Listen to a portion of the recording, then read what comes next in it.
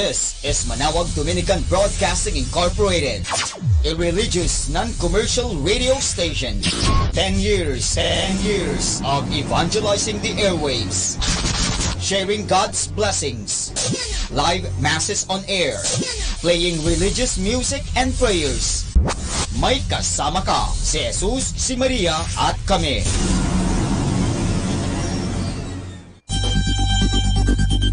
More than ever, we need Catholic radio station like Manaoag Dominican Radio FM.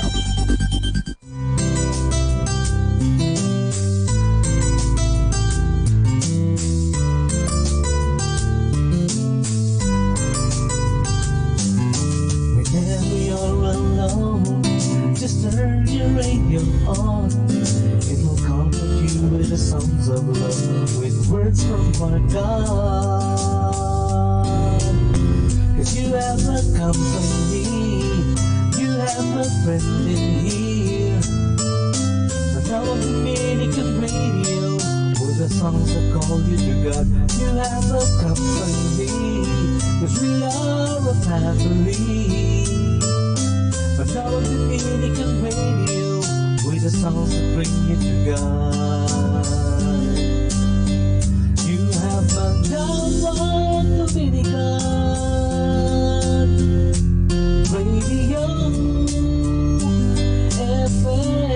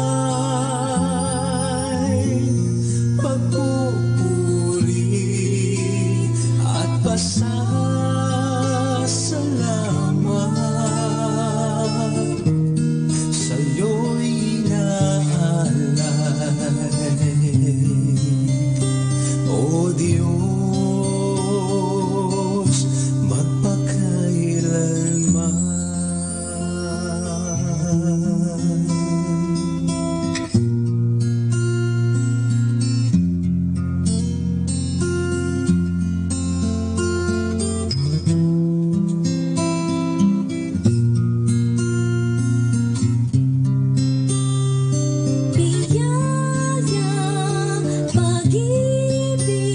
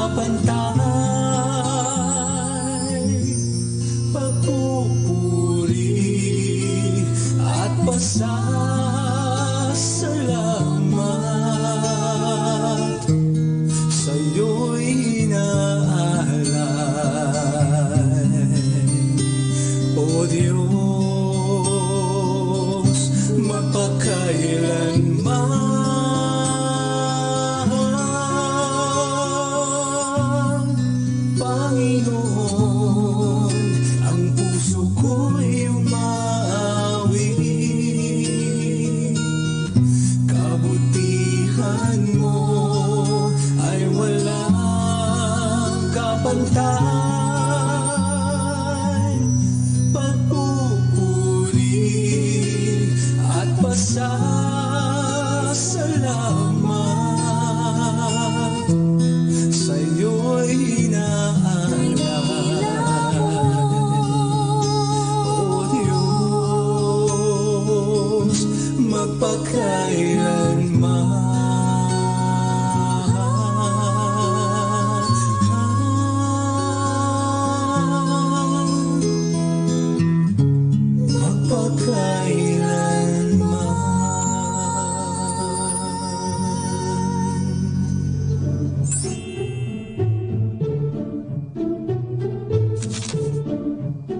Easter is more than just eggs or a toy, so let's read along why we have much joy. He gave up his life so all would be free. I love you, says Jesus, and he too loves me. He rode to Jerusalem on a donkey this day, and people were asking, "Who is this, you say?" A very large crowd spread cloaks on the ground, while others laid branches from trees all around. Merchants took over the temple, you see, to try to make fortunes by charging a fee. My house will be called a house of prayers. This isn't a place to market your wares. Jesus loved Judas. Though he would betray the location of Jesus, they left on their way. A bag full of silver Judas was paid to give up the Lord, the choice that he made. He wanted to wash his followers' feet. The upper room is where they would meet. He took a towel from around his waist, showing each one God's amazing grace. Sharing bread and wine, he gave thanks as he did. My body and blood, partake so you'll live. He sheds his forgiveness, he knows all our sins. He wipes them away, for his word always wins. In the cool of the evening, he went out and prayed. In the garden he bowed, and to God he obeyed. But not of my will, only your will be done, for you are my Father, and I am your Son. Do you know Jesus? Scared, Peter said, "No!" 3 times he confessed, denying him so. "I don't know what you're talking about. I know not this man. I haven't a doubt." The soldiers led Jesus to Pilate that day. "You're not our king. Guards, take him away." He handed him over, so they'd crucify. The King of the Jews was surely to die. They twisted some thorns for a crown on his head. They joked and they laughed, to the cross he was led. They placed that crown on the head of our Savior, yet Jesus stood firm. His love wouldn't waver. "My kingdom is not of this world," he would say. "I was born for this reason. The price I will pay." "Don't let him go," the crowd had all hissed. "Let Barabbas go free. This man won't be missed." Dragging his cross to the hill on that day, they whipped him and beat him each step of the way. His mother walked with him and cried as she knew his life would be taken with all that they'd do. They crucified him, piercing hands and his feet. Jesus knew soon his Father he'd meet. "Save yourself, Jesus," they shout from the crowd, making fun of our King as they boasted out loud. They cast their lots by rolling the dice. They wanted his clothes. They didn't think twice. Father, forgive them, his love always true, continued by saying, "They know not what they do." Jesus cried out, "It is finished," he said. He surrendered his life as he bowed down his head. Trusting in God, he gave up his spirit. His voice from the cross, the people did hear it. They wrapped up his body, put him in the tomb. Some thought that Jesus had caused his own doom. 3 days will pass, the world will all see. Jesus will rise for you and for me. To the tomb, women went to bring spices that day, but all that they saw was the stone rolled away. "You won't find a live person here with the dead. Jesus has risen, the angel had said. Now don't be afraid and go tell my brothers, and they will spread word to all of the others. If you have faith and truly believe, I'll live in your heart, and your life I won't leave. Someday in heaven you'll be with me. Your soul will find rest and truly be free. Remember God's love and what He has done by giving to us His only true Son.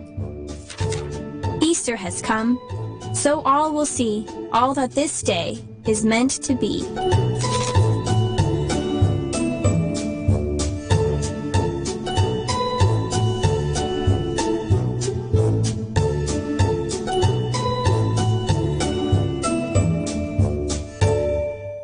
Good morning, beautiful Sunday, here in Radyo Manawag. God will make a way where there seems to be no way. He works in ways we cannot see. He will make a way for me. He will be my God. Hold me closely to His side with love and strength. For each new day, He will make a way. He will make a way. Sing it together. Oh, God will make a way where there seems to be no way. He works in ways we cannot see. He will make a way.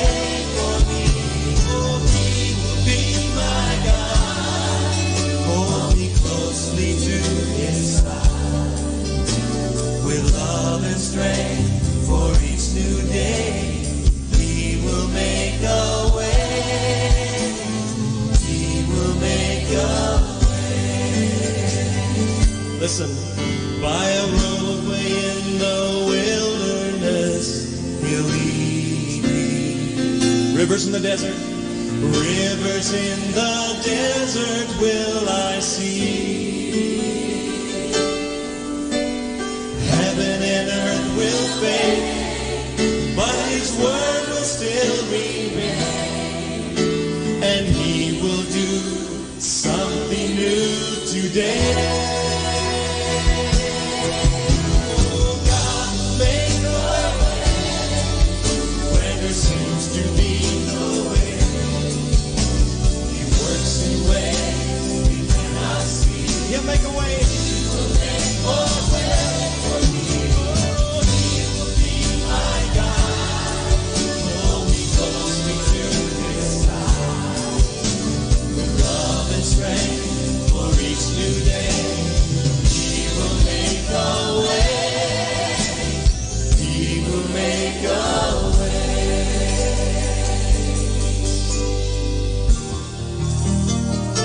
might be here tonight.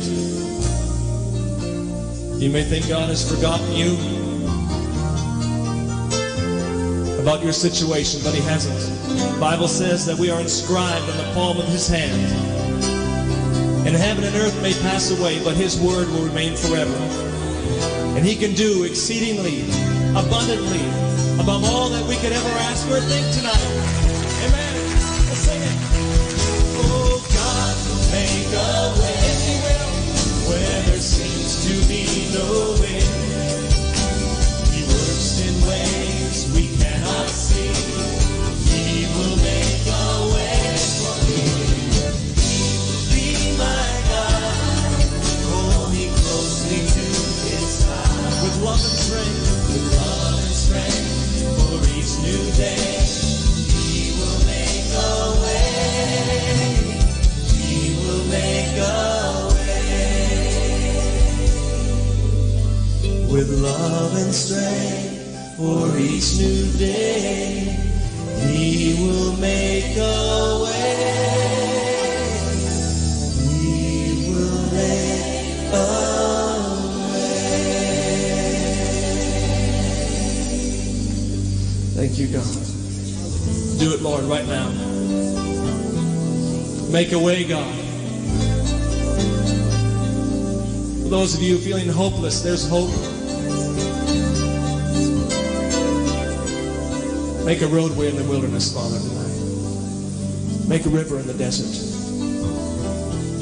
Hallelujah. Thank you, Lord God. With love and strength for each new day, He will make a way. He will make a way.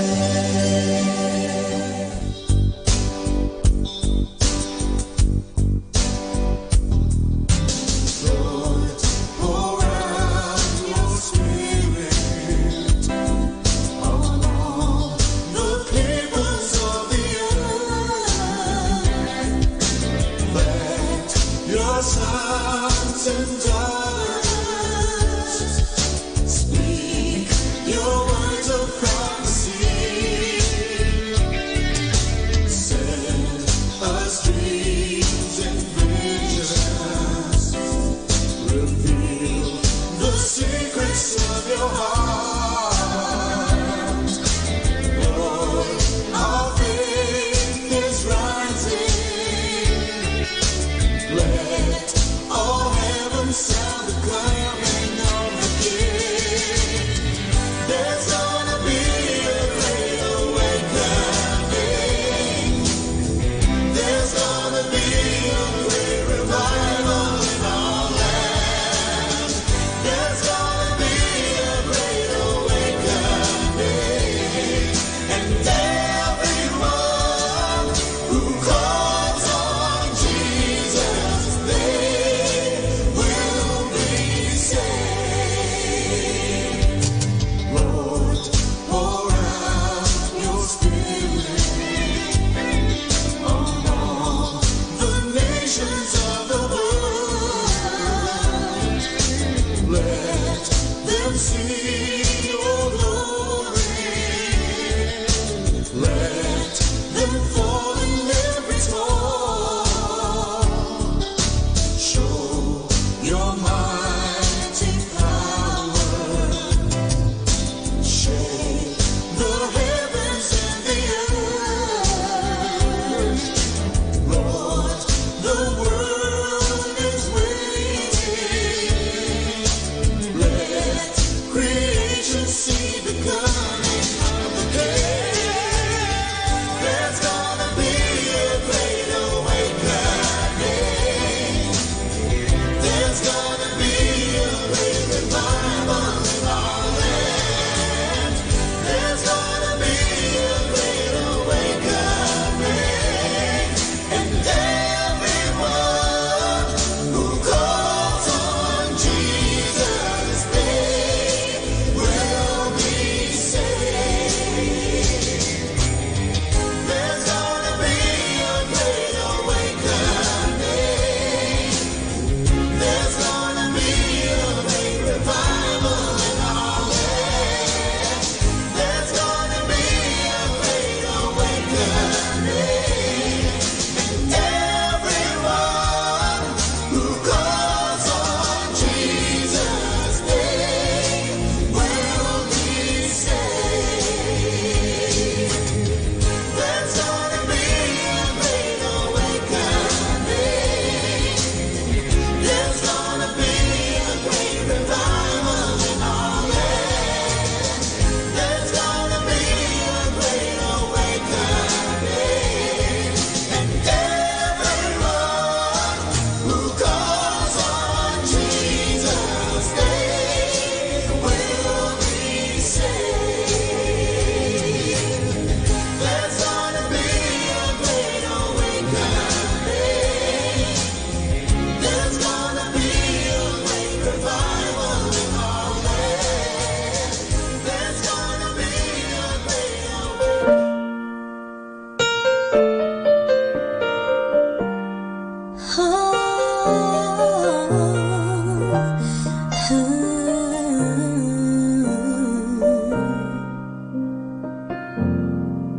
You gave your best, and you've tried and you've done all you could. sides to crumble and fall with no one to call. How do you live through this pain? All I can say is you've gotta believe in faith and in love and in hope. You've gotta know that you're never alone. Never give up when dark comes in the bones. 'Cause tomorrow's a brand new day, and the sunshine will shine your way. You will achieve if you believe.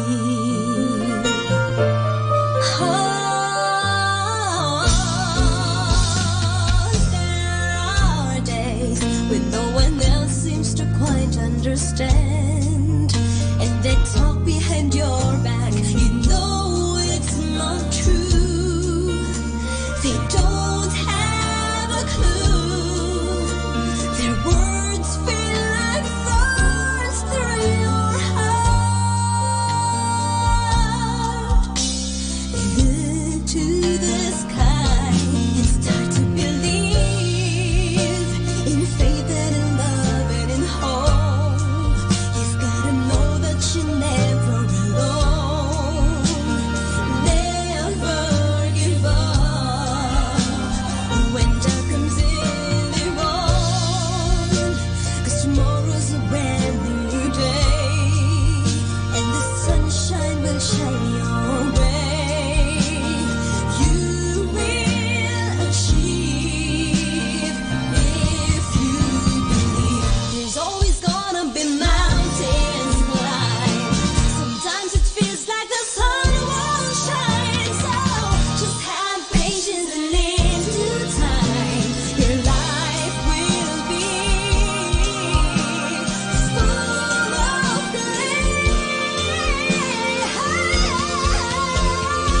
It's hard to believe in faith and in love and in hope. You gotta know that you're never alone. Never give up when dark comes in the morning. Tomorrow's a brand new day, and the sunshine will shine your way. You will achieve, oh yes you will. You will achieve if you believe.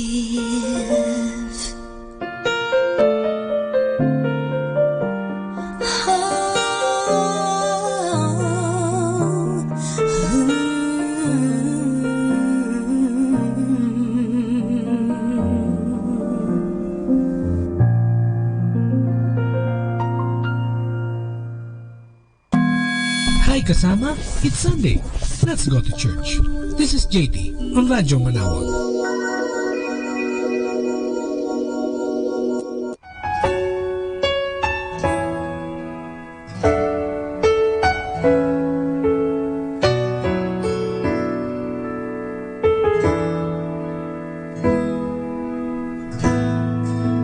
Draw me close to you. Never let me go. I lay it all down again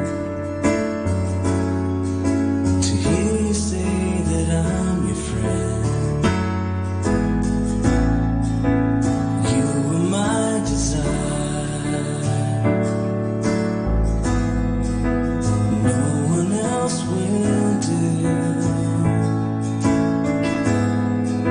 'Cause nothing else could take your place. To feel the warmth of your embrace. Help me find a way. Bring me back to you.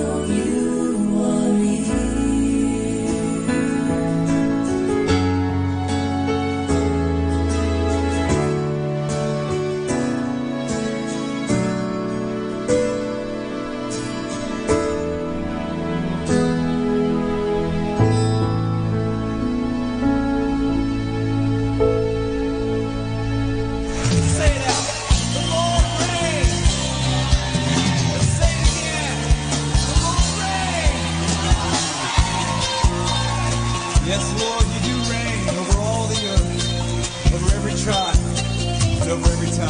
We declare it tonight. Though the nations rise and the nations fall, though the nations rise and the nations fall, there will be no end to your kingdom. There will be no end to your kingdom. Through the ages you are the Lord of all. Through the ages you are the Lord of all. And your kingdom will never end. And your kingdom will never end. Though the sun refused to give its light, the sun refused to give its light, there will be no end to your kingdom. There will be no end to your kingdom. You are the God of power and might. You are the God of power and might. And your kingdom will never end. And your kingdom will never end. Lord, you reign. All the earth will say you reign. Creation speaks your name. Every eye will see, every heart will love you reign. Lifted high upon our praise, a song to you we raise. Every knee will bow, every tongue confess you reign. You reign, you reign. Though the stars in heaven melt away, though the stars in heaven melt away, there will be no end to your kingdom. There will be no end to your kingdom. For the Lamb enthroned is there to stay. The Lamb enthroned is there to stay. And your kingdom will never end. Your kingdom will never end. Lord, you reign. All the earth will say you reign. Creation speaks your name. Every eye will see, every heart will love you reign. Lifted high upon our praise, a song to you we raise. Every knee will bow, every tongue confess you reign. You reign, oh God. The earth will say you reign. Creation speaks your name. Every eye will see, every heart will love you reign. Lifted high upon our praise, a song to you we raise. Every knee will bow, every tongue confess you reign. You reign, you reign. Yes, you reign, oh Lord. You reign over all the earth. You reign, oh God.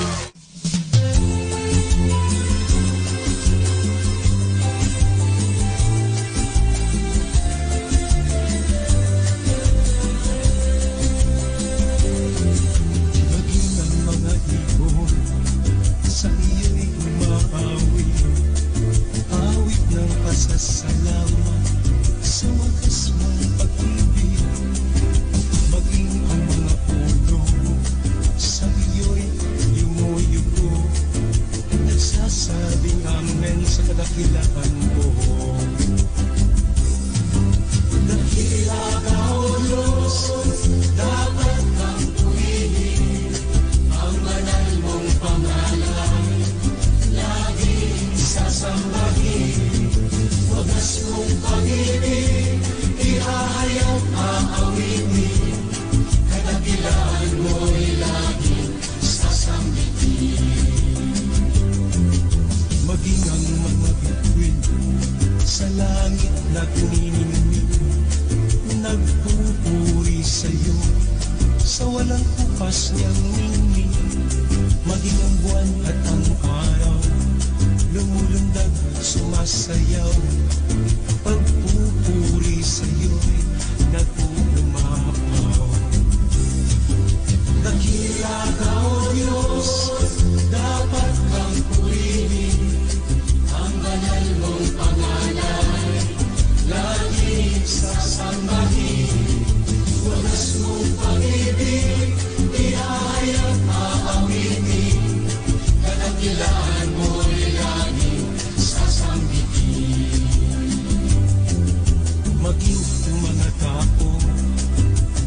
ang nakawangis mo, nagpupuri sa'yo. Buong galak, buong puso, si tatay, nanay at si lola, si kuya, ate at si lolo, masayang nagpupuri sa'yo pati na si bunso. Dakila ka, O Diyos, dapat kang purihin, ang banal mong pangalan, laging sasambahin. Wagas mong pag-ibig, ihahayag aawitin, kadakilaan mo'y laging sasambitin. Maging itong tubig na umaahos sa bagis, nagpupuri sa'yo sa buhay niyang kay linis. Maging itong hangin, naglalakbay tulad mo rin, nagbibigay buhay sa bawat damdamin. Dakila ka, O Diyos, dapat kang purihin, ang banal mong pangalan, laging sasambahin. Wagas mong pag-ibig, ihahayag aawitin, kadakilaan mo'y laging sasambitin.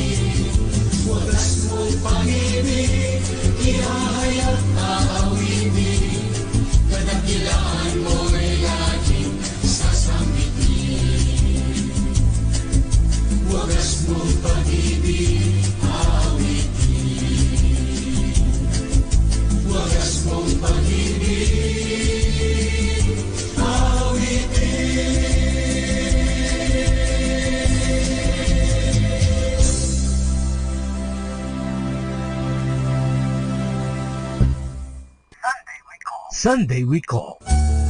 Life is like a piano.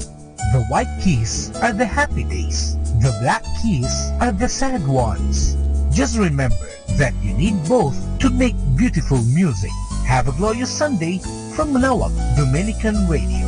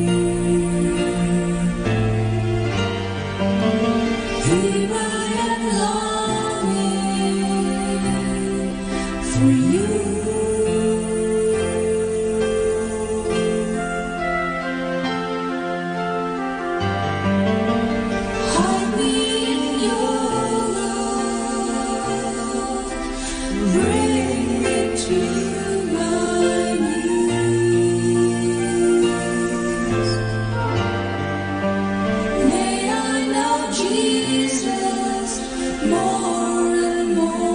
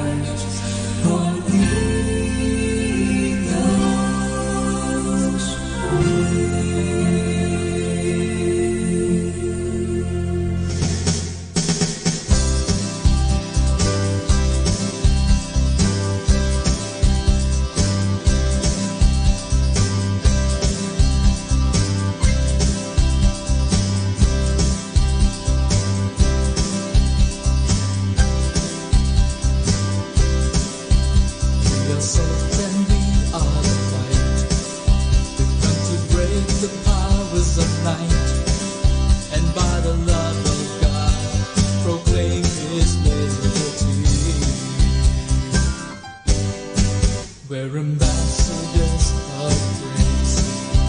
In His name we take this place. Lord, let your will be done. Let your kingdom come, Lord, let it rain. Let it rain. Let your blessings pour on the city, Lord. Let it rain. Let your blessings pour on the city, Lord. Let it rain. As we sing your praises, break the curses, let it rain. Hear your people praying, send your blessings, let it rain. Oh, let it rain. You have won the fight, oh Lord, by your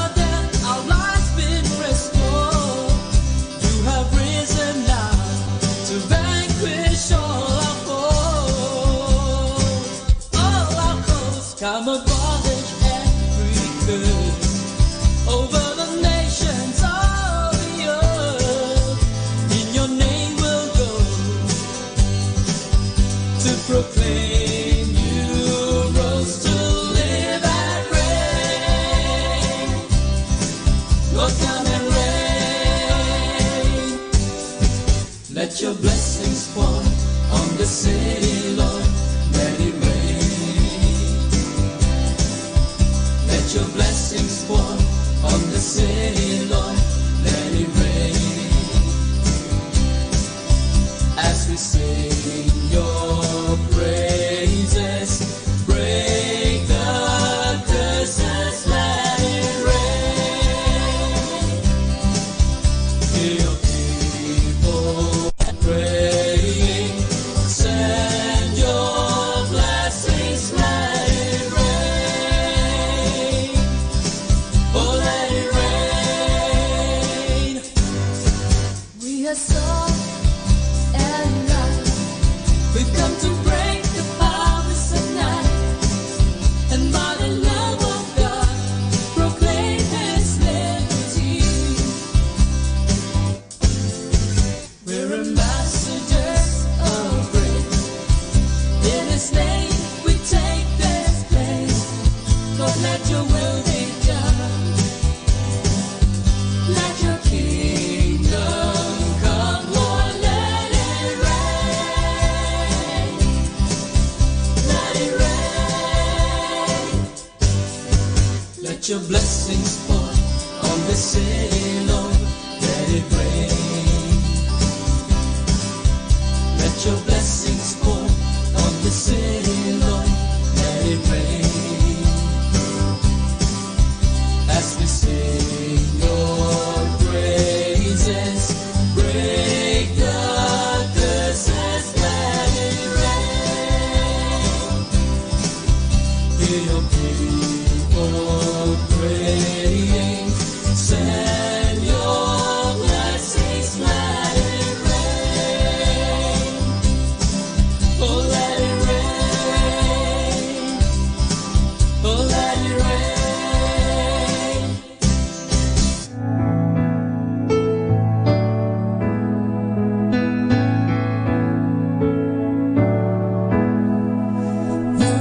Wonderful grace that gives what I don't deserve, pays me what Christ deserved, and lets me go free.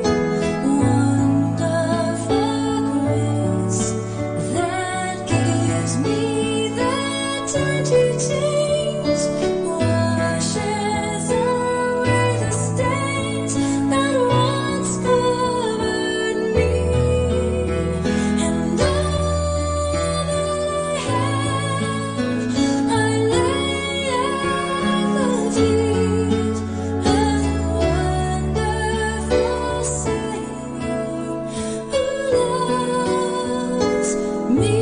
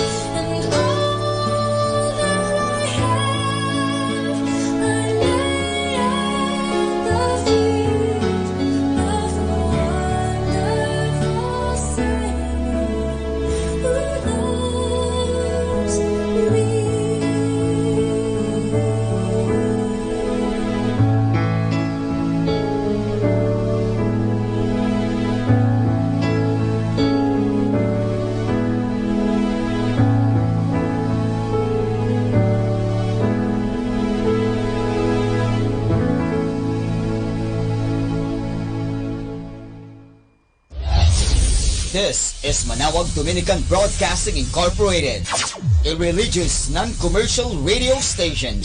10 years of evangelizing the airwaves, sharing God's blessings, live masses on air, playing religious music and prayers. May kasama ka, si Jesus, si Maria, at kami. Our positive thought for this hour. You've got to take the good with the bad, smile with the sad, love what you got, and remember what you had. Always forgive, but never forget. Learn from mistakes, but never regret. Atin pong pakinggan ang mga pasabi mula sa Minor Basilica ng Our Lady of the Rosary of Manaoag.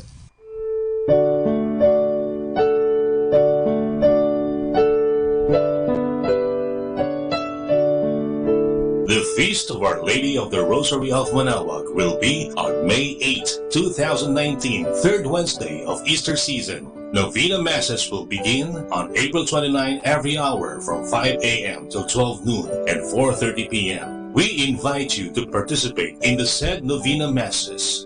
This will be aired live at Manaoag Dominican Radio 102.7 FM. You can also tune in or log on to our website at www.radyomanawag.com or www.eradioportal.com.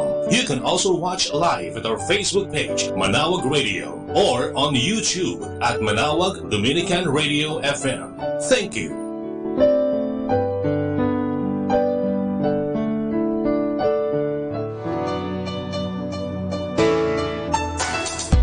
Minor Basilica of Our Lady of the Rosary of Manaoag and Colegio de San Juan de Letran Manaoag is now accepting 10 scholars for incoming first-year colleagues.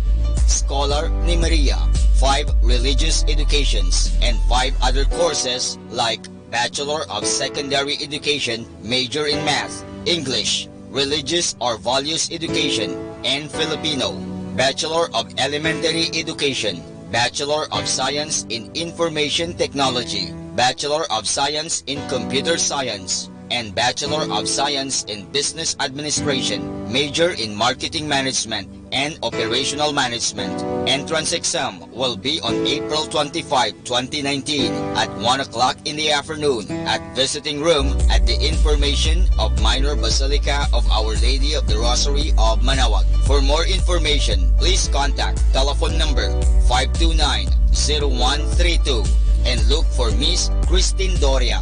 Thank you. Atin pong napakinggan ang mga pasabi mula sa Minor Basilica ng Our Lady of the Rosary of Manaoag. More than ever, we need Catholic radio station like Manaoag Dominican Radio FM.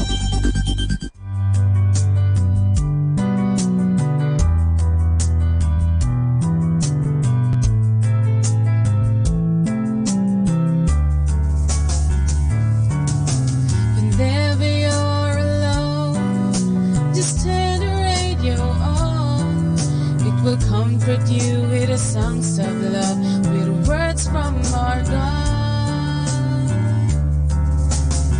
'Cause you have a company, you have a friend in here. Manaoag Dominican Radio, with the songs that call you to God. You have a company, 'cause we are a family.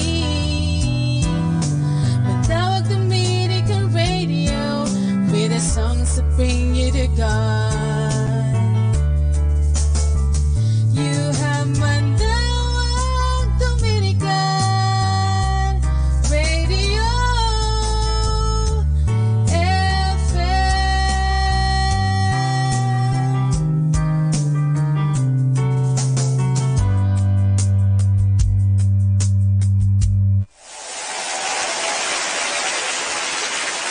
God bless you. It's always a joy to come into your homes, and if you're ever in our area, please stop by and be a part of one of our services. I promise you, we'll make you feel right at home.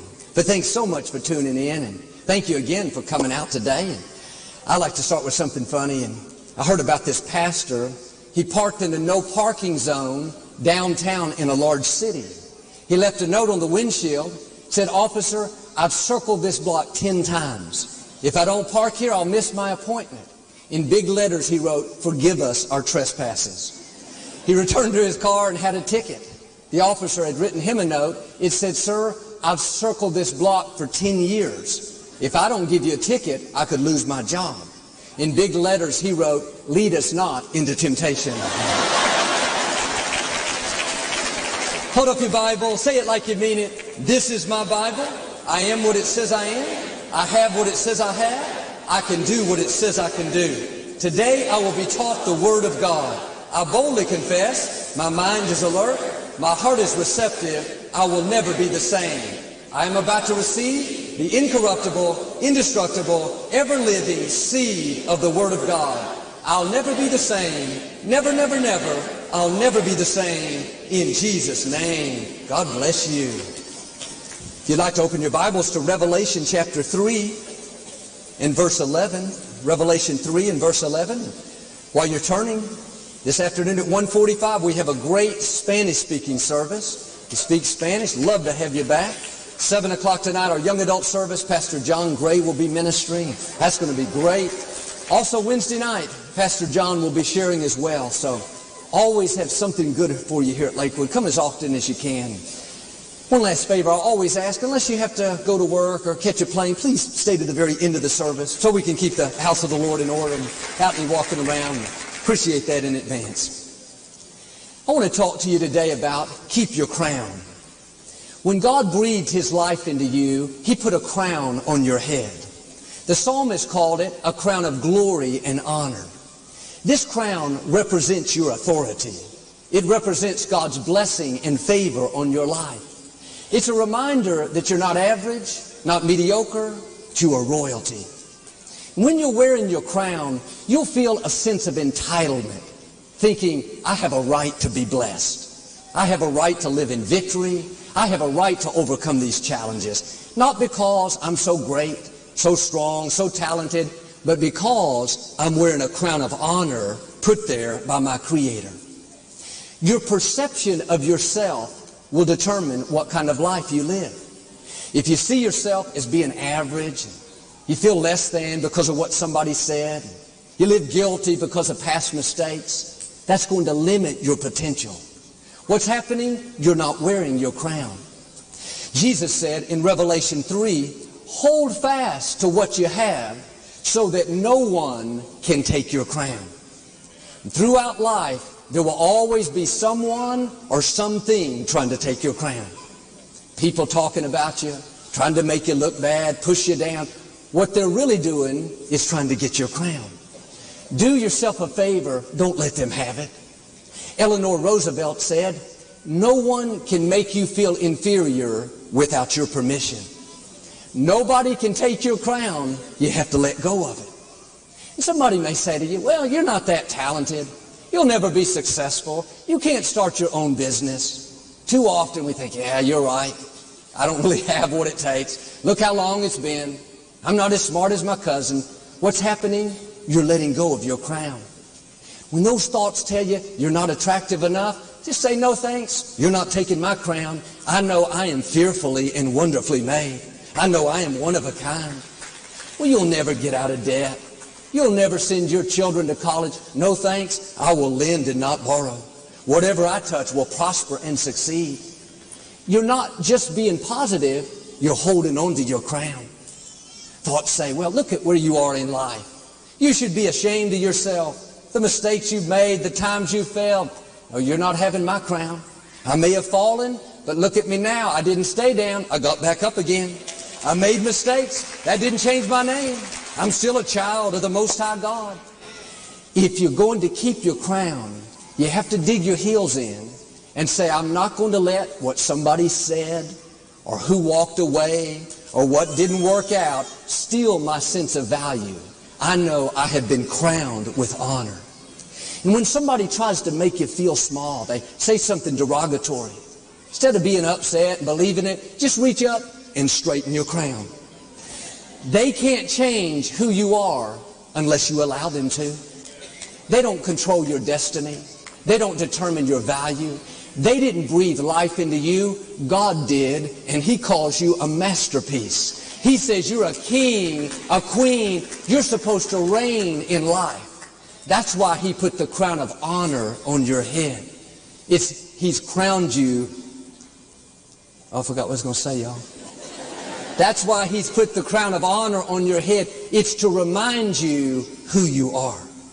But the mistake we make too many times is we believe the lies. Somebody says, you're not that talented. Instead of saying no thanks, we say, oh yeah, you're right. Let me take off my crown. I thought I was. You're not royalty. You come from the wrong family. You'll never do anything great. Instead of ignoring it, not giving it the time of day, we think, yeah, you're right. What was I thinking? Let me take off my crown. The enemy's main tool is deception. There's nothing he would love any more than for you to go through life not wearing your crown, letting people and circumstances convince you that you don't deserve to be blessed. You don't have what it takes. You've been through too much. You can't feel good about yourself. Don't you dare give away your crown. It belongs to you. It was put there by your Creator. It has nothing to do with how you feel, how you look, what other people said. It's based solely on the fact that you are a child of Almighty God. He has crowned you with glory and honor. I know a young man that loved to play baseball. That was his passion growing up. But when he tried out for the school team, the coach didn't give him a chance. He said, I'm sorry, son, you can't try out. You're too small. You would never make this team. And the coach wasn't trying to be rude. He was just looking at it in the natural. But just because somebody doesn't believe in you, that doesn't mean that has to stop your dream. The reason people don't always encourage you and cheer you on is because they can't feel what you feel. God didn't put the dream in them. He put the dream in you. Don't let their discouragement steal your enthusiasm. They may be the experts, but the experts can be wrong. Keep your crown on. Keep believing. Keep hoping. Keep pursuing. You don't need everyone to be for you. You and God are a majority.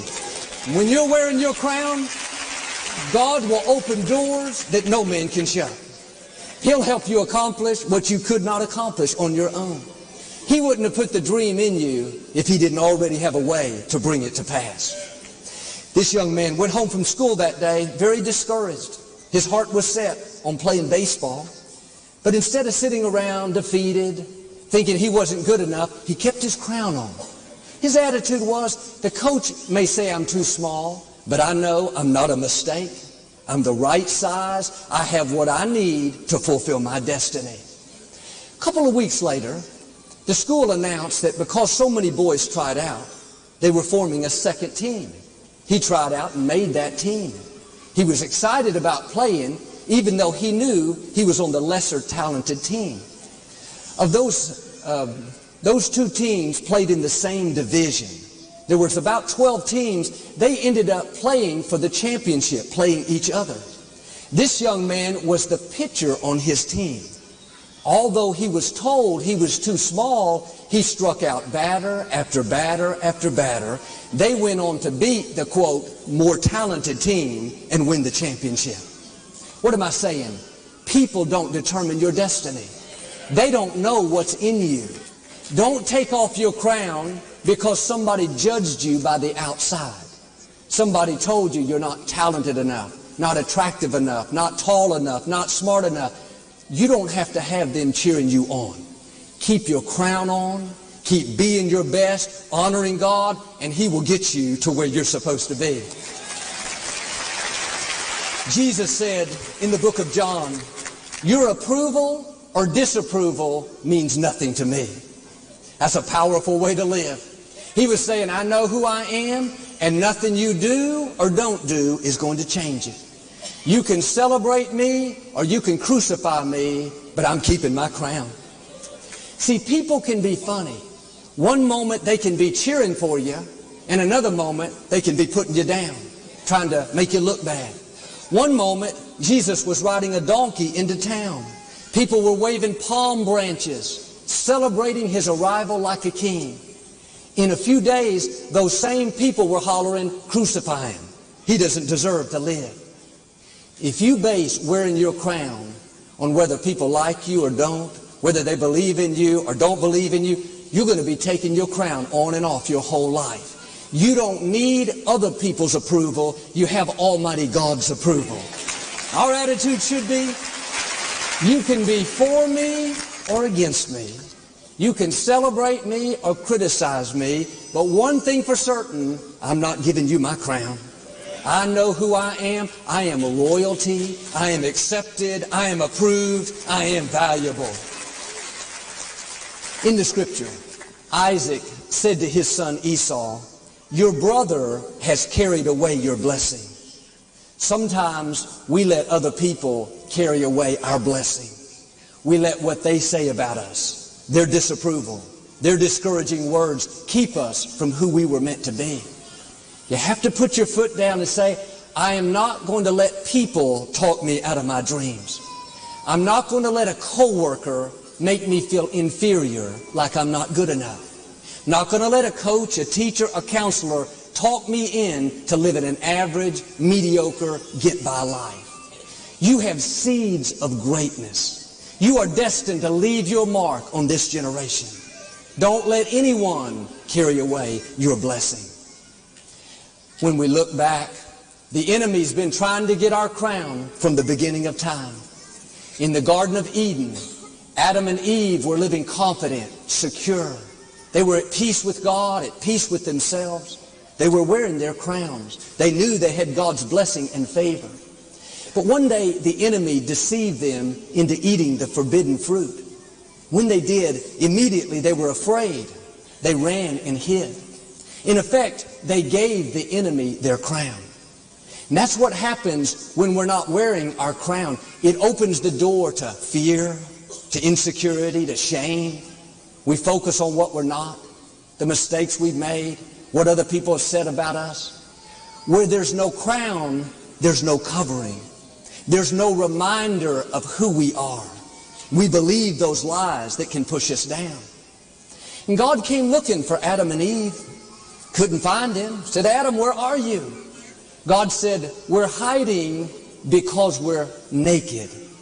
God said, "Adam, who told you you were naked?" God knew he had taken off his crown. God is asking us today, who told you there's something wrong with you? Who told you you're just average?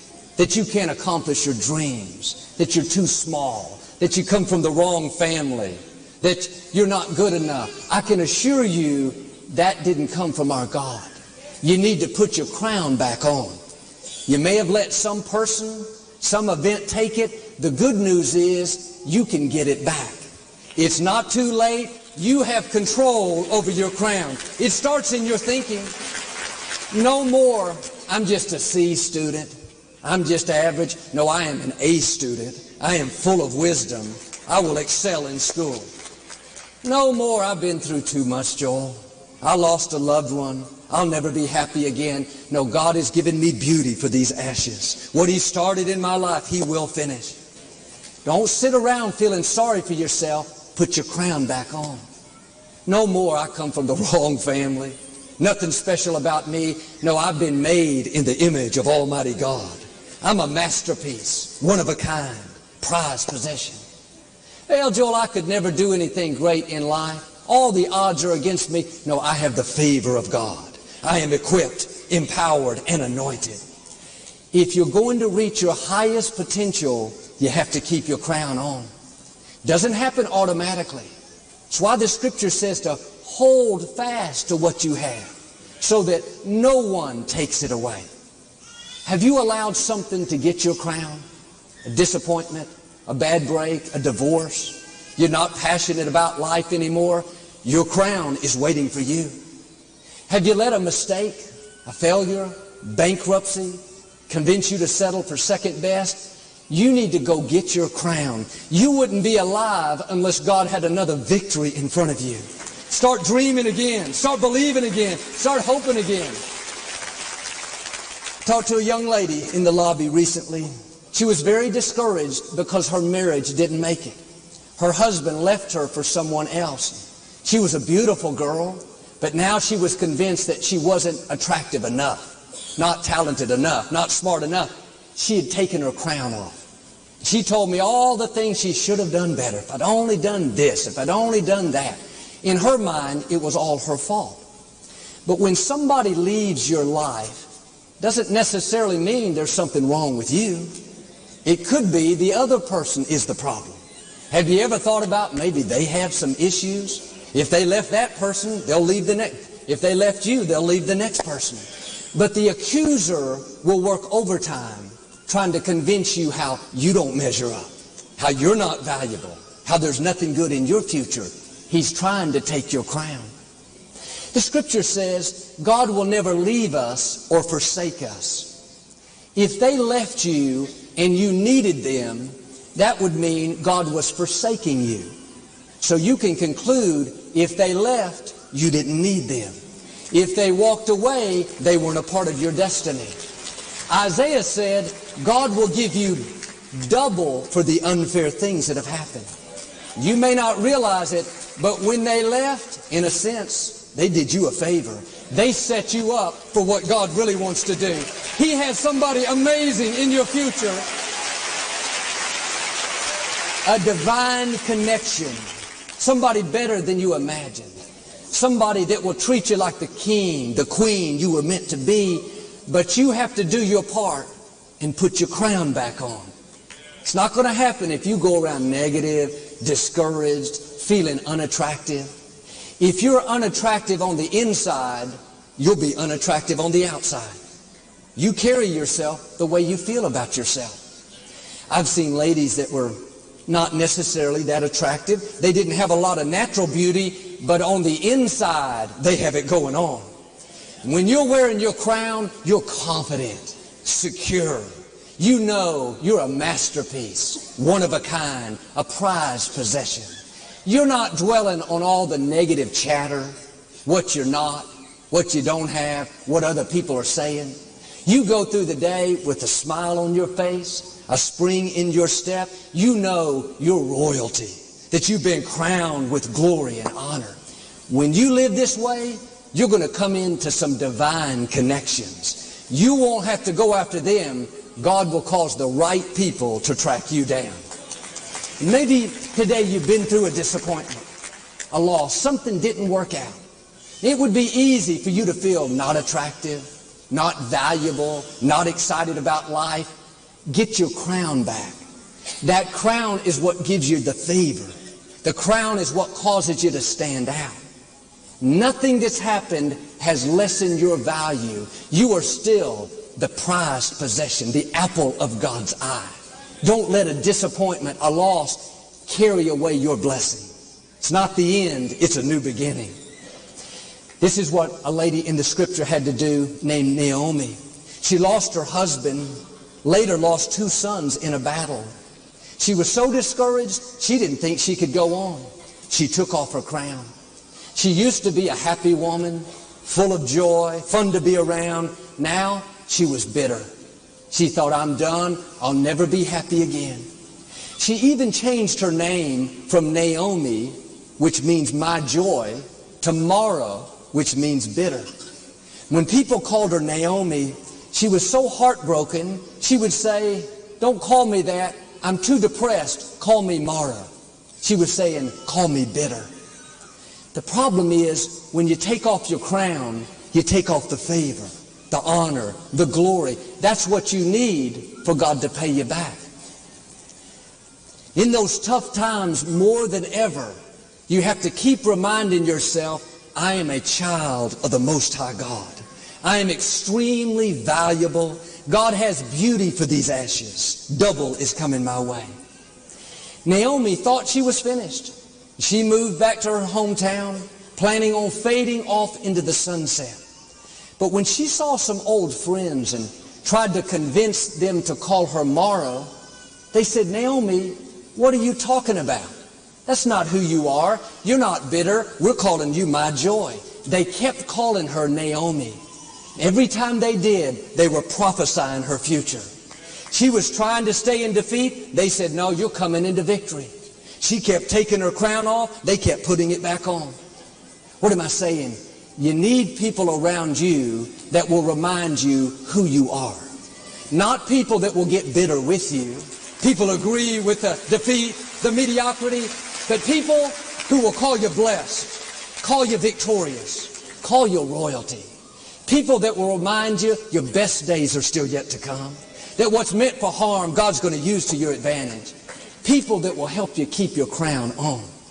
That's why every week I tell you, you're blessed, you're prosperous, redeemed, forgiven, talented, confident, strong, valuable, a masterpiece. What am I doing? Making sure that you're wearing your crown.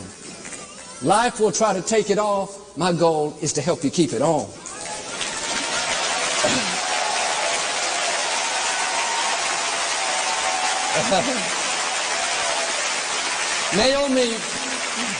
Naomi went back to her hometown. Her daughter-in-law Ruth came with her. Ruth had lost her husband. She met a man named Boaz, and Ruth and Boaz got married. One day they had this little baby boy. At this time Naomi was way up there in years. Didn't look like she had any reason to live. Felt this new sense of purpose. She took care of that little baby like it was her own. She didn't think she'd ever be happy again, but now she is more fulfilled than ever. That was God paying her back for the unfair things that have happened. Are you wearing your crown today? Or have you let a disappointment, a loss, a bad break convince you to take it off? Nothing that's happened to you has stopped God's plan. He knows how to give beauty for ashes, how to turn mourning into dancing. Like Naomi, you may have taken your crown off, thinking that you've seen your best days, but you need to get ready. The latter part of your life is going to be better than the former part.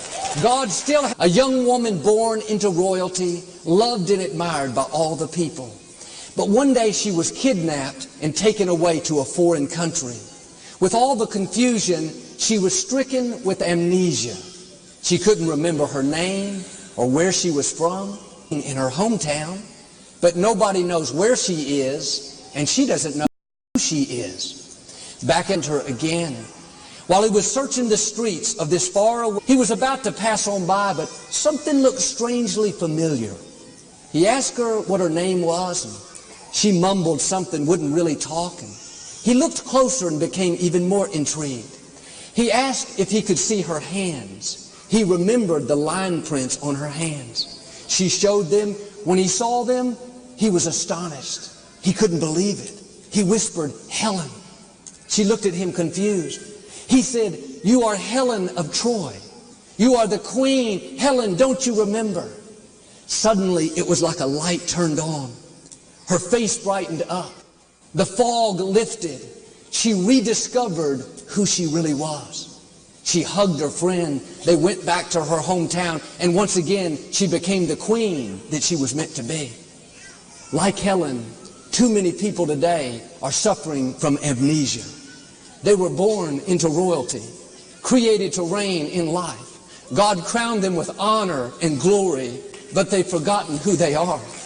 Because of bad breaks, disappointments, mistakes they've made, they're living far below their privileges, thinking that they're average, that beaten down by life. Like this man did for Helen, I'm here to remind you who you are. You are a child of the Most High God. You have royal blood flowing through your veins. There is a crown of honor that belongs to you. Your mind may be in a fog, but I believe in your spirit something is coming alive. Strongholds that have held you back are being broken. Defeated thinking, negative mentality, those chains are being loosed. You're going to rediscover who you really are. Not average, not mediocre, but royalty. A king, a queen. Now do your part and put your crown back on. I've been feeling that the whole service. I had to let it out. That's the anointing flowing out. That's God's love for you. I read about a 6-year-old boy. He was born during the French Revolution. His father was King Louis XVI. In all the uprising, both his mother and father were condemned to death. They brought them out on the public square and had them beheaded. The crowds were so against them, they began to call for this little boy, saying, "Bring out the prince, let's get rid of all royalty." Just before they did, someone said, "No, don't kill him. That's too easy. His soul will go to heaven. Let's turn him over to the evil woman named Meg. She'll teach him how to do wrong, how to lie, to cheat, to say bad things. Then when he dies, he won't go to heaven." They agreed and turned this little boy over to the evil woman, and she began to teach him how to say profane things. But every time she tried to get him to say something bad, he would put his foot down and say, "No, I'm not going to do it. I was born to be a king. I will not talk that way." When she tried to get him to lie, to cheat, to compromise, the same thing. "I'm a king. I will not do it." When the enemy tries to reprogram your thinking, telling you that you're average, you're ordinary, just say, "No thanks, I'm a king, I will not think that way."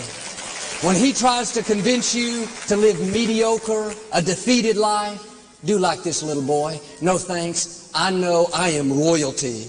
I will not live beneath my privileges. I know who I am, a child of the Most High God." Friends, I'm asking you to keep your crown on. You may have been through disappointments, loss. Life will always try to take it. You have to hold fast to what God has given you. Don't let anyone or anything carry away your blessing.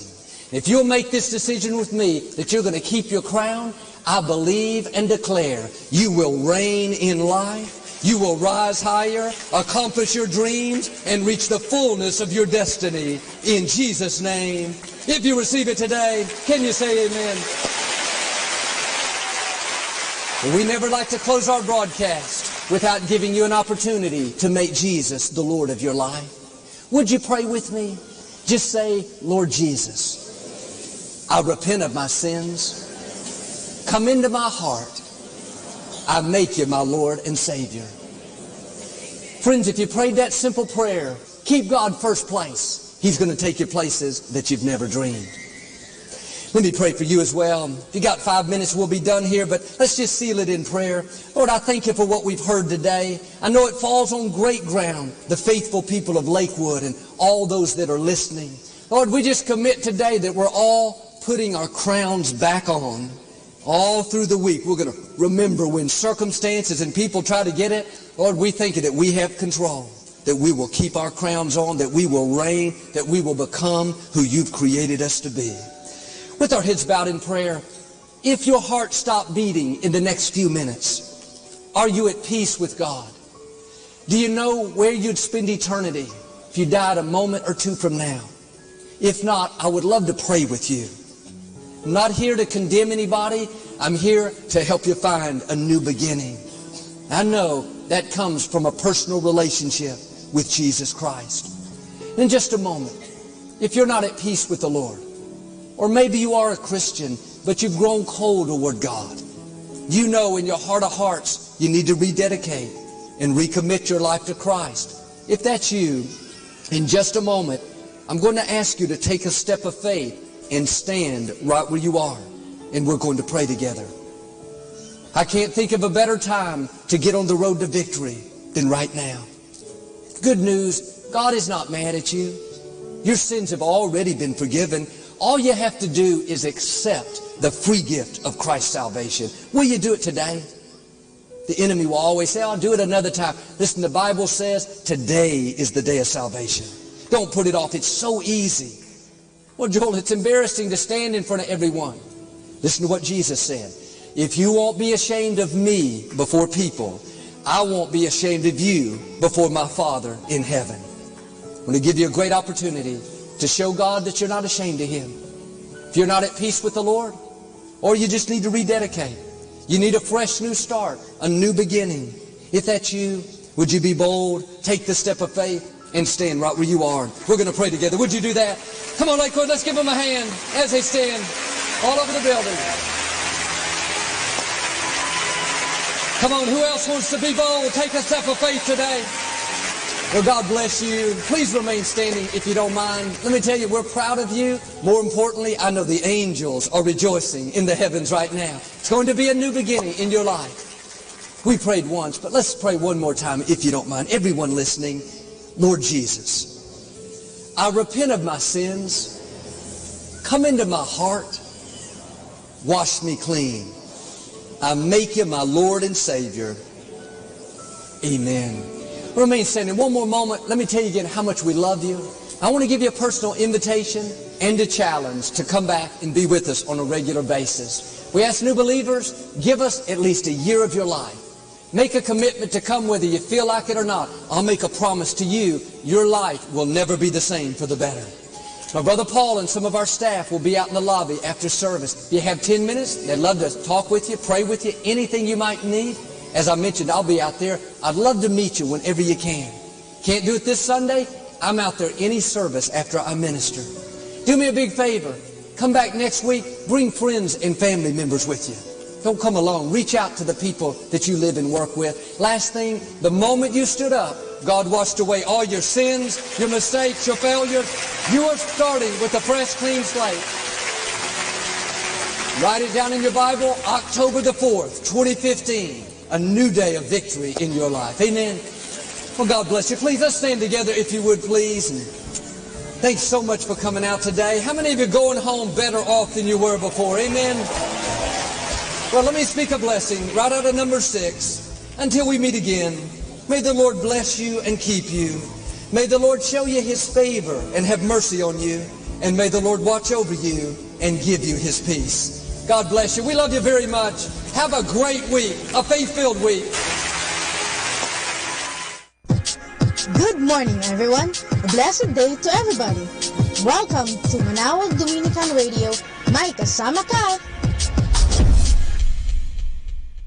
Manawag Dominican Radio. And now back to the music.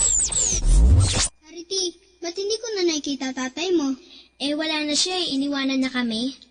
Ay, kawawa naman kayo. Ay, hindi bale. Ipanalangin natin na sana bumalik uli ang tatay mo. Sana nga.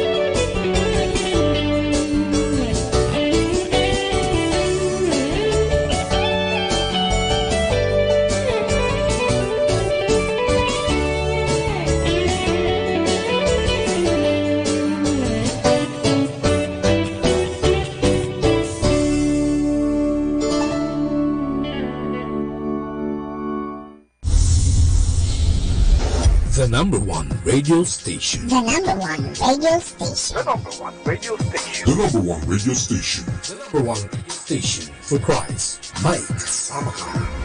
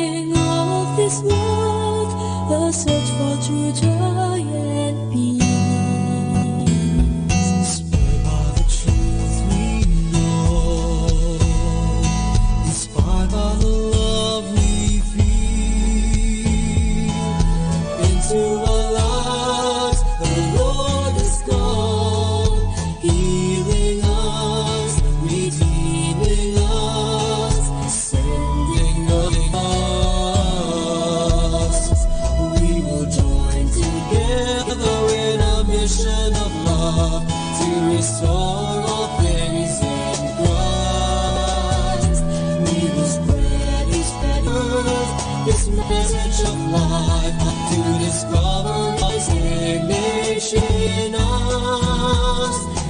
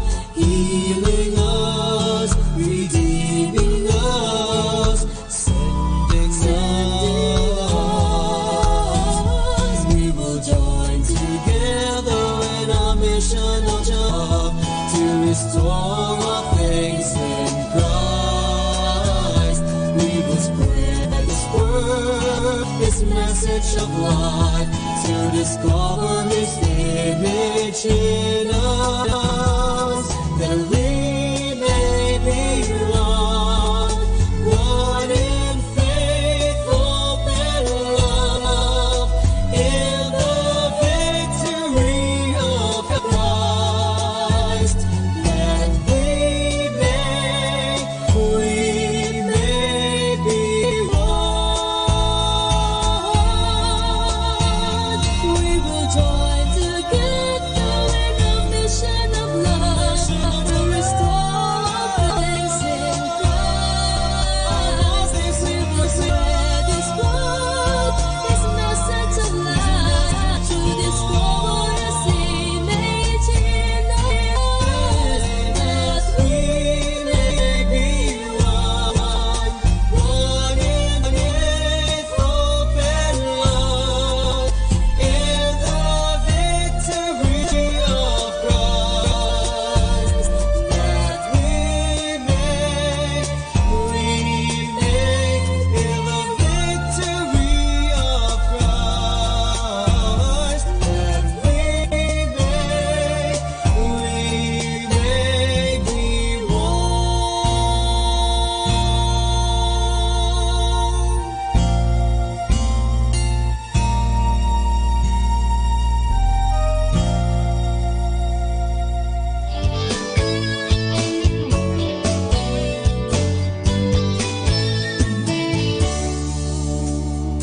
Great is your love, it is higher than the heavens. Your faithfulness reaches to the skies. Great is your love, it is higher than the heavens. Your faithfulness reaches to the skies. So I will love you, Lord, and give you my praise. I will lift up my hands in joyous praise. I will praise you, Lord, with my voice and heart, singing, Lord, you are true. How great thou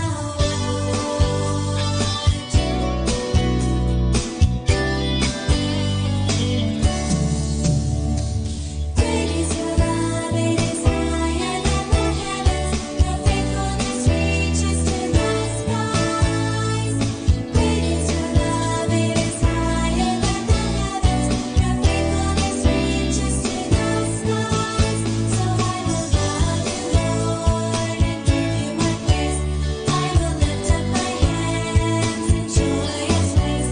I will praise you, Lord, with my voice and heart, singing, Lord, you are true. How great thou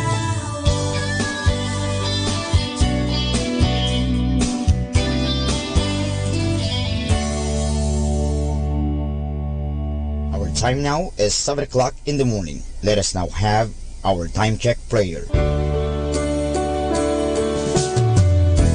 O Diyos ko, inihahandog ko sa iyo ang lahat ng aking isipan, salita, gawa at mga pagtitiis.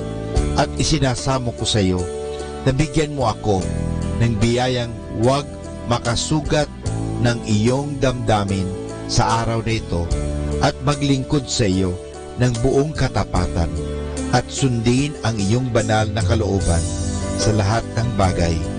Ipagkaloob mo sa akin ang mga biyayang kinakailangan ko sa araw na ito. Sa ngalan ni Jesus. Amen.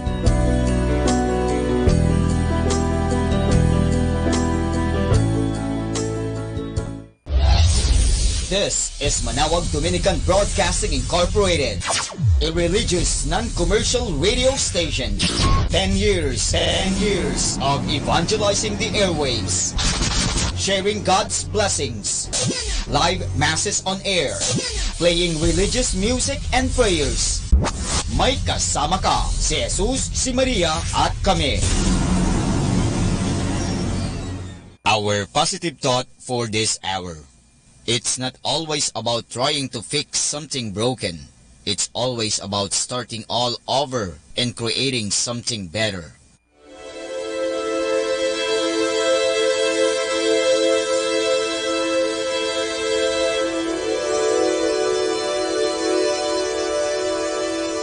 Isang mapagpalang pagbati po sa inyong lahat. mula sa aming mga Dominikanong nobisyo dito sa Minor Basilica of Our Lady of the Rosary of Manaoag.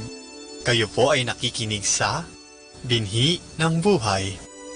Nais po namin ibahagi sa inyo ang bunga ng aming mga pagninilay sa Ebanghelyo ngayong ika-21 ng Abril, ang linggo ng Pasko ng Pagkabuhay ng Panginoon o ang Easter Sunday.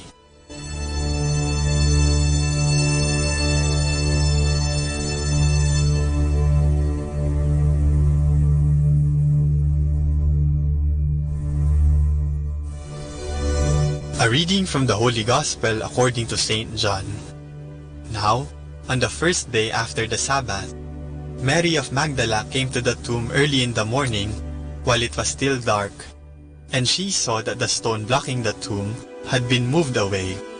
She ran to Peter and the other disciple whom Jesus loved, and she said to them, "They have taken the Lord out of the tomb, and we don't know where they have laid him." Peter then set out with the other disciple to go to the tomb.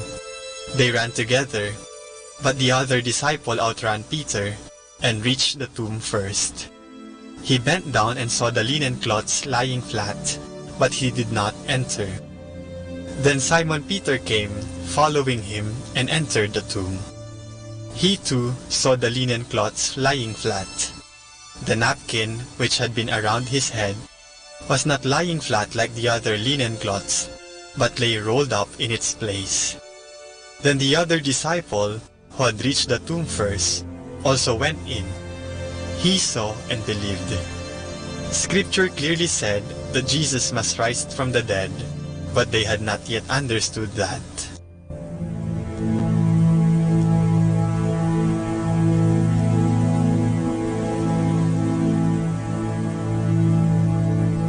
Nawawala si Jesus. Ito ang kaagad na ibinalita ni Maria Magdalena kina Simon Pedro at sa isa pang alagad na mahal ni Jesus. Pagkatapos niyang makita, natanggal na ang bato sa libingan ni Jesus.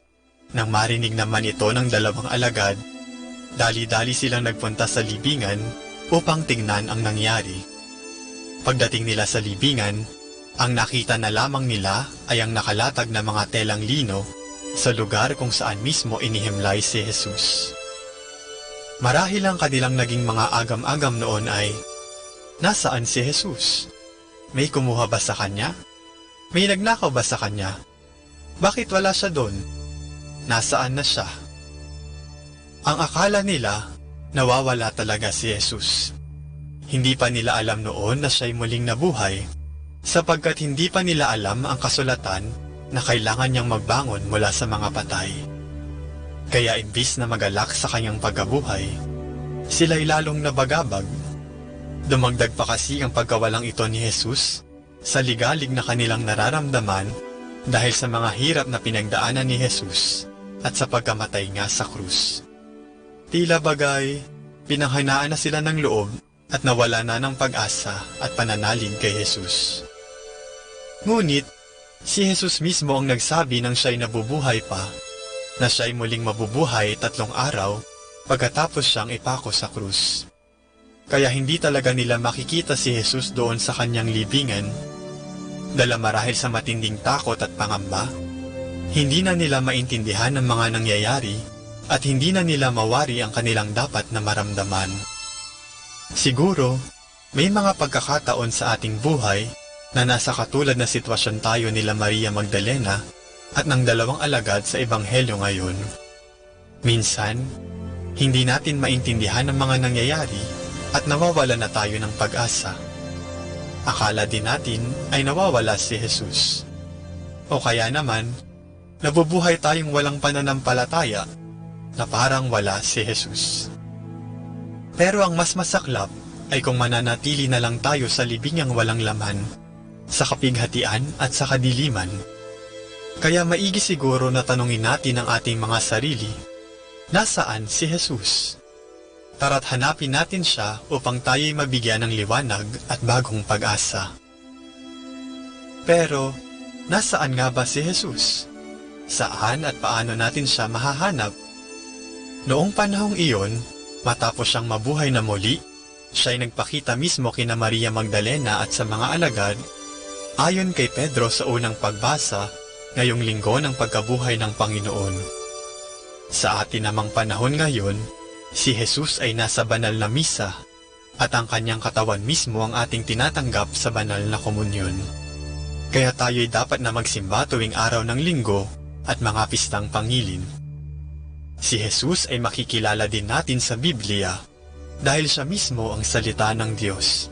Kaya palalimin natin ang ating pananampalataya sa pamamagitan ng pagbasa ng Biblia at pakikinig sa kanyang salita. Siya rin ay nasa ating kapwa na ating dapat na pinaglilingkuran. At siya mismo ay nasa ating piling, kaya wala tayong dapat ipangamba anumang pagsubok ang ating kinakaharap. Nawa, sa pagpapalago ng ating pananampalataya sa pamamagitan ng mga gawaing espiritual, ay talagang sumaati ng Panginoon upang atin din siyang maipahayag sa iba sa ating mga salita at gawa. Sana, tayo mismo ay maging tanda na si Kristo'y nabuhay. Ikaw, nasan si Jesus sa iyong buhay?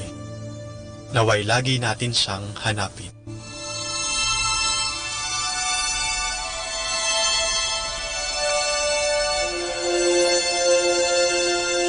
Mula po dito sa Minor Basilica of Our Lady of the Rosary of Manaoag, kami po ay taos-puso nagpapasalamat sa inyong pakikinig.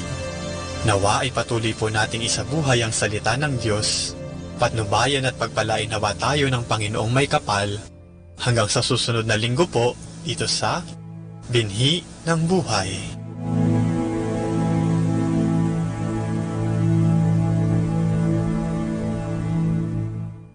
Atin pong pakinggan ang mga pasabi mula sa Minor Basilica ng Our Lady of the Rosary of Manaoag.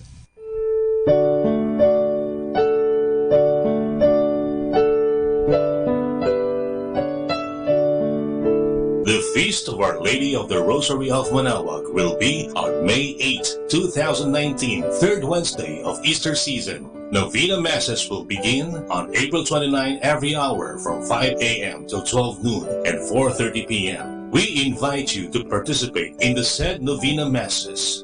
This will be aired live at Manaoag Dominican Radio 102.7 FM. You can also tune in or log on to our website at www.radyomanawag.com or www.eradioportal.com. You can also watch live at our Facebook page, Manaoag Radio, or on YouTube at Manaoag Dominican Radio FM. Thank you.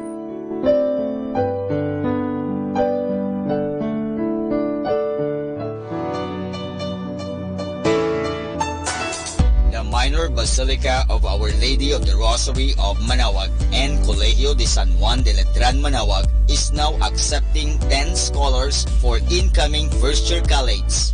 Scholar ni Maria, 5 religious educations, and 5 other courses like Bachelor of Secondary Education, major in Math, English, Religious or Values Education, and Filipino, Bachelor of Elementary Education, Bachelor of Science in Information Technology, Bachelor of Science in Computer Science, and Bachelor of Science in Business Administration, major in Marketing Management and Operational Management. Entrance exam will be on April 25, 2019 at 1 o'clock in the afternoon at visiting room at the information of Minor Basilica of Our Lady of the Rosary of Manaoag. For more information, please contact telephone number 529-0132 and look for Miss Christine Doria.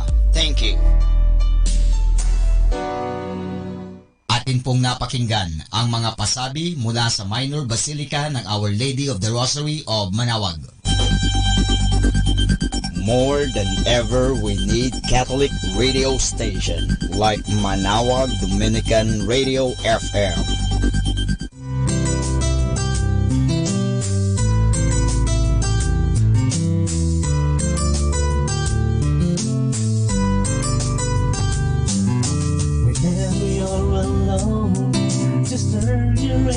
On. It will comfort you with the songs of love, with words from our God. 'Cause you have a company, you have friend in here. Manawag Dominican Radio, with the songs that call you to God.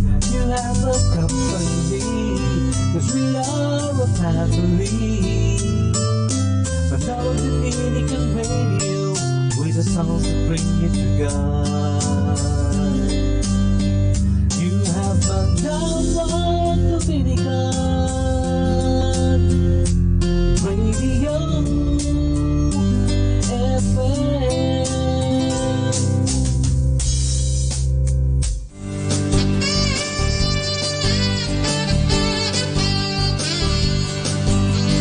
Nothing shall separate us from the love of God.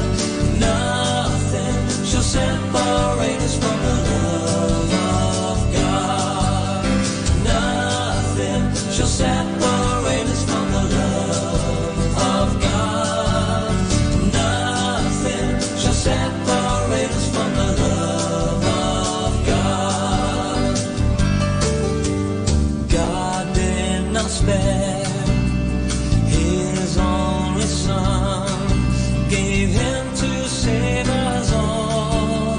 Sin's price was met by Jesus' death, and heaven's mercy falls. Nothing shall separate us from the love of God.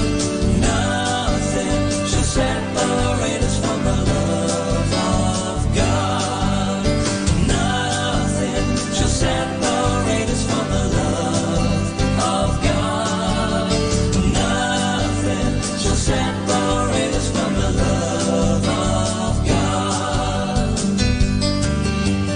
Up from the grave, Jesus was raised to sit at God's right hand, pleading that cause in heaven's cause. Forgiven we can stand. Nothing shall separate us from the love of God. Nothing shall separate us from the love of God. Nothing shall separate us from the love of God. Nothing shall separate us from the love of God. Now by God's grace, we have embraced a life set free from sin. We shall deny all that destroys our union with Him. Nothing shall separate us from the love of God. Nothing shall separate us from the love of God. Nothing shall separate us from the love of God. Nothing shall separate us from the love of God. Our station knows only God to change your life for better. You are never alone because You have Manawag Dominican Radio FM.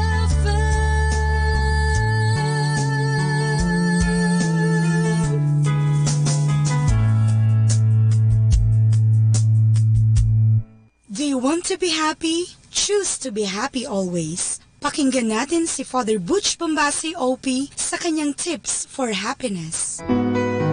Give cheerfully. How you give is more valuable than the value of what you give. It is good to give what has real value, but you will have to give it with a cheerful heart. It is not how much you give, but how you give that really matters. I often say, give until it hurts.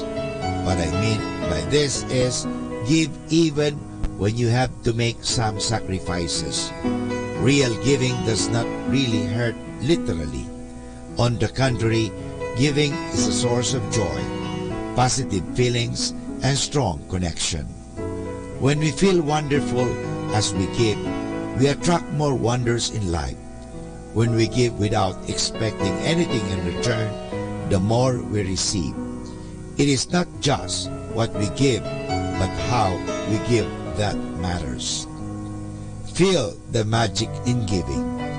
When you give, something in you is lessened because the real giving creates some pain.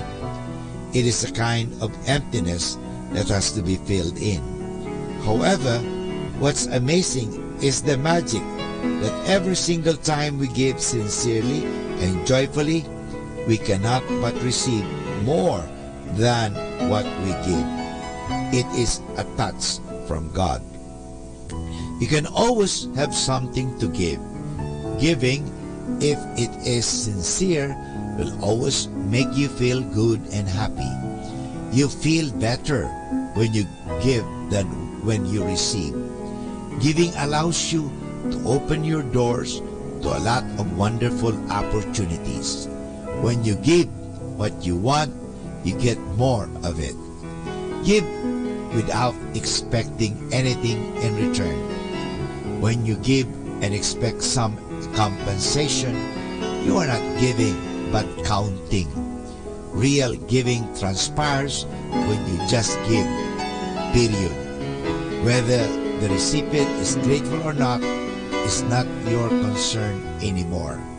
Remember, happy people are cheerful givers. Give cheerfully. It is the only right kind of giving. Don't give if you will just feel bad about the whole thing. When you give with a joyful heart, you get more than what you give, and you will be happier in the process. So if you want to be happy, give cheerfully.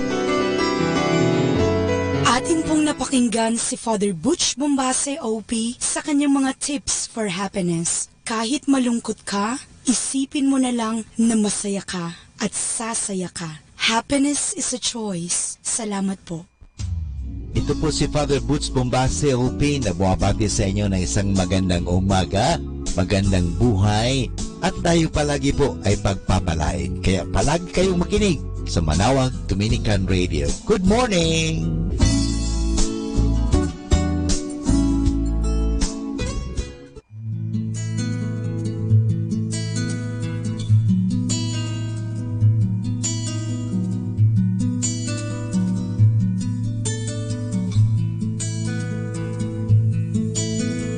Nais ko sanang muling makamtan aking karanasan noong kamusmusan. Walang alinlangan, walang pangamba, laging naniniwala't nagtitiwala. Akala ko sa aking pagtanda ay uunlad. Bakit ang buhay ko'y naging hungkag? Sana'y muling matutunan sigla ng kamusmusan at ang matibay na paniniwala sa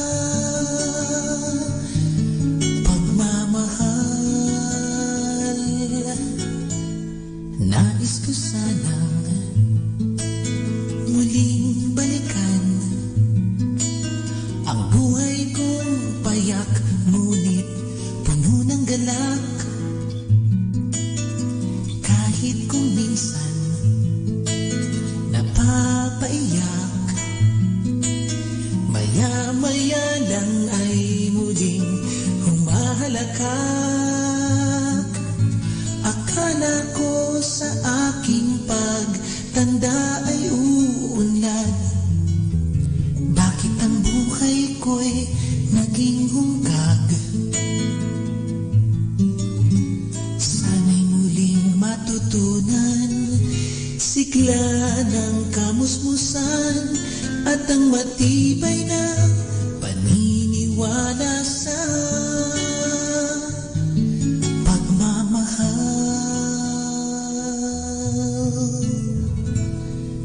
Nais ko sanang maulit-uli mga sandaling ako ay nanatiling buong pananalig na nakikinig at tumatalima sa bulong ng pag-ibig.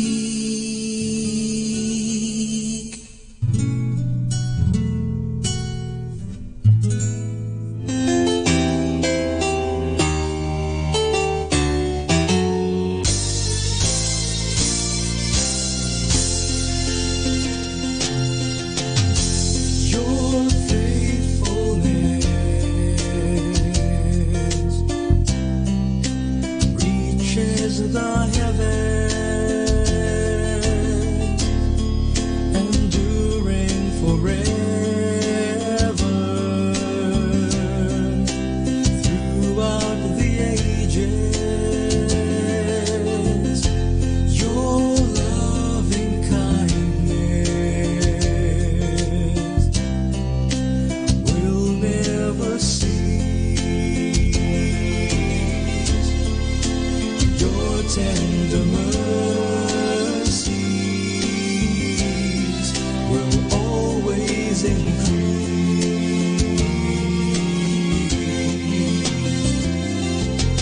Faithful are you, Lord, merciful and true.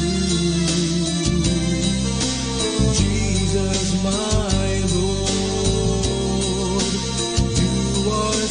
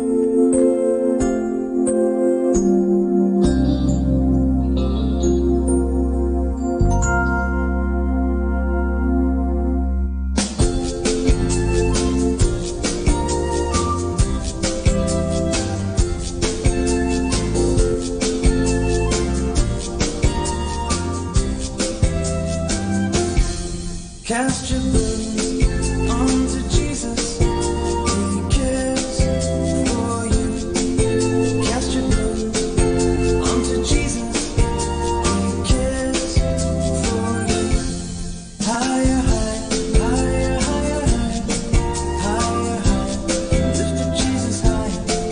Higher, higher, higher, higher, higher, higher. Lift up Jesus higher. Lower, lower, lower, lower, lower, lower, lower, lower, Satan, lower, lower, lower, lower, lower, lower, lower,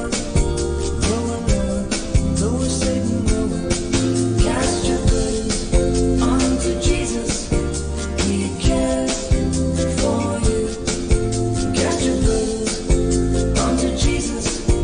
He cares for you. Higher, higher, higher, higher, higher, higher. Lift up Jesus higher. Higher, higher, higher, higher, higher, higher. Lift up Jesus higher. Lower, lower, lower, lower, lower, lower, lower, Satan, lower. Lower, lower, lower, lower, lower, lower, lower, lower, Satan, lower. Cast your burdens onto Jesus. He cares for you. Cast your burdens onto Jesus. He cares for you. Higher, higher, higher, higher, higher. Lift up Jesus higher. Higher, higher, higher, higher, higher. Lift up Jesus higher. Lower, lower, lower, lower, lower, lower, lower, Satan, lower. Lower, lower, lower, lower, lower, lower, Satan, lower. Higher, higher. Lift up Jesus higher. Higher, higher. Lift up Jesus higher. Kasama natin to. Let's come now to the Catechism of Catholic Doctrine. And the question is, what commandment did God give Adam and Eve? Answer: God gave Adam and Eve the commandment not to eat the fruit of a certain tree that grew in the Garden of Paradise.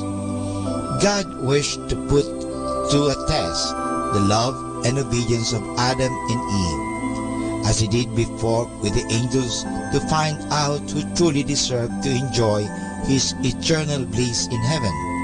So also he tried the faith of our first parents with this simple and easy commandment, and he warned them beforehand on the great import and far-reaching consequences of his command. By eating the forbidden fruit, they would lose the gifts they were enjoying. They would have to suffer and die. Thus, he left them understand that the order was given was very serious commandment. The Bible says in Genesis chapter 2 verse 15 to 17, the Lord God commanded the man, saying, You may freely eat of every tree of the garden, but of the tree of the knowledge of good and evil you shall not eat. For the day that you eat of it, you shall die. The question is, what commandment did God give Adam and Eve? Mga kasama, I have something for you. Pag-usapan natin magandang kaugalian. Ang ating daigdig ay patungo sa walang katapusang pag-unlad. Ang mga tao ay walang hinto sa pagtuklas ng bagong talino. Ang lahat ay pinagbabago ng panahon. Tayo man ay nagbabago rin, tumutubo upang makasabay sa pag-unlad at pagsulong ng ating paligid. Ang mga bagay-bagay na minana natin sa ating mga ninuno ay unti nating nalilimutan dahil sa pag-unlad na ito. Sama-sama tayo sa pagsulong, kung kaya kahit na ang magagandang pamana sa atin ng ating mga magulang, lolo at lola, ay hindi na natin napag-uukulan ng gaanong pansin. Nalilimutan natin na sa mga pang-araw-araw na pamumuhay ay kailangan natin ang mga pamanang ito. Napakagandang halimbawa ay ang ipinamana sa ating paggamit ng salitang po at opo. Isa itong tanda ng paggalang at pagpadama ng pagmamahal sa ating mga magulang at kaibigan. Gayon din sa pagiging mulat natin sa ating mga pananagutan sa ating mga kapwa. Ipinapaunawa sa atin ng ating mga ninuno ang kahalagahan ng pagdamay, pagmamahal at pag-unawa sa kanilang mga kahinaan. Ipinadama sa atin ng ating mga ninuno ang kahalagahan ng pagtulong at pakikibalikat sa pangangailangan ng kapwa. Ang isang napakagandang halimbawa nito ay ang nagpapalutang natin sa kahalagahan ng kabayanihan. May pagkakapuri natin ito, hindi lamang sa ating mga kapwa Pilipino, kundi sa mga dayuhan man. Ang kahalagahan ng pamilya ay hindi rin natin dapat iwaglit. Hindi natin dapat isabay ito sa mga pagbabagong nagaganap sa ating kapaligiran. Ito ang pundasyon ng isang maunlad na lipunan.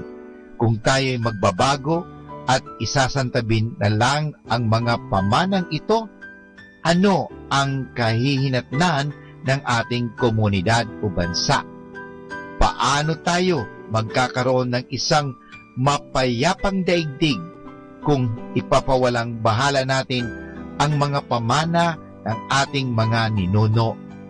Sila ay nagsikhay at nagpagal upang madama natin ang kahalagahan ng mga pamanang ito. Ano ang ating nararapat gawin?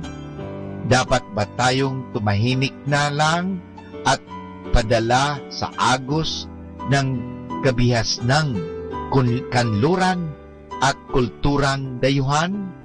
Pagnilay-nilayan po natin ang mga tanong na ito. Maraming salamat po.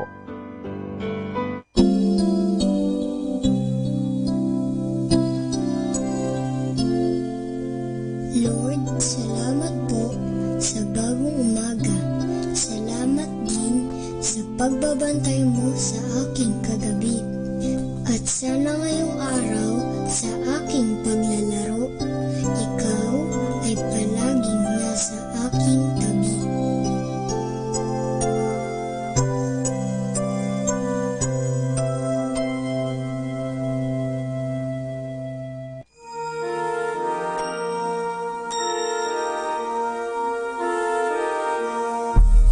Ikaw ang aking tanging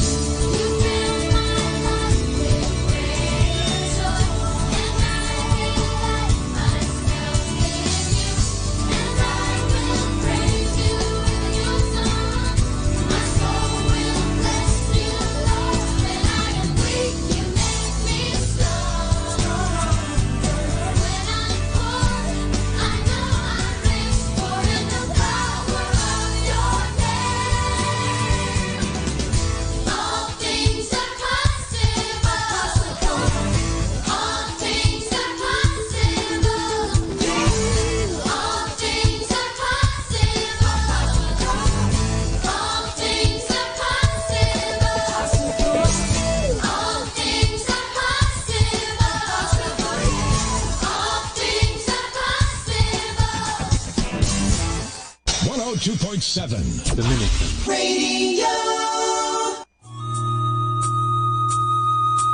Ang talambuhay ng mga santo. Sa araw na ito, ika-21 ng Abril, aking pong ihahatid sa inyo ang talambuhay ni San Anselmo.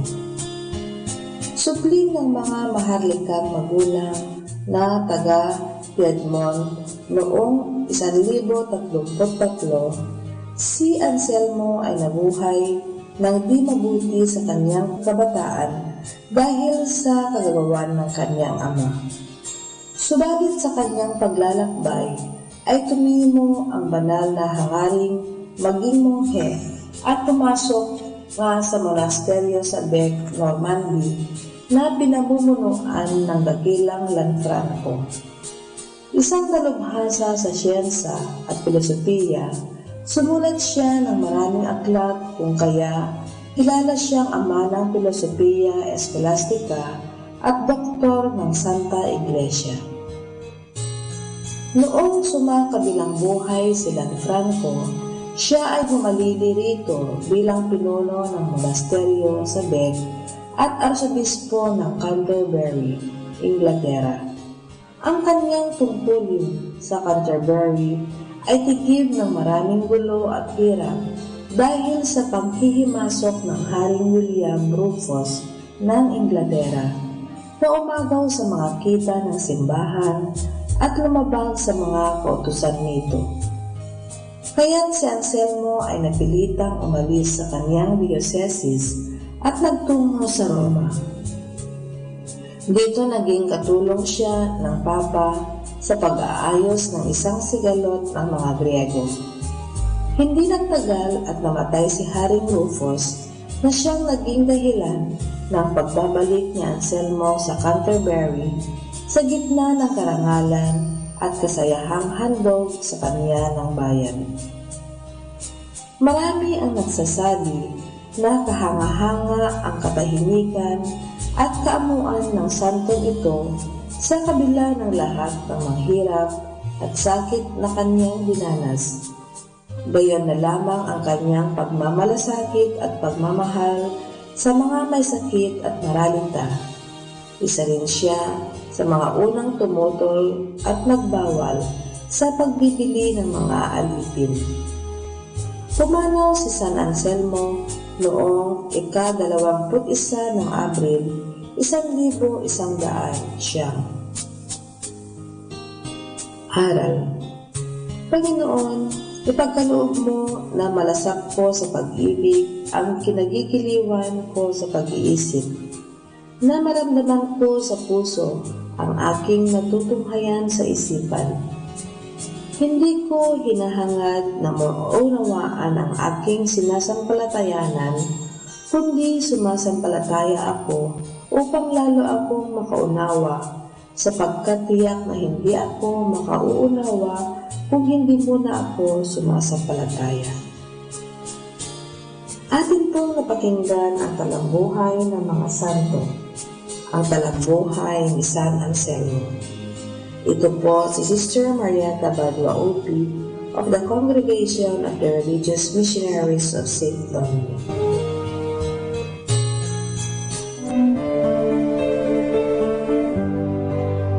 Si Jesus ang salita ng Diyos. Siya ay Diyos kasama ng Ama at ng Espiritu Santo. Sa pagkakatawang tao ni Jesus, makikita natin ang isang dakilang pag-uusap. Ibinigay ng Diyos kay Maria ang kanyang salita at si Maria naman ay tumugon sa Diyos. Ang Diyos at si Maria ay parehong may isang salita, tapat at hindi nagbabago. Ang Diyos at si Maria ay may isang salita, si Jesus. Kaya nga si Jesus ay totoong Diyos at totoong tao rin. Siya ang dakilang pagkakasundo, pag-uugnay at pagkakaisa ng Diyos at tao.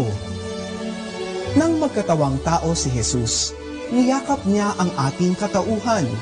Naging katulad natin siya, lalo na ng mga pinakaaba sa atin. Payak ang naging pamumuhay ni Jesus sa ating piling. Hindi siya naging marangya, mayaman at makapangyarihan kahit na Diyos siya. Pinili niyang mamuhay ng payak kasama ng mga ordinaryong tao. Pinili nga niyang maipanganak sa isang sabsaban. Halos tago ang kanyang naging pamumuhay at katulad nating naranasan niyang maghirap, magutom, masaktan, mahapis at mamatay. Nagkatawang tao siya para sa atin. Nang madama natin na napakalapit lang sa atin ng Diyos, nakasama natin siya sa hirap at sa ginhawa. Ang Pasko ay napakadakilang pagdiriwang ng napakalalim na pagmamahal ng Diyos para sa atin. Wika ni San Atanasio, ang Diyos ay nagkatawang tao upang ang tao ay maging Diyos. Nakipamuhay sa atin ang Diyos nang tayo ay makasalo sa Kanyang buhay.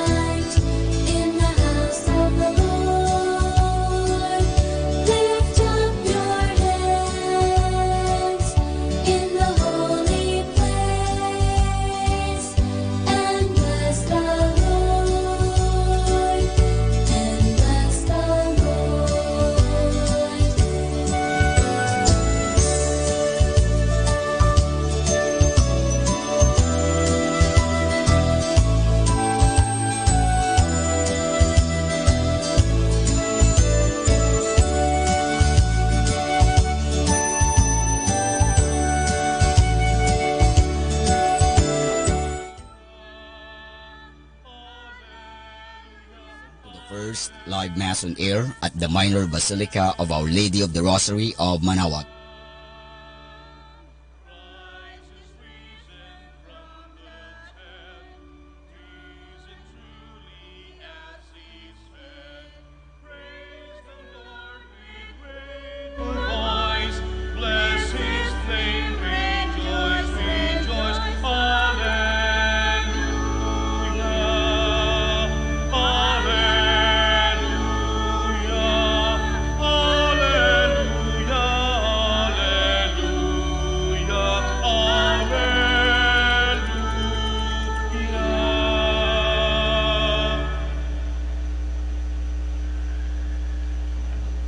In the name of the Father, and of the Son, and of the Holy Spirit.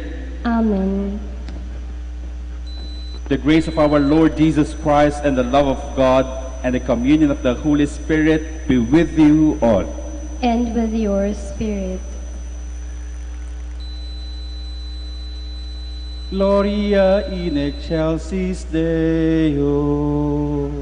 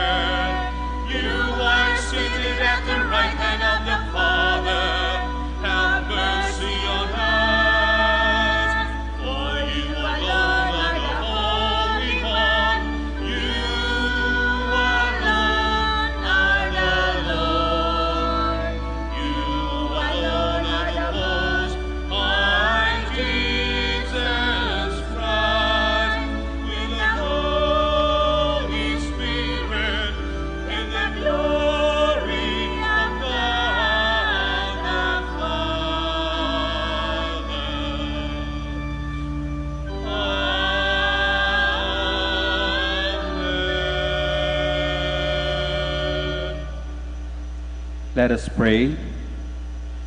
O God, who on this day, through your only begotten Son, have conquered death and unlocked for us the path of eternity, grant, we pray, that we who keep the solemnity of the Lord's resurrection may, through the renewal brought by your Spirit, rise up in the light of life. Through our Lord Jesus Christ, your Son, who lives and reigns with you in the unity of the Holy Spirit, one God, forever and ever. Amen. Please be seated.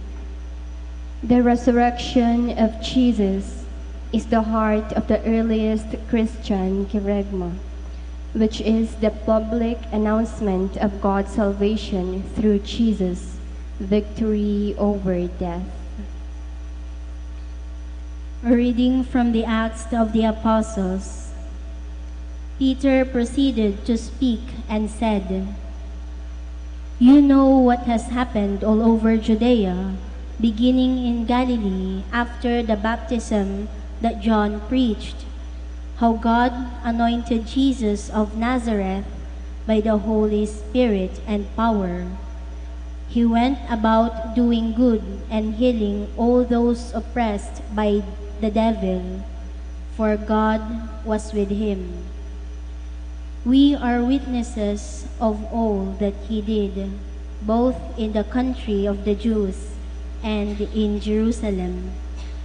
They put him to death by hanging him on a tree. This man God raised on the third day and granted that he be visible, not to all the people, but to us, the witnesses chosen by God in advance, who ate and drank with him after he rose from the dead. He commissioned us to preach to the people and testify that he is the one appointed by God as judge of the living and the dead.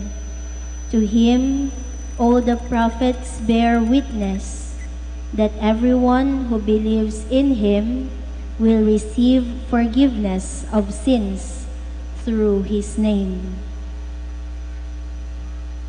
The word of the Lord. Thanks be to God. This is the day the Lord has made. Let us rejoice and be glad. This is the day the Lord has made. Let us rejoice and be glad. Give thanks to the Lord, for he is good, for his mercy endures forever.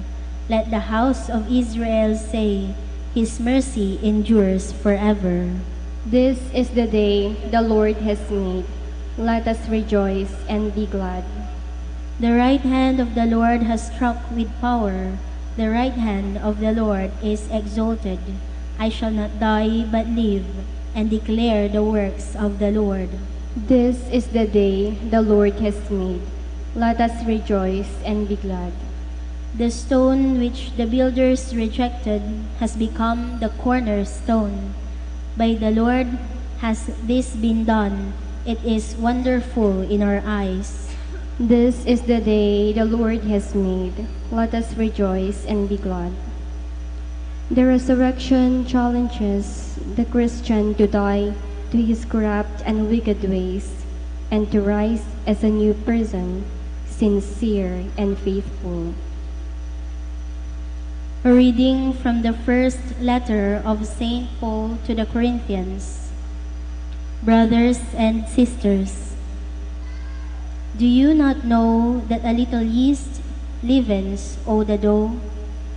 Clear out the old yeast, so that you may become a fresh batch of dough, inasmuch as you are unleavened. In our Paschal Lamb, Christ has been sacrificed. Therefore, let us celebrate the feast, not with the old yeast, the yeast of malice and wickedness, but the unleavened bread of sincerity and truth. The word of the Lord. Thanks be to God. Please stand. Christians, to the Paschal victim, offer your thankful praises. A lamb, the sheep redeems Christ, who only is sinless, reconciles sinners to the Father. Death and life have contended in that combat stupendous. The Prince of Life, who died, reigns immortal. Speak, Mary, declaring what you saw, wayfaring. The tomb of Christ, who is living, the glory of Jesus' resurrection. Bright angels attesting the shroud and napkin resting. Yes, Christ, who is my hope, is arisen. To Galilee he goes before you. Christ indeed from death is risen, our new life obtaining. Have mercy, Victor King, ever reigning. Amen. Alleluia.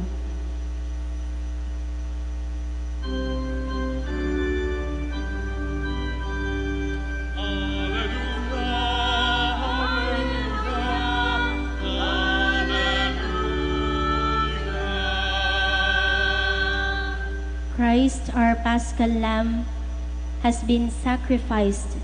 Let us then feast with joy in the Lord.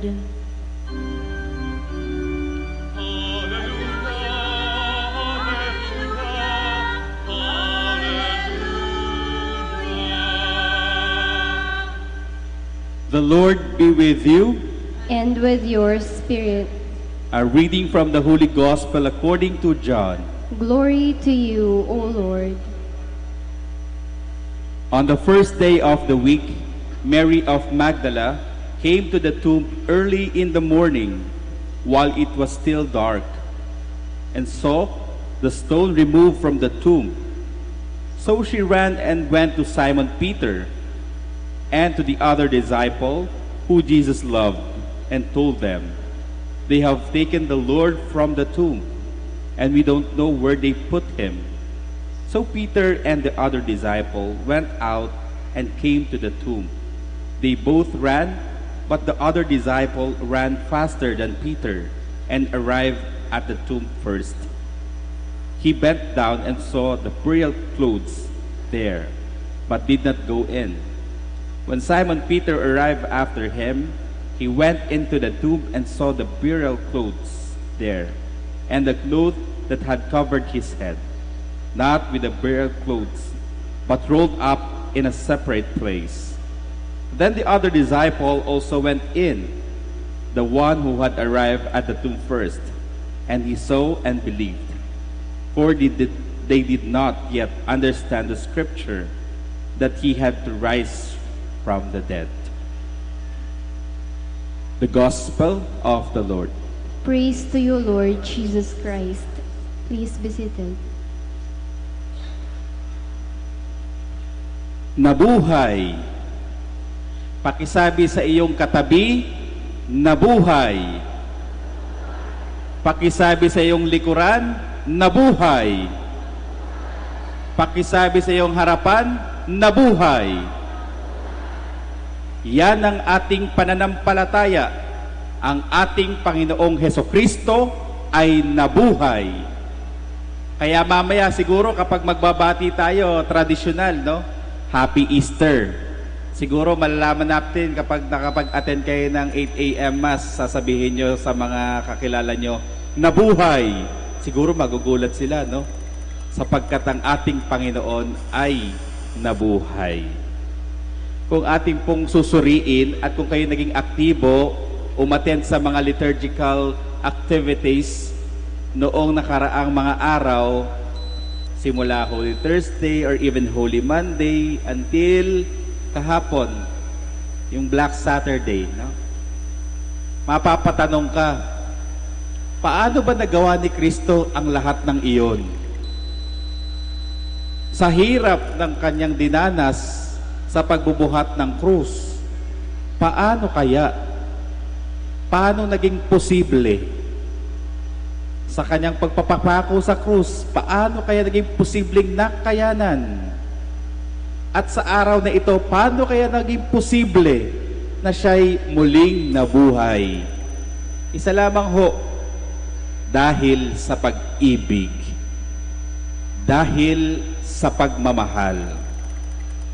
Yan po ang pinaka-reason kung bakit nakayanan lahat ng ating Panginoon, ang lahat ng pangungutya, ang lahat ng hirap, ang lahat ng pagod, ang lahat ng pagpapakasakit. Kaya nga, ngayong linggo, ang ating pananampalataya ay buhay na buhay sapagkat ang ating Panginoong Hesukristo ay muling nabuhay. Sa ating ebanghelyo, maririnig ninyo ang salaysay, no, kung paano ikinuwento ang nangyari noong umagang iyon. Nang matingnan nila, wala si Hesukristo. Saan napunta? Saan napunta? Yan din ang tanong nila. Ay nasaan na? Naalala ngayon nila ang pangako na siya man ay maghihirap, siya man ay mamamatay, siya'y muling babalik at muling mabubuhay. Kaya po ang ating pananampalataya bilang mga Katoliko ay very unique because of this promise, because of this story, the story of resurrection.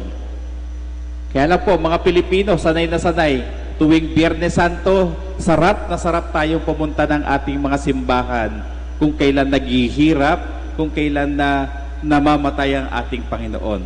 But we are preaching, we are reminding that this is the very day that we must celebrate Kung ang Pasko natin kapag December ay masaya, doblehin mo yung saya kapag Pasko ng pagkabuhay. Kung yung Pasko ng December kayo po'y namimigay, doblehin mo ang pagbibigay ngayong Easter Sunday. Pasko ng pagkabuhay. Lahat po nakaugat sa pagmamahal. Maiintindihan po ko ng mga ina dito kung paano nila nakakayang magpuyat araw-araw para lamang sa anak. Maiintindihan ako ng mga ama dito na lumilisan ng bansa para lamang po magtrabaho dahil mahal ang pamilya. Maiintindihan ako dito ng mga magkakapatid na nagtutulungan sapagkat sila'y nagmamahal. Maiintindihan ako dito ng mga empleyadong nagmamalasakit sa kanilang mga kumpanya na pinapasukan sapagkat sila'y nagmamahal. Wala hong imposible sa pagmamahal. Lahat kinakaya kapag ang pinanghahawakan mo ay pagmamahal. Gaano man kahirap, gaano man kasakit, gaano man kapagod, gaano man kainit, kakayanin sapagkat may pagmamahal. Kamakailan po, si Cardinal Tagle po ay nagbigay ng kanyang humiliya. Ang sabi niya po, ang pagmamahal ay hindi simpleng I love you na may words.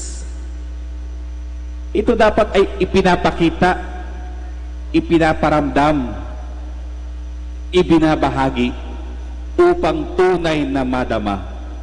Hindi lamang po ito mga words at mga salitang sinasabi natin, I love you, mahal kita. Kinakailangan ito'y magkaroon ng katawan, ito'y magkaroon ng pagpapahayag, ito'y nakikita at nararamdaman. Sa linggong ito, damang-dama natin ang pagmamahal ng ating Panginoong Hesukristo sapagkat siya ay nananahan sa atin, nararamdaman natin ang kanyang presensya, siya'y buhay na buhay. Kayo po ay nagpunta dito sa dambana ng Our Lady of Manawag upang manalangin, magpasalamat, humingi ng tawad, at sa inyong mga panalangin, personal prayers, alam ko nararamdaman ninyo, masasabi ninyo na buhay ang ating Panginoong Hesukristo. Kaya sa tingin ko po, kung ang ating pananampalataya ay tilay papatay-patay, ito na po yung tsansa. Buhay ang ating Panginoon.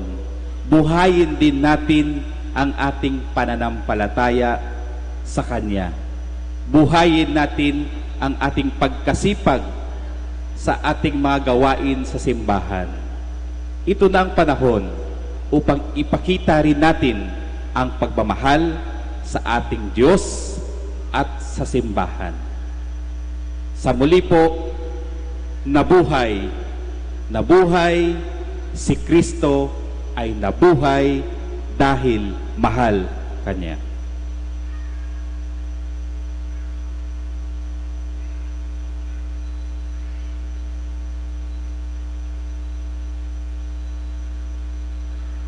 Please stand.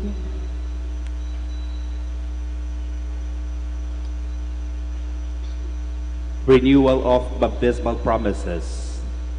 Dear brothers and sisters, through the Paschal mystery, we have been buried with Christ in baptism, so that we may walk with Him in newness of life. And so, now that our Lenten observance is concluded, let us renew the promises of holy baptism by which we once renounced Satan and his works and promised to serve God in the Holy Catholic Church. And so I ask you, do you renounce Satan? I do. Sasagot ho kayo. And all his works? I do. And all his empty show? I do. Do you believe in God the Father Almighty, creator of heaven and earth? I do. Do you believe in Jesus Christ, his only Son, our Lord, who was born of the Virgin Mary, suffered death, and was buried, rose again from the dead, and is seated at the right hand of the Father? I do. Do you believe in the Holy Spirit, the Holy Catholic Church, the communion of saints, the forgiveness of sins, the resurrection of the body, and life everlasting? I do. And may the Almighty God, the Father of our Lord Jesus Christ, who has given us new birth by water and the Holy Spirit, and bestowed on us forgiveness of our sins, keep us by His grace in Christ Jesus, our Lord, for eternal life. Amen.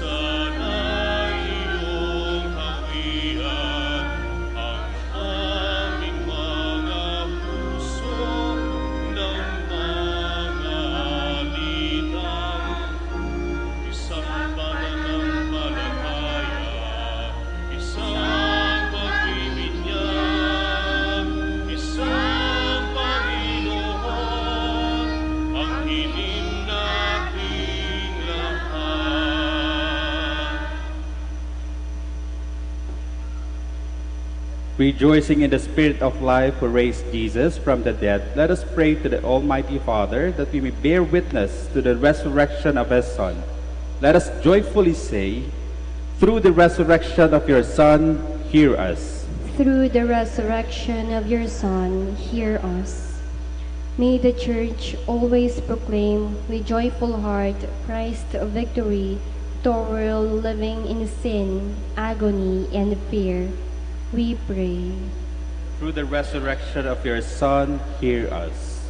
May ecclesiastical and government leaders carry their belief in the resurrection of Christ to those who are suffering because of terrorism, racial discrimination, extrajudicial killings, and poverty. We pray. Through the resurrection of your Son, hear us.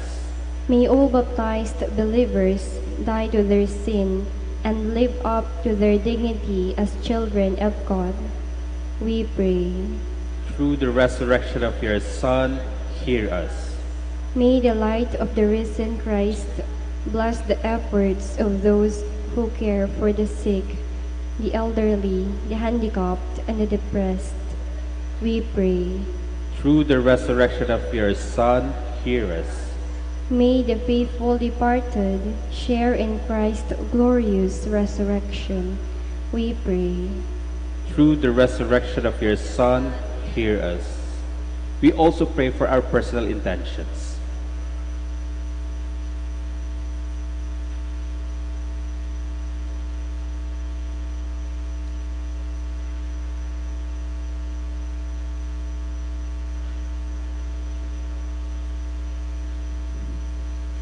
Father, your Son conquered death.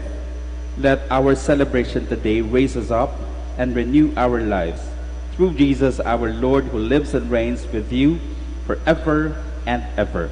Amen. Please be seated.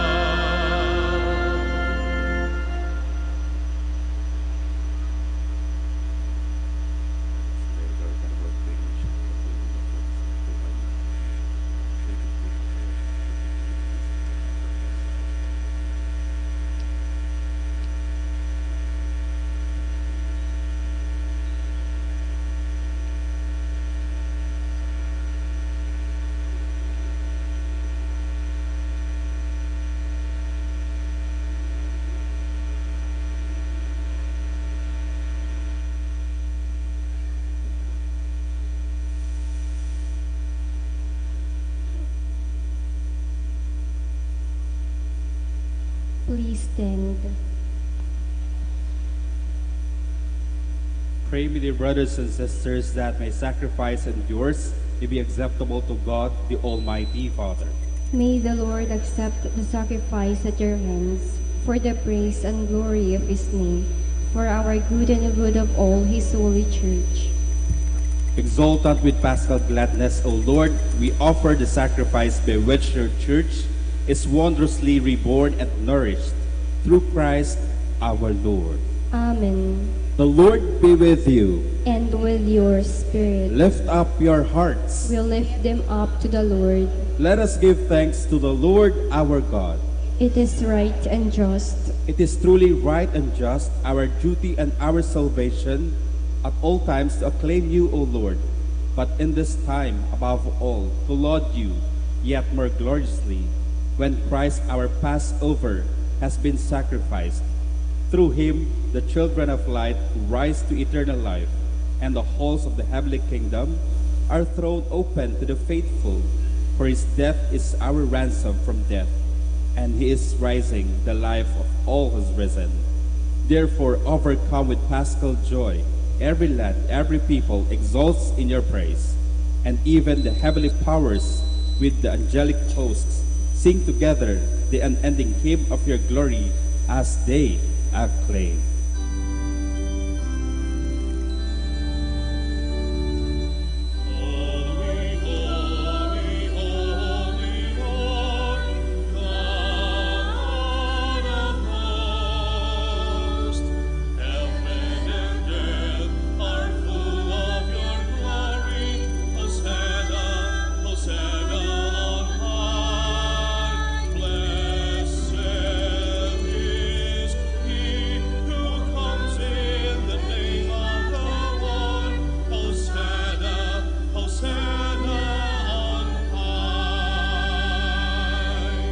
Please kneel. You are indeed holy, O Lord, the fount of all holiness. Make holy, therefore, these gifts, we pray, by sending down your Spirit upon them like the dewfall, so that they may become for us the body and blood of our Lord Jesus Christ.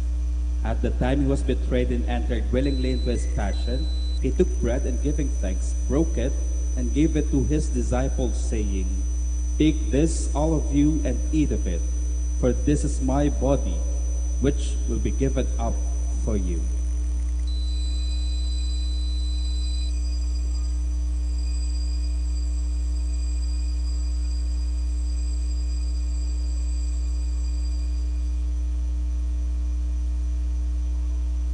In a similar way, when supper was ended, he took the chalice, and once more giving thanks, he gave it to his disciples, saying, "Take this, all of you, and drink from it, for this is the chalice of my blood, the blood of the new and eternal covenant, which will be poured out for you and for many, for the forgiveness of sins.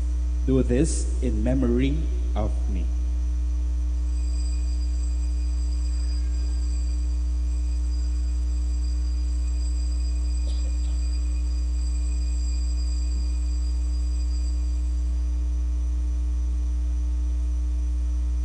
The mystery of faith.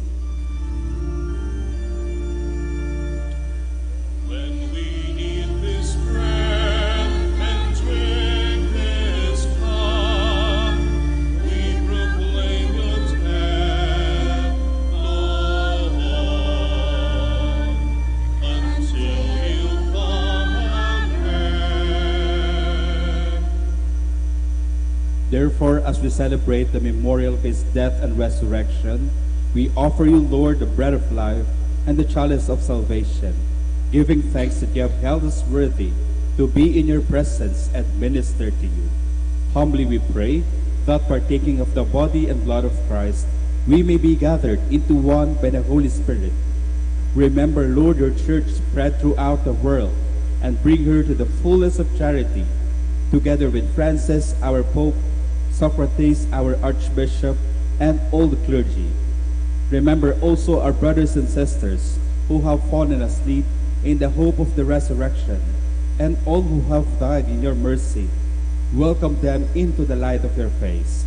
Have mercy on us all, we pray, that with the Blessed Virgin Mary, Mother of God, Saint Joseph, her spouse, with the blessed apostles, and all the saints who have pleased you throughout the ages, we may merit to be co-heirs to eternal life, and may praise and glorify you through your Son, Jesus Christ.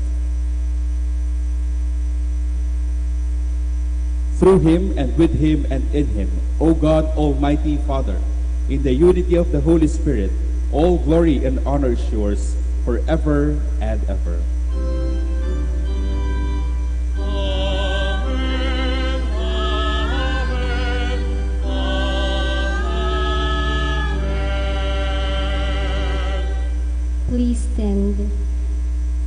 us hear His command and form by divine teaching, we dare to say,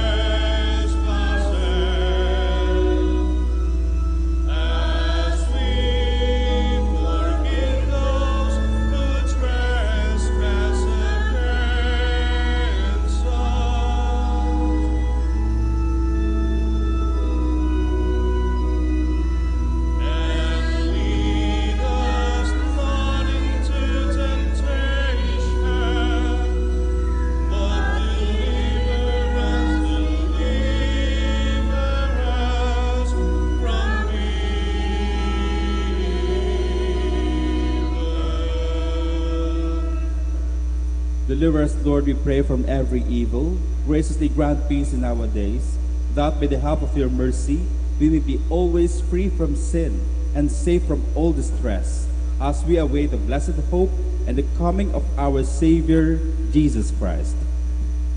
For the kingdom, the power, and the glory are yours, now and forever. Lord Jesus Christ said to the apostles, "Peace I leave you, my peace I give you. Look not on our sins, but on the faith of your church, and graciously grant her peace and unity in accordance with your will, who live and reign forever and ever." Amen. The peace of the Lord be with you always. And with your spirit. Let us offer each other the sign of peace.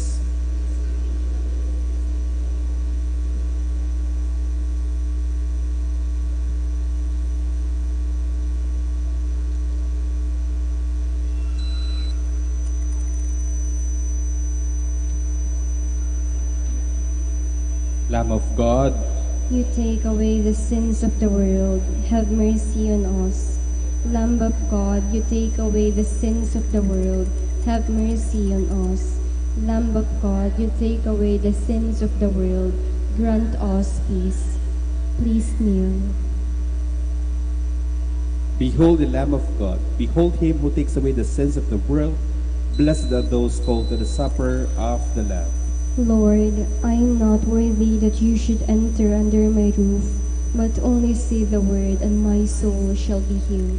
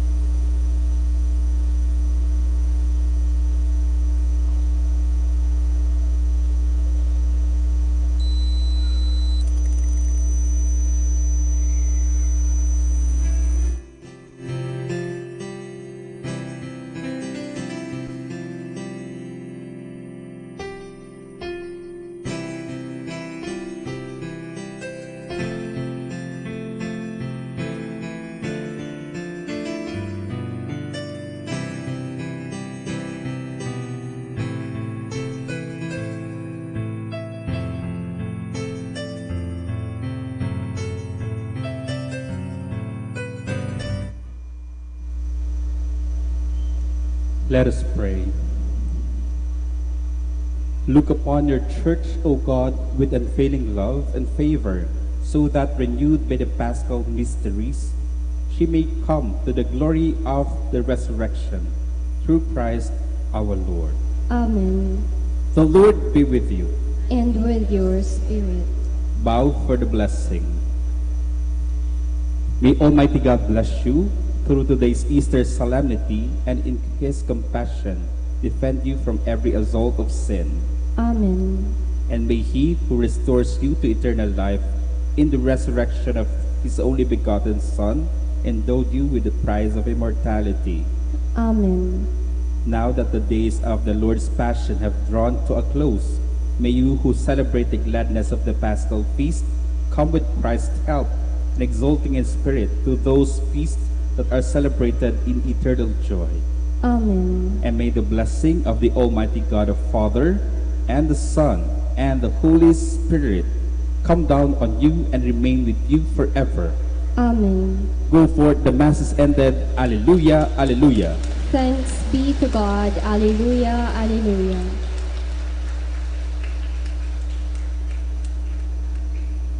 Prayer for the blessing of the sick. God, our Almighty Father, by your blessing give us strength and support in our frailty. Turn with kindness toward our sick brothers and sisters. Free them from all illness and restore them to good health through the intercession of Our Lady of the Rosary of Manaoag, so that in the sure knowledge of your goodness they may gracefully bless your holy name. We ask this through Christ our Lord. Amen. Prayer for the blessing of rosaries and other religious articles, in memory of the mysteries of life, death, and resurrection of our Lord Jesus Christ, and to the honor and glory of the Blessed Virgin Mary, Mother of Christ, Mother of the Church, Our Lady of the Rosary of Manaoag.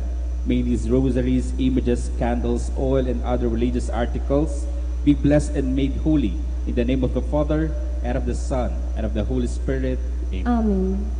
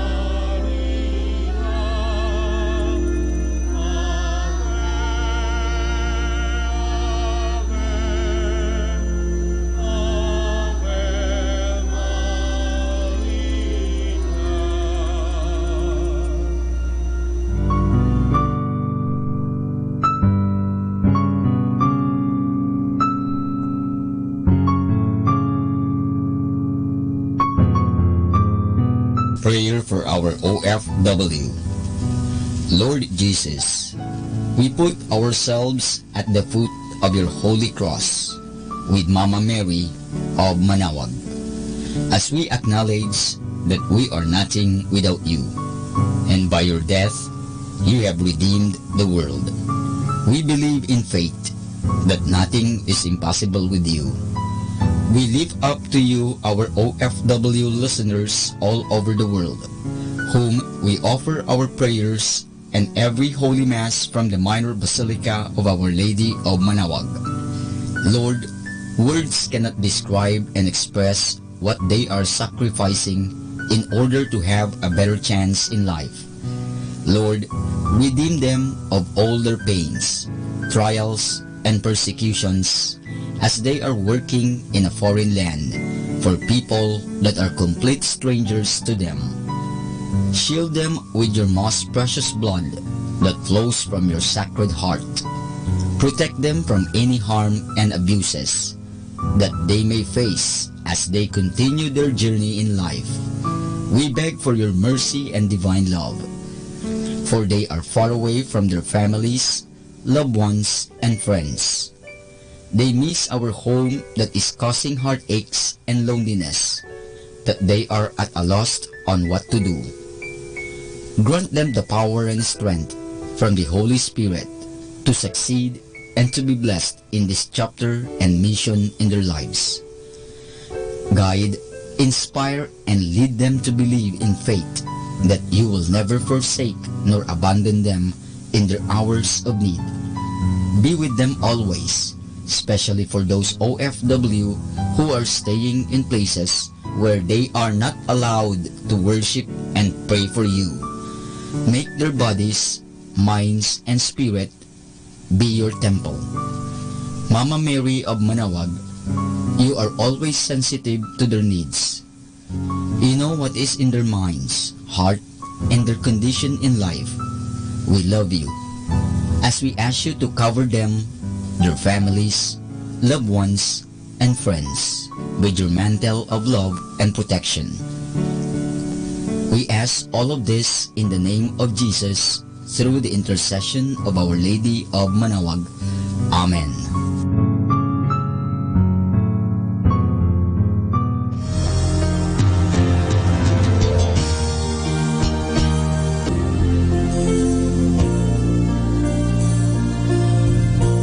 Prayer for priests.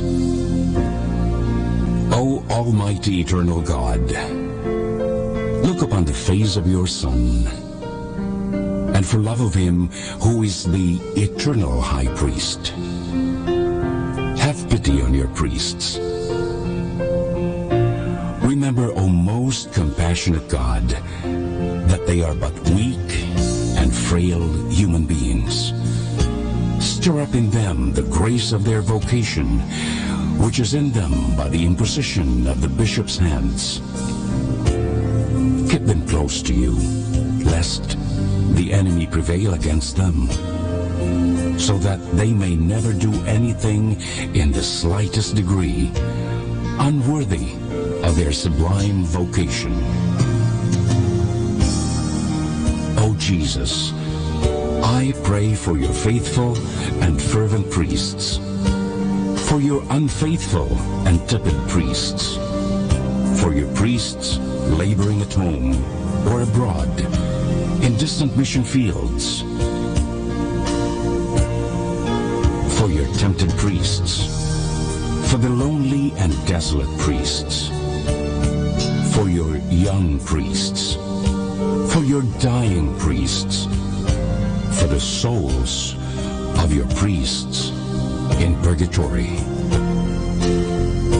But above all, I commend to you the priests dearest to me, the priest who baptized me, the priests who absolved me from my sins, the priests at whose masses I assisted, and who gave me your body and blood in Holy Communion, the priests who taught and instructed me, or helped me and encouraged me, all the priests to whom I am indebted in any way.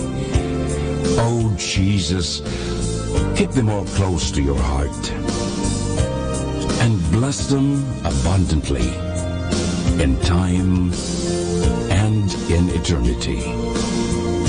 Amen.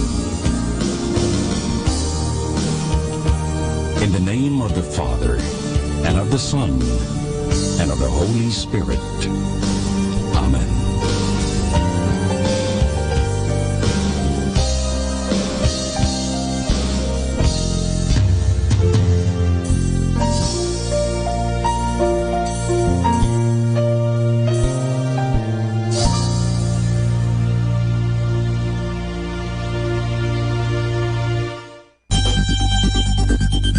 More than ever, we need Catholic radio station like Manawag Dominican Radio FM. Manawag Dominican Radio. And now back to the music.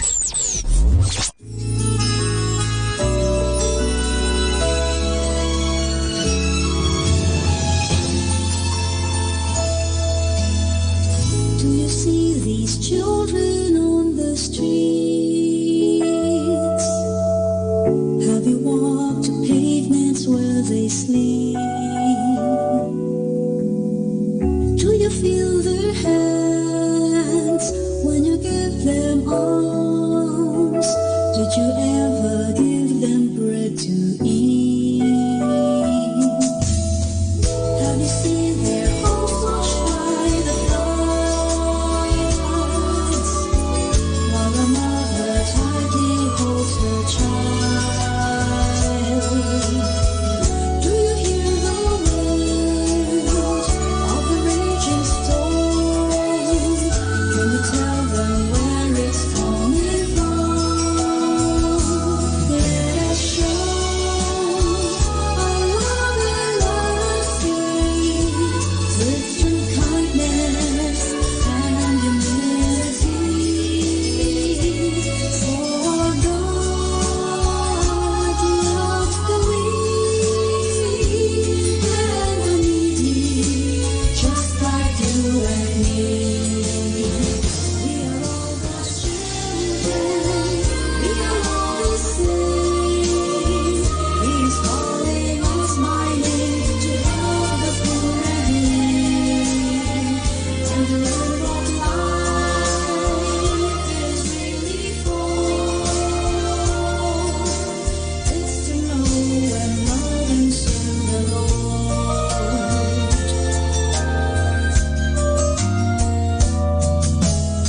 Stand together and let's do our part. Hear their voices, mend their broken hearts. Choose to be brave, fight for their rights. Give them back their honor and their pride. Please do not be blind and just leave them behind. To struggle in darkness, forgive them and keep promises. We are all God's children. We are all the same. He's calling us by name to help the poor and lame, and learn what life is really for. It's to know and love and serve the Lord. It's to know and love and serve the Lord. It's to know and love and serve the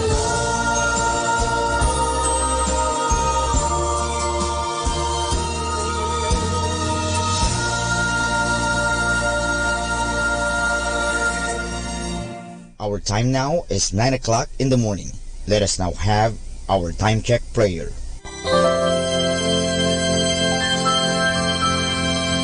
Panalangin para sa aming bansang Pilipinas. Panginoong Diyos, sinabi mo sa iyong bayan na kung ito'y tumawag sa iyo nang may pagpapakumbaba at tinatalikuran ang masasamang gawin nito, mabubuksan na ang aking mga mata at nakikinig na ang aking mga pandinig sa panalangin ginagawa nito. Kaya tumatawag kami ng buong pananalig na kami ay diringgin alang-alang sa pag-ibig mo sa amin. Patawarin mo kami sa aming mga pagkukulang at sa kawalan naming pakialam sa pangyayari ng aming paligid, naganap na kahirapan, krimen, katiwalian, kawalan ng pagpapahalaga sa buhay at dangal ng tao at sa kalikasan. Tulungan mo kaming talikuran ang mga pagiging makasarili at turuan mo kami na ang hangarin ay ang kapakanan ng bawat mamamayan. Paghilungin mo nawa ang mga sugat ng masasakit na pangyayari ng mga nagdaang panahon. Pag-isahin mo ang aming mga diwa at puso upang sama-sama naming tahakin ang landas patungo sa maunlad at masaganang bukas. At higit sa lahat, maghari nawa sa aming bansang Pilipinas ang iyong pag-ibig na siyang susi sa paggamit namin ng kapayapaan aming minimithi. Amen.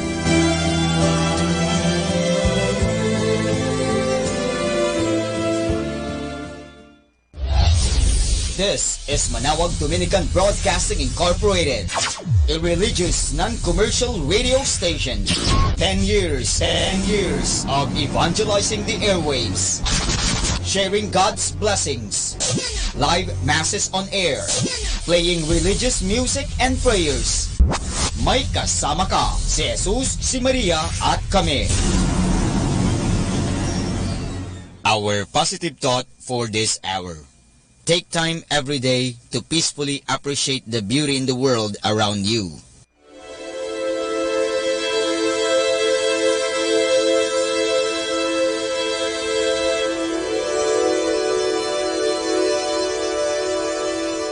Isang mapagpalang pagbati po sa inyong lahat mula sa aming mga Dominikanong nobisyo dito sa Minor Basilica of Our Lady of the Rosary of Manawag. Kayo po ay nakikinig sa Binhi ng Buhay.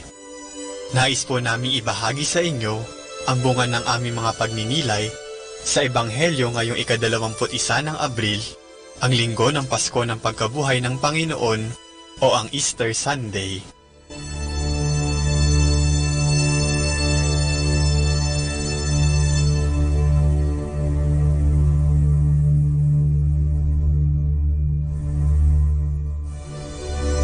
A reading from the Holy Gospel according to St. John. Now, on the first day after the Sabbath, Mary of Magdala came to the tomb early in the morning while it was still dark, and she saw that the stone blocking the tomb had been moved away.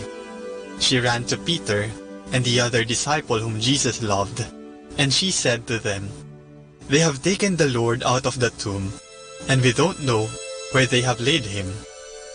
Peter then set out with the other disciple to go to the tomb. They ran together, but the other disciple outran Peter and reached the tomb first. He bent down and saw the linen cloths lying flat, but he did not enter. Then Simon Peter came, following him, and entered the tomb. He too saw the linen cloths lying flat. The napkin, which had been around his head, was not lying flat like the other linen cloths, but lay rolled up in its place. Then the other disciple, who had reached the tomb first, also went in. He saw and believed. Scripture clearly said that Jesus must rise from the dead, but they had not yet understood that.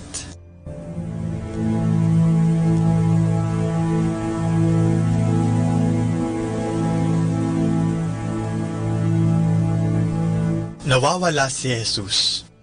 Ito ang kaagad na ibinalita ni Maria Magdalena kina Simon Pedro at sa isa pang alagad na mahal ni Jesus. Pagkatapos niyang makita, natanggal na ang bato sa libingan ni Jesus. Nang marinig naman ito ng dalawang alagad, dali-dali silang nagpunta sa libingan upang tingnan ang nangyari. Pagdating nila sa libingan, ang nakita na lamang nila ay ang nakalatag na mga telang lino sa lugar kung saan mismo inihimlay si Jesus. Marahil ang kanilang naging mga agam-agam noon ay, nasaan si Jesus? May kumuha ba sa kanya? May nagnakaw ba sa kanya? Bakit wala siya doon? Nasaan na siya? Ang akala nila, nawawala talaga si Jesus. Hindi pa nila alam noon na siya'y muling nabuhay, sapagkat hindi pa nila alam ang kasulatan na kailangan niyang magbangon mula sa mga patay. Kaya imbis na magalak sa kanyang pagkabuhay, sila'y lalong nabagabag. Dumagdag pa kasi ang pagkawalang ito ni Jesus sa ligalig na kanilang nararamdaman dahil sa mga hirap na pinagdaanan ni Jesus at sa pagkamatay nga sa krus. Tila bagay, pinanghinaan na sila ng loob at nawala na ng pag-asa at pananalig kay Jesus. Ngunit, si Jesus mismo ang nagsabi nang siya'y nabubuhay pa, na siya'y muling mabubuhay 3 araw pagkatapos siyang ipako sa krus. Kaya hindi talaga nila makikita si Jesus doon sa kanyang libingan. Dala marahil sa matinding takot at pangamba, hindi na nila maintindihan ang mga nangyayari at hindi na nila mawari ang kanilang dapat na maramdaman. Siguro, may mga pagkakataon sa ating buhay na nasa katulad na sitwasyon tayo nila Maria Magdalena at ng 2 alagad sa Ebanghelyo ngayon. Minsan, hindi natin maintindihan ang mga nangyayari at nawawala na tayo ng pag-asa. Akala din natin ay nawawala si Jesus. O kaya naman, nabubuhay tayong walang pananampalataya na parang wala si Jesus. Pero ang mas masaklap ay kung mananatili na lang tayo sa libingang walang laman, sa kapighatian at sa kadiliman. Kaya maigi siguro na tanungin natin ang ating mga sarili, nasaan si Jesus? Tara't hanapin natin siya upang tayo'y mabigyan ng liwanag at bagong pag-asa. Pero, nasaan nga ba si Jesus? Saan at paano natin siya mahahanap? Noong panahong iyon, matapos siyang mabuhay na muli, siya'y nagpakita mismo kina Maria Magdalena at sa mga alagad, ayon kay Pedro sa unang pagbasa, ngayong linggo ng pagkabuhay ng Panginoon. Sa atin namang panahon ngayon, si Jesus ay nasa banal na misa at ang kanyang katawan mismo ang ating tinatanggap sa banal na komunyon. Kaya tayo'y dapat na magsimba tuwing araw ng linggo at mga pistang pangilin. Si Jesus ay makikilala din natin sa Biblia dahil siya mismo ang salita ng Diyos.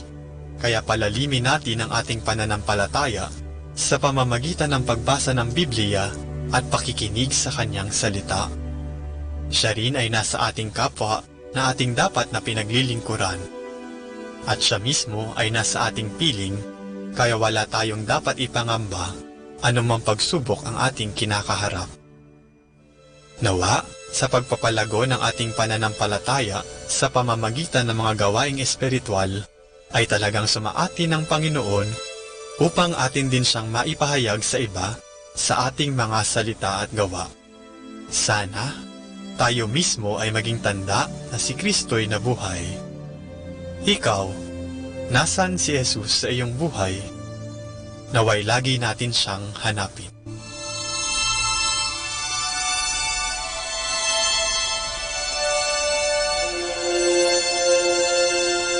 Mula po dito sa Minor Basilica of Our Lady of the Rosary of Manaoag, kami po ay taos-puso nagpapasalamat sa inyong pakikinig. Nawa ay patuloy po nating isabuhay ang salita ng Diyos, patnubayan at pagpalain nawa tayo ng Panginoong may kapal, hanggang sa susunod na linggo po dito sa Binhi ng Buhay.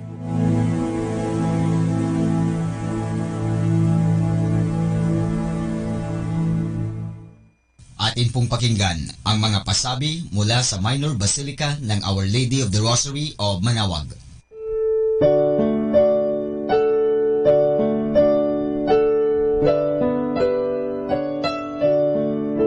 The Feast of Our Lady of the Rosary of Manaoag will be on May 8, 2019, third Wednesday of Easter season. Novena Masses will begin on April 29 every hour from 5 a.m. till 12 noon and 4:30 p.m. We invite you to participate in the said Novena Masses.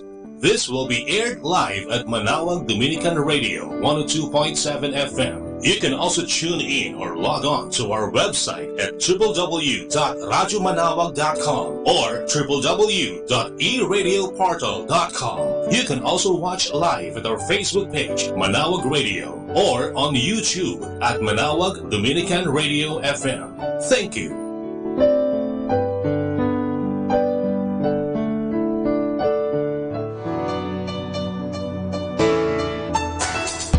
Minor Basilica of Our Lady of the Rosary of Manaoag and Colegio de San Juan de Letran Manaoag is now accepting 10 scholars for incoming first-year college. Scholar ni Maria, 5 religious educations, and 5 other courses like Bachelor of Secondary Education, major in Math, English, Religious or Values Education, and Filipino. Bachelor of Elementary Education, Bachelor of Science in Information Technology, Bachelor of Science in Computer Science, and Bachelor of Science in Business Administration, major in Marketing Management and Operational Management. Entrance exam will be on April 25, 2019 at 1 o'clock in the afternoon at visiting room at the Information of Minor Basilica of Our Lady of the Rosary of Manaoag. For more information, please contact telephone number 529-0132 and look for Miss Christine Doria. Thank you. Atin pong napakinggan ang mga pasabi mula sa Minor Basilica ng Our Lady of the Rosary of Manaoag. More than ever, we need Catholic radio station like Manaoag Dominican Radio FM.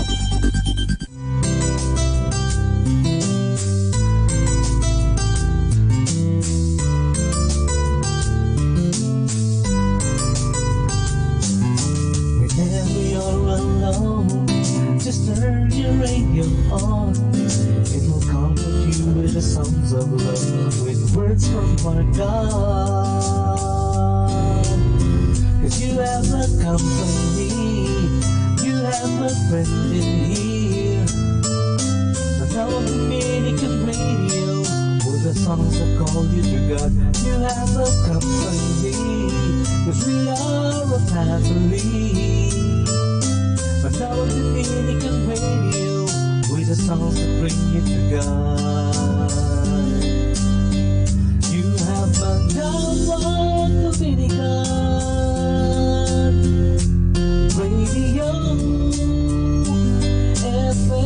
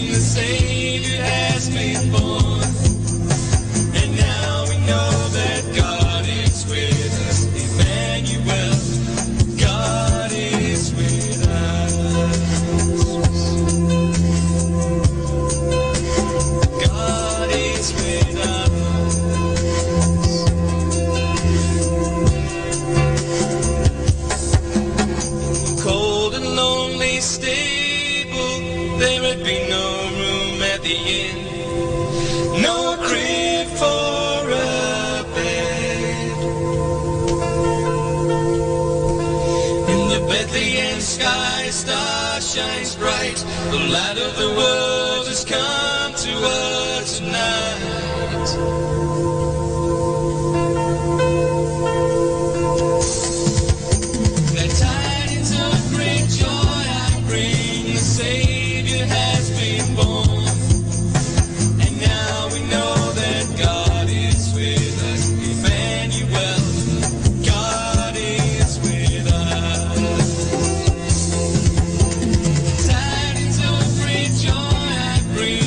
Savior has been born, and now we know that God is with us. Emmanuel, God is with us. 102.7 Manawag Dominican Radio. Hello everyone, this is your friend Father Butch Bombase OP, giving you a thought for today. And our thought for today is being part of a team. We can pick up many helpful points for life by watching a good soccer or basketball game. Winning in any game depends on teamwork. It is the team and not the individual player who wins. All individuals win if the team wins. In life too, we progress as a team, a community, a family. We need one another to win the game of life. And remember, God is part of our team too. One essential in winning is the desire to win.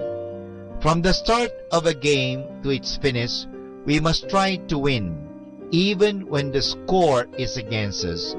Often, a team wins in the very last minute. Spectators get disgusted with a team that easily gives up. In life, we also get disgusted with people who just drift. They are not interested in helping themselves or anyone else. They have no purpose, no goal. They have lost interest in life, virtue in heaven. Nowhere is this desire to win more essential than in a hospital. A person fighting for life hangs on against all odds. The moment that person gives up, something collapses inside and death will come within a few days. Any doctor or nurse can tell you this fact from experience. All life, spiritual life too, is a struggle. We have to hang on and force ourselves to keep going. Another basic rule of life and of any game is we win some and lose some. We do not win them all. Learning how to lose gracefully is a good lesson in life. Some people get very upset in losing even a small card games. They should have played sports when they were children. The art of losing is part of a good education. It is also good humility and virtue. A famous sportsman has made this statement: "It is not whether you win or lose that counts, it is how you played the game." After every game, the referees and professional sportsmen agree on who was the best and fairest player of the game. In many cases, this winner was on the losing team. This is the same way in life. The Lord does not judge us by our successes or failures, but how we live our life. And this is Father Butch Bombase OP giving you a thought for today. And our thought for today is being part of a team. 102.7 Manawag Dominican Radio.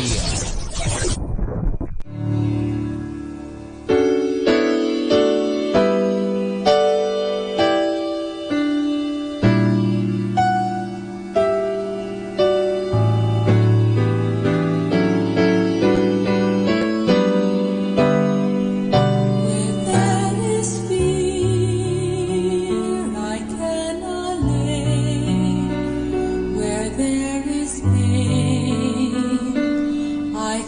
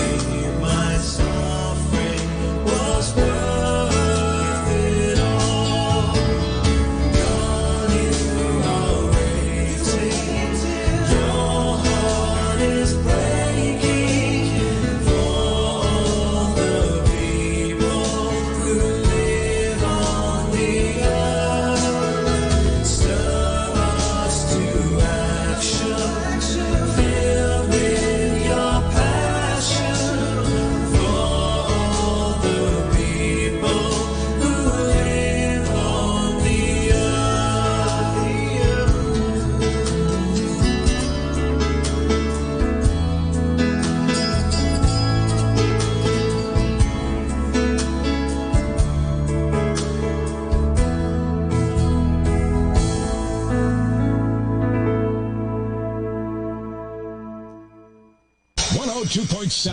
Dominican Radio. Pakinggan po natin si kasamang JT sa Tagumpay sa Tag-Unos kasama ang Diyos.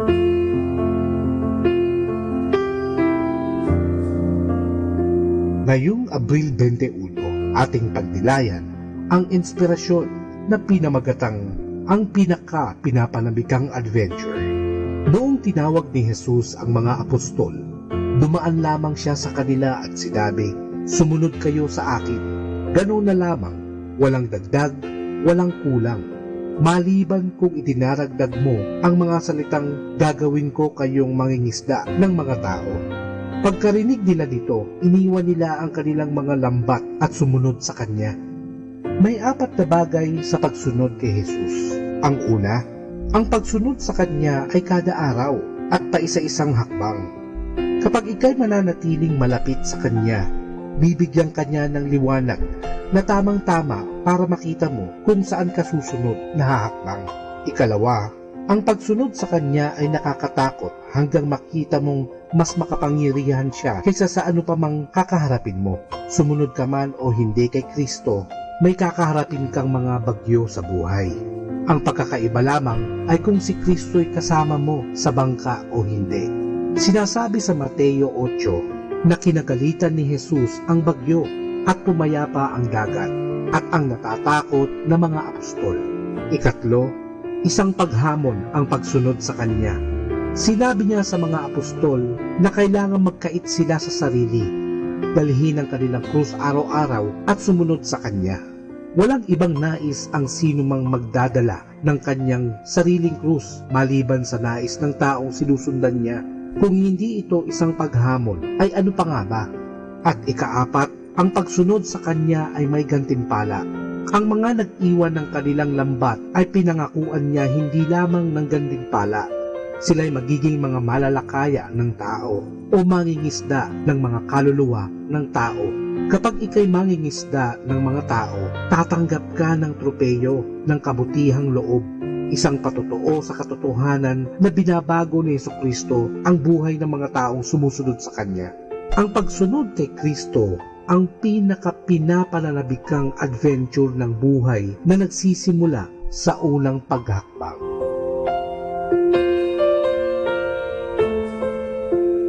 Lord, help me to live each day so that at the end of it, there is nothing I cannot share with you, nothing for which I cannot give thanks. Ito po ang inyong lingkod na si Kasamang JT para sa pang-araw-araw nating gabay sa buhay.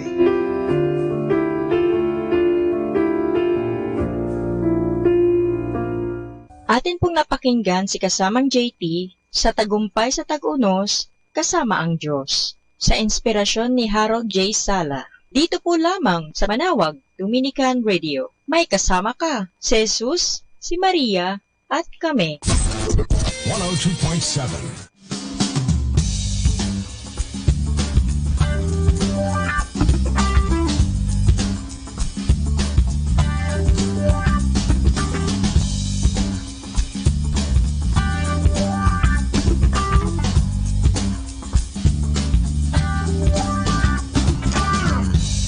My words, my thoughts, my deeds be pleasing, be pleasing. May my life, my everything be pleasing, be pleasing. You know my secret thoughts, you know my secret dreams. You know my every word before it's known to me. You know good in spite of me. So take my life and let it be. Not flaming, watch it burn. Whichever way my yearn for anything this world can offer me. With my heart, with my soul, with my life to show you more. Take my life and let it be to you. My offering.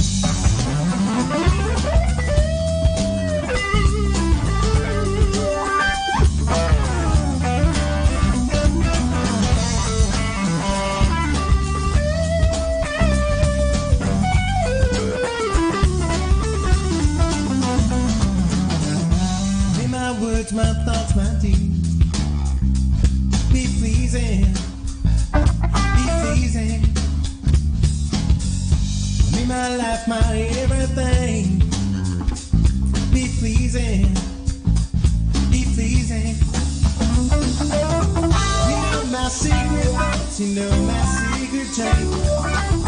You know my every word before it's gone to me. You know the plans in life and my good in spite of me. So take my life and let it be. I'd flame and watch it burn. Whichever way I yearn for anything this world can offer me. With my heart, with my soul, with my life to show you more. Take my life and let it be to you. My offering.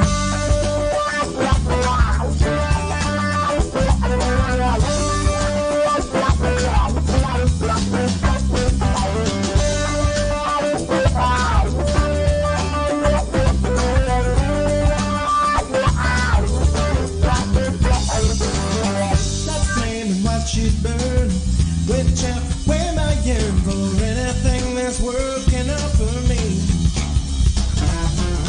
With my heart, with my soul, with my life to show you more. Take my life and let it be to my offering.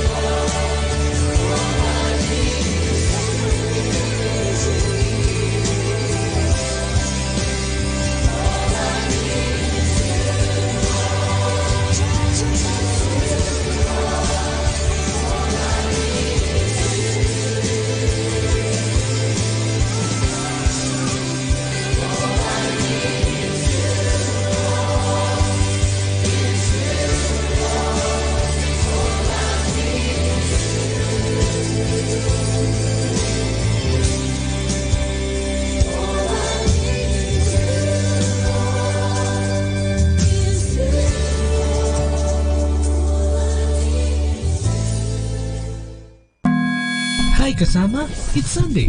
Let's go to church. This is JT on Radyo Manawag.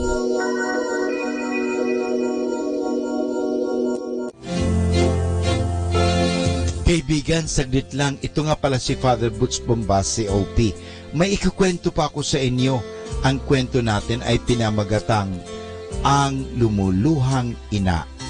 Sa lungsod ng Chicago ay may 18 taong gulang na dalaga na mahal at ipinagmamalaki ng kanyang inay. Si Marie ay kaiisang anak at iyan ang dahilan kung bakit siya inalagaang mabuti at inaruga ng kanyang inay. Tinuruan niya si Marie na magdasal, laging tumanggap ng mga sakramento at umiwas sa mga kasalanan. Ngunit isang araw, may nakilalang lalaki si Marie at siya ay nagkagusto sa lalaking ito. Hindi nagbago ang pagtingin ni Marie sa lalaki kahit nang nalaman niya na siya pala ay may asawa na at mga anak na nabubuhay dili sa kabilang ibayo ng syudad na iyon. Pinakiusapan si Marie ng kanyang inay na lumayo na at umiwas sa lalaking iyon. Ngunit ang sabi ni Marie ay hindi niya magagawa iyon sapagat mahal na mahal niya ang lalaki. Halos sumabog ang dibdib ng inay ni Marie dahil sa ayaw siyang makinig sa kanyang inay at lalo na siyang nagdadalamhati nang umalis pa si Marie sa bahay upang sumama sa lalaking iyon. Nagdadalamhati ang inay ni Marie sapagat natakot siyang baka malagay sa panganib ang kaluluwa ng kanyang anak. Sapagat siya ay may kaunting kayamanan, ipinangako niya sa sarili na gagawin niya ang lahat upang mapabago lamang si Marie at mapabalik sa kanya. Nagpalimbag siya ng daang-daang kopya ng isang larawan, ang larawan niya na nakaluksa at lumuluha na parang siya ay namatayan o nawalan ng isang pinakamamahal sa buhay. Ipinaskil niya ang mga larawang ito sa buong lungsod ng Chicago hanggang sa nakita ito ng mga tao at ang tawag nga ng mga tao dito ay larawan ng lumuluhang ina. Nakita nila sa larawan na may isang inang lumuluha. Nakalahad ang mga kamay na parang naghihintay na yakapin ang nawawalang anak. Sa ibaba ng larawan iyon ay nakasulat, "Magbalik ka na, hinihintay ka ng iyong inay. Pinatatawad ka na, anak. Pinatatawad na ang lahat." Inasahan ng lumuluhang inang iyon na makita ni Marie ang larawan upang mabasa niya ang nakasulat doon. Inasahan niya na mapapalambot nito ang puso ni Marie upang siya ay magbago na at magbalik. Ngunit hindi nagbalik si Marie. Hindi siya umuwi sa kanyang ina. Diyan po nagtatapos ang kwento natin tungkol sa ang lumuluhang ina. Ano pong aral ang mapupulot natin? Higit ang pinakapagmamahal sa atin ng Diyos kaysa pagmamahal sa atin ng sarili nating ina. Kapag tayo ay gumawa ng kasalanang mortal, sinaktan natin siya ng labis. Ang nais ng Diyos ay paligayahin tayo sa daigdig na ito at sa langit. Ngunit tayo mismo ang hindi nakinig sa Kanya.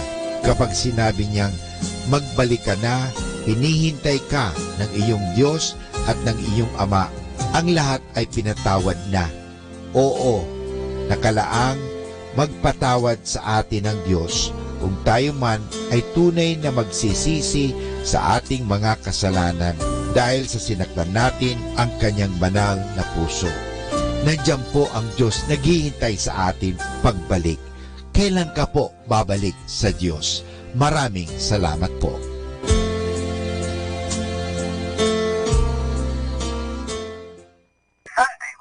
Sunday we call. Life is like a piano. The white keys are the happy days. The black keys are the sad ones. Just remember that you need both to make beautiful music. Have a glorious Sunday from Manawag Dominican Radio.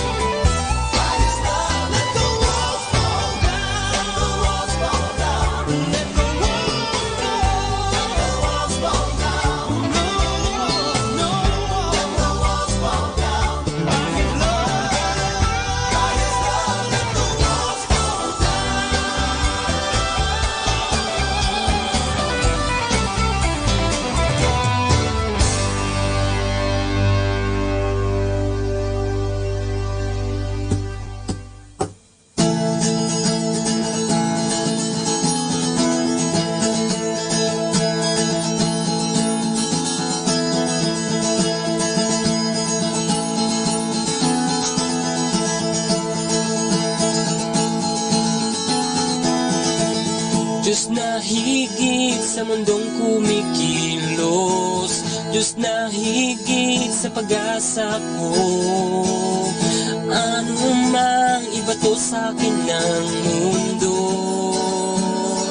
ayos na ito.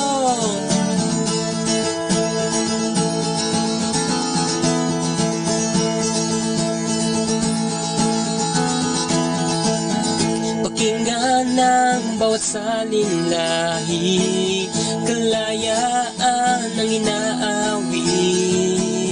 Lahat malalaman ng pangalan mo. Ayos na ito, aking Diyos, ang kaligtasan ko. Salita niya'y di mambibig ko, aking Diyos, ang lunas sa buhay ko. Kaligtas ay narito.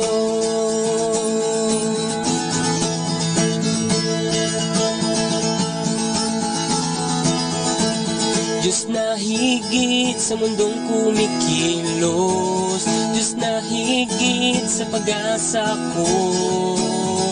Ano mang ibato sa akin ng mundo,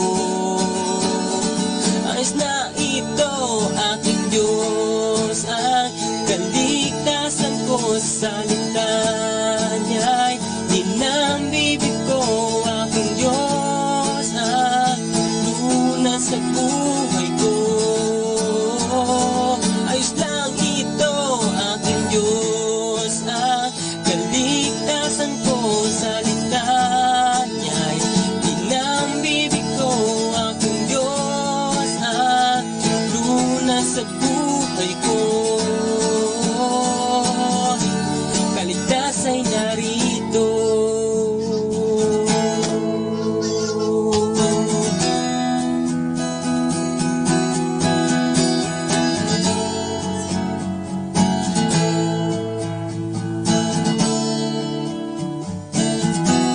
Kaligtas ay narito. Kaligtas ay narito at nasa puso ko. Kaligtas ay narito. Kaligtas ay narito at nasa puso ko. Kaligtas ay narito. Kaligtas ay narito at nasa puso ko. Kaligtas ay narito.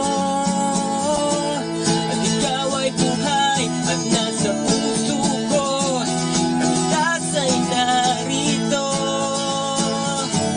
Kaligtas ay narito at nasa puso ko. Kaligtas ay narito. At ikaw ay buhay at nasa puso ko. Ang Diyos ang kaligtasan ko, salita niya'y dinambibig ko, aking Diyos. Ang lunas sa buhay ko,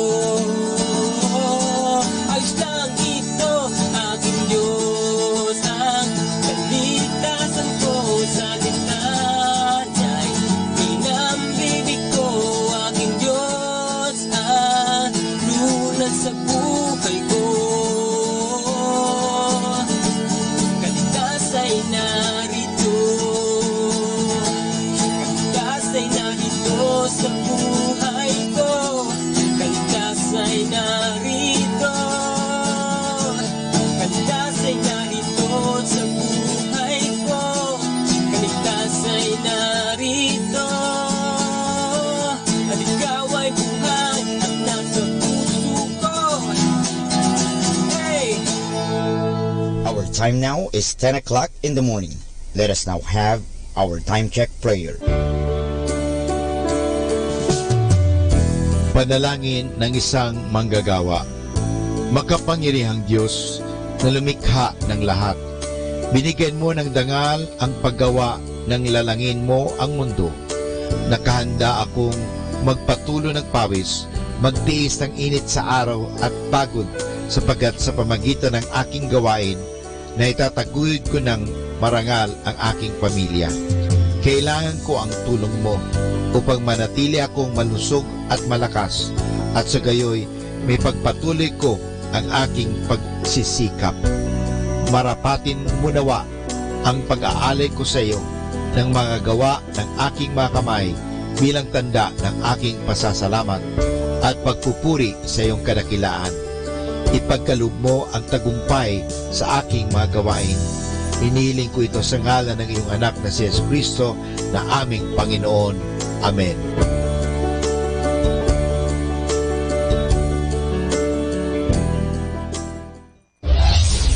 This is Manawag Dominican Broadcasting Incorporated, a religious, non-commercial radio station. 10 years of evangelizing the airwaves, sharing God's blessings, live masses on air, playing religious music and prayers, May kasama ka, si Jesus, si Maria at kami. Our positive thought for this hour. The first to apologize is the bravest. The first to forgive is the strongest. And the first to forget is the happiest. More than ever, we need Catholic radio station like Manawag Dominican Radio FM. Ako po si Bo Sanchez ng Kerygma. Binabati ko po ang lahat ng nakikinig. May kasama ka, si Jesus, si Maria, at kami.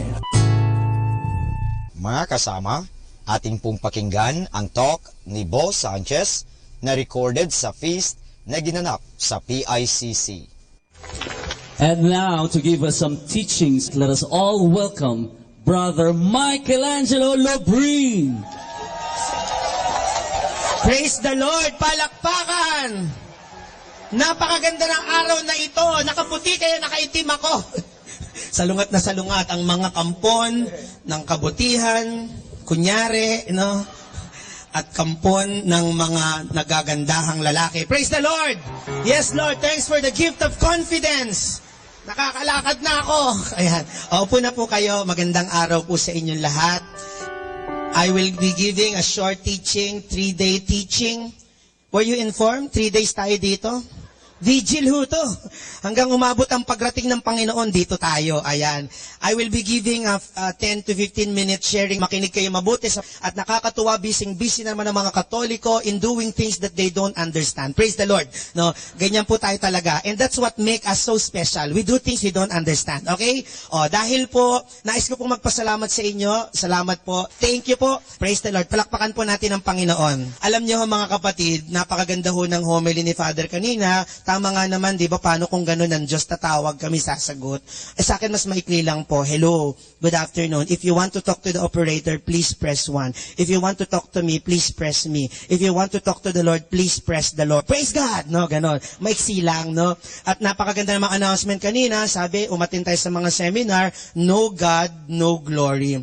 No pain, no gain. No ID, no entry. Galing, Lahat to ng mga taong chismosa nagpapahinga na naman, lahat ng mga salbahe nakikipagbate, lahat ng mga plastic nagiging totoo na naman. Nakakalungkot kasing isipin na minsan kailangan pa mag-antay ng mga panahong ganito para bumalik ka sa wisyo mo. Tingnan mo yung katabi mo. Tingnan mo. Di ba yung mukha niya, yung ugali niya, mahuhulaan mo na eh. No? Ito na naman ang panahon na kung saan bumabait ang lahat ng mga tao. And I think this is a season that we really need to prepare because this would give us a perspective of what and how we are to prepare the season. Wow, English, nosebleed. Okay. Una-una po, we have to understand the etymological term. Saan ba nang galing ba rin salitang Lent? Wag ako tanungin nyo si Pope Benedict. No? Total sila naman nakakaalam. Pero alam ni brother, ang salitang Lent ay hindi talaga original na Lent. It came from 3 names na ginagamit ng simbahan nung unang panahon pa. Kung may issue kayo doon, di kayo makipagdebate sa mga tao nung unang panahon. Ang unang pangalan ay Quadragesima. Pakisabi nga po. Ano yung Quadragesima? Ito ang lugar ng mga kabayo. Quadra, no? De, joke lang. Latin, Quadragesima. Gusto nyo malaman kung ano yung quadra? Tumingin ka sa katabi mo. Tanong mo kung saan siya nakatira. Ayan. Ayan. Aanin mo pa ang damo kung aso na ang kabayo. Ayan. Magagandang mga kasabihan natin, di ba? Ano pa yung makasabihan? Misery repeats itself, and history loves company. Parang baliktad ata. Quadragesima, it's a Latin term which means 40 days. 40 araw. Now, this term connotes, it indicates merely the length of time dedicated to the preparation of the Paschal Triduum. Sabihin nyo salitang Quadragesima, it tells you kung gaano katagal yung season. Gaano katagal? 40. Hawag kayo magdagdag ha. 6 na linggo lang to.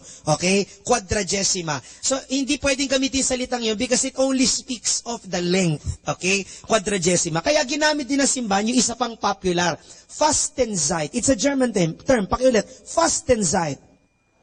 O, di ba? Mukhang German Shepherd na kayo kung magsalita kayo. Fast and sight. Nandun yung salitang fasting. Ano sinasabi nun? That this is a time of fasting and period of abstinence. No? Sabi, ito yung panahon na nagtitika tayo. Tumitigil tayo sa mga ordinaryong ginagawa. Hindi tayo kumakain ng karne, di ba? Bilang disiplina. But you will realize that fasting during the... Pasensya na kayo, mabilis ako magsalita. 15 minutes lang pinagsasalita. 3 years kong inaral to. Okay? Kaya pag nahimatay ako dito, please lang, pakibuhat ako. No? May lakad pa kami sa Davao mamaya. Uy, pagdasal niyo yung Feast Davao anniversary nila ngayon. Palakpakan natin sila. Pupunta kami doon, masisira rin ang buhay nila maya-maya. Okay, now, ang fasting po sa Lent ay hindi lang po sa bibig. You will understand also that there is what we call the fasting of the ears. Kaya mawawala na yung alleluia. At mawawala na rin yung bell. Bakit? Nanakaw na naman. Usually nananakaw yan eh. Kaya nga dapat yung mga bell sa simbahan may tali, parang ballpen sa SSS. Hindi mo madala sa kasabangko. Sayang, no? Yan. Fasting of the ears. Meron din namang fasting of the eyes. Kaya nakita niyo yung mga rebulto pag Good Friday o Holy Thursday, tinatakpan. Fasting of the eyes. May kaibigan akong pare, si Father Eric Santos, yung nagmisa na nakaraan linggo, mentor ko yon, no? Kaya alam niyo na kung saan ako nagmula sa kanya, no? Tatay ko ho yun. Tinanong ba naman ako, so Michael, dapat takpan ng mga ribulto? Oo, Father, yun ang utos ng liturhiya. Hindi ba pwedeng patalikurin ko na lang? Sabi ko, antaray naman ng mga ribulto mo, nang iirap, no? Hindi pwedeng talikod, takpan. Fasting of the eyes. Now, you will see that all the senses are being fast. Why? Kasi ito rin yung mga nagtutulak sa yung magkasala. Sa mga oras na naningismis ka, di mo malalaman no, pag Katolikong Kristyanin chismosa, may opening prayer pa yan bago pa man chismis. In the name of the Father, the Son, Lord, tulungan mo kami sa paninira na sasagot chisang chismosa. In Jesus' name, no? Ganyan yung mga yan, no? O, papahinga yan. Kasi ito rin yung mga senses na nagtuturo sa ating magkasala. So, fast and sight. Hindi rin yung term na yon ay hindi masyado nagtagal because it only speaks of what you do in the season. No? You just fast. So ginamit yung pinaka-common, which is Lent. It came from the Old English word lengthen. Can you repeat? Lengthen. Pasensya na kayo, I sound Australian because I am... Alam niyo ba si Brother Michael, I half Australian? I'm half human and kangaroo. Yeah. Lengthen. Okay. Now, if you know Quadragesima, Fast and Sign, and Lent, it will give you already a superficial meaning of Lent. What is that? Lenten season is namely a time of fasting and penance, fast and sight, which occurs in springtime, Lent.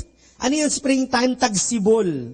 Humarap ka sa katabi mo. Tingnan mo pimples niyan, tagsibol din, di ba? Yung talagang di mo alam mo kung pimple yan o tao yan, no? Which occurs in springtime and lasts for 40 days quadragesima. Okay, nasa pang-unang taon na tayo nang natapos kong pag-aaral. O, mabilis lang to. Now, ano ang panahon ng Lent? It is a period of 40 days before Easter. Remember that Lenten season is Ash Wednesday and ends inclusive of Holy Thursday Last Supper. Pag nakatapos niyo na pong simbahan yung Holy Thursday Last Supper, hindi na po Lenten season ang tawag doon. Ang tawag na doon, Paschal Triduum. Pakiulit nga po. It is a 3-day preparation before Easter. Kaya mahalaga po yung Holy Thursday, Good Friday, at Black Saturday. Bakit? You consider these 3 days only one celebration. Kaya huwag kayong magtataka na after ng final blessing ng Holy Thursday, wala nang final blessing sa susunod na araw. Kailan na ang final blessing? Sa Easter Vigil na. Kaya pag nagsimba ka Huwebes at di ka nagsimba ng Biyernes, tapos nagsimba ka ulit ng Sabado, bungi yun. Kailangan makumpleto mo yung tatlo. Kasi ano nangyari sa inyo? Sisimba kayo Huwebes, mag-outing na kayo ng Friday, Saturday. Magsiswimming na kayo, malunod na talaga kayo. Grabe, di ba? Mamamatay ang Panginoon. Ikaw, Yung Panginoon nakahandusay doon, ikaw nagagaganyan ka, kapal ang mukha mo. Talaga malunod na kayo. Nakakainis eh. Kayo kaya ipako. Magpalit kayo, kami lalangoy, kayo ipako. Ha, pwede ba? Ito yung panahon hindi ng ekskarsion, magdasal kayo, bakit? Harap ka sa katabi mo. Sabi mo sa katabi mo, kasi makasalanan ka. Yun na nga lang ang hinihiling sa inyo ng Diyos eh, tumahimik ka na lang. Sinabi ba niya, ipako nga kita? Hindi eh. Diba? Kaya nga nung nagpunta ako sa Batangas, yun ang may pinakamagandang istasyon ng cruise na meron po yung sinakulo, yung inuwi. Nakakaiyak po talaga kasi pag nakita yung Kristo doon, talaga on diet yun, taon-taon, hindi siya pwedeng tumaba. Kasi nga, ang pangit kung malusog yung Kristong nakapako, diba? Sabihin, hindi pa. Kaya kita niyo si Kristo bago nagpapako, nagpunta pa sa hardin, nagpababa ng kinain. Kasi mahirap naman, diba? Mami, magsuka siya doon, diba? Oh, wag niyo hanapin sa Biblia yan. Sarili kong interpretation yan. I have my own Bibles, Ayan, no? Ito, nagpunta ako doon, nakakaiyak kasi pati yung nagsasalita sa Batangas, maiiyak ka dahil ang galing mag-motivate. Nung pumunta ako na nakaraan taon, Diyos ko, na-late ako. Ang traffic naman kasi parang piyesta ng traffic. Pagdating ko, nakapako na yung Kristo. Sabi ko, nakakainit, napangit naman. Hindi ko na, tapos nakita ko yung Kristo talaga maawa ka. Nagpapapako, tapos puro sugat, namimilipit. Tapos sabi nung announcer, tingnan nyo ang Panginoon. Namamatay para sa iyo. Yung mga tao naman, yung mga ganun, pag naiiyak ka na, ako nabagbag yung damdamin ko. Tapos yung Kristo, pag nakita nyo, hirap na hirap, tapos bumubulong. Sabi nung announcer, tingnan nyo. Bumubulong ang Diyos. Bulong ng pag-ibig. Naintriga ako, lumapit ako doon sa Kristo. Pag binubulong nito, sabi niya, pakisabihan nga, bilis-bilisan. Ihing-ihina ako, no? Ihing-ihina pala. Buti na lang hindi naihi. Kung naihi yun, baka sumiga, dali! Tubig ng buhay! Inumin natin! Ayan second book na yan, pinatitikim ko na sa inyo yung ikalawang ihip ng Lap with God Today. Natawa kayo ngayon, bestseller na naman to, in Jesus' name, no? Ayan, dapat magtika tayo. It's a season to prepare for Easter Triduum. Kailan magsisimula? Ash Wednesday. May tinanong ako, ba't ka nagpapalagay ng abo? Wala lang, brother, kasi lahat meron. Ang pangit naman ko, ako lang wala. Totoo naman. Ang corny mo, saan galing? Ang dumi ng ulo mo, ha? Doon sa simbahan, may naglalagay, no?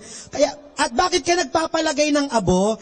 Bakit ka? May tinanong ako, ba't ka nagpapalagay ng abo? Kasi, brother, anting-anting, sira, timang, kahit busang kita, at kumain ka pa ng abo, pag nabunggo ka, mamamatay ka, no? Kaya pala iba sa inyo, pag nagpapalagay, Padre, laki-lakihan mo naman. Bakit? Malaki ba hinulog mo sa koleksyon? Diba? Tanong din niya, ganun, bawian lang. Nagagalit kayo, kasi nga may mga lay minister, pag medyo may edad na, pag naglagay, wala na kang nalagay, kasi nga bago dumating doon, nanginginig na yung kamay, wala na, nalaglag na yung mga abo, no? Kaya dapat pag may pipitikip, gano'n na lang, no?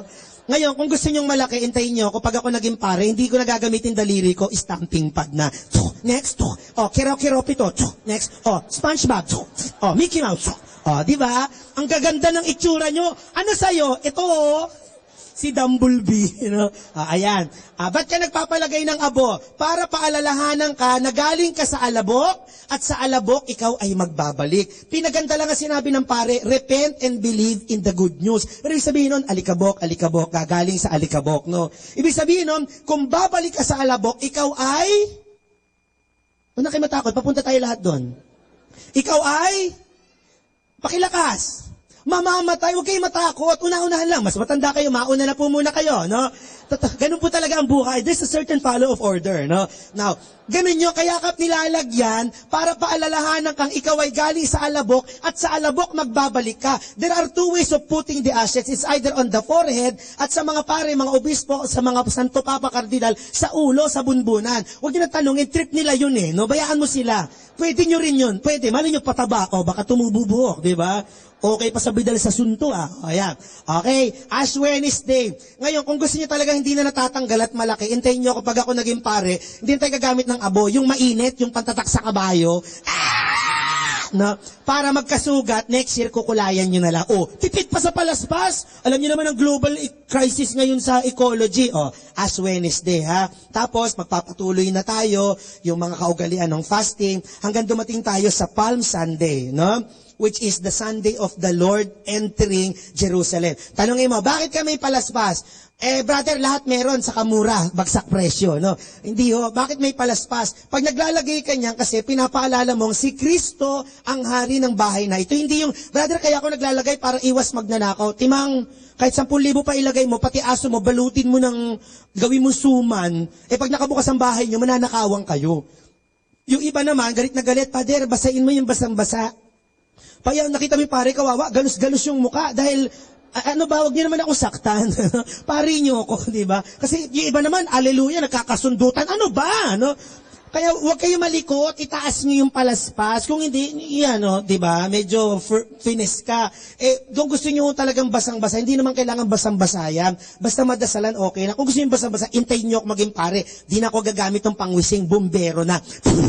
Father, teka muna, Father. Pag-uwi nyo, buto-badho kayo. Pag-uwi nyo, asan yung palaspas? Ito, sampagitan na lang. Ang lakas ng tubig, Ayan. O huwag kayong adik, Ayun naman. After no, papasok na yung Holy Week, no? At yung pinakamahalaga, yung Thursday, yung Friday, at saka yung Easter Vigil. Sa Holy Thursday po, magandang mangyari doon sa umaga, may Christmas. Lahat po ng mga parish priest, ng mga pare, they will go to the cathedral to have a mass with the bishop. Isa lang ang misa sa Holy Thursday, sa cathedral lang. Because that is considered also the anniversary day of all the priests. Kaya mga pari ninyo, regaluhan nyo naman. Father, kain kang crispy pata, good luck, gano'n, no? Pero batiin nyo kasi anniversary nila yon. Yung araw din yung umagang yon, bibindisyonan yung mga oils. Ano yung oil? Baby oil and virgin oil. Hindi.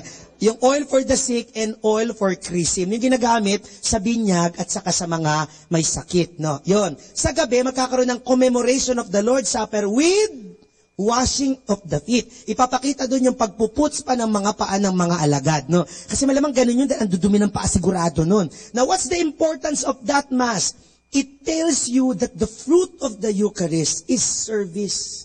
Kung kayo simba na simba, pero ang sama ng ugali nyo, tumingin ka sa katabi mo. Diba? Hindi siya makatingin sa iyo. Dahil hindi kayang magtingin na ng parehong masama ang ugali. Hira, parang magnet. No. Hindi pwedeng magtagpo yan. Pag ikaw simba ka ng simba, pero hindi ka marunong maglingkod, simba ka ng simba, hindi ka marunong magpatawad, ano yun? Para ka lang nag-Star City. Naglaro ka lang.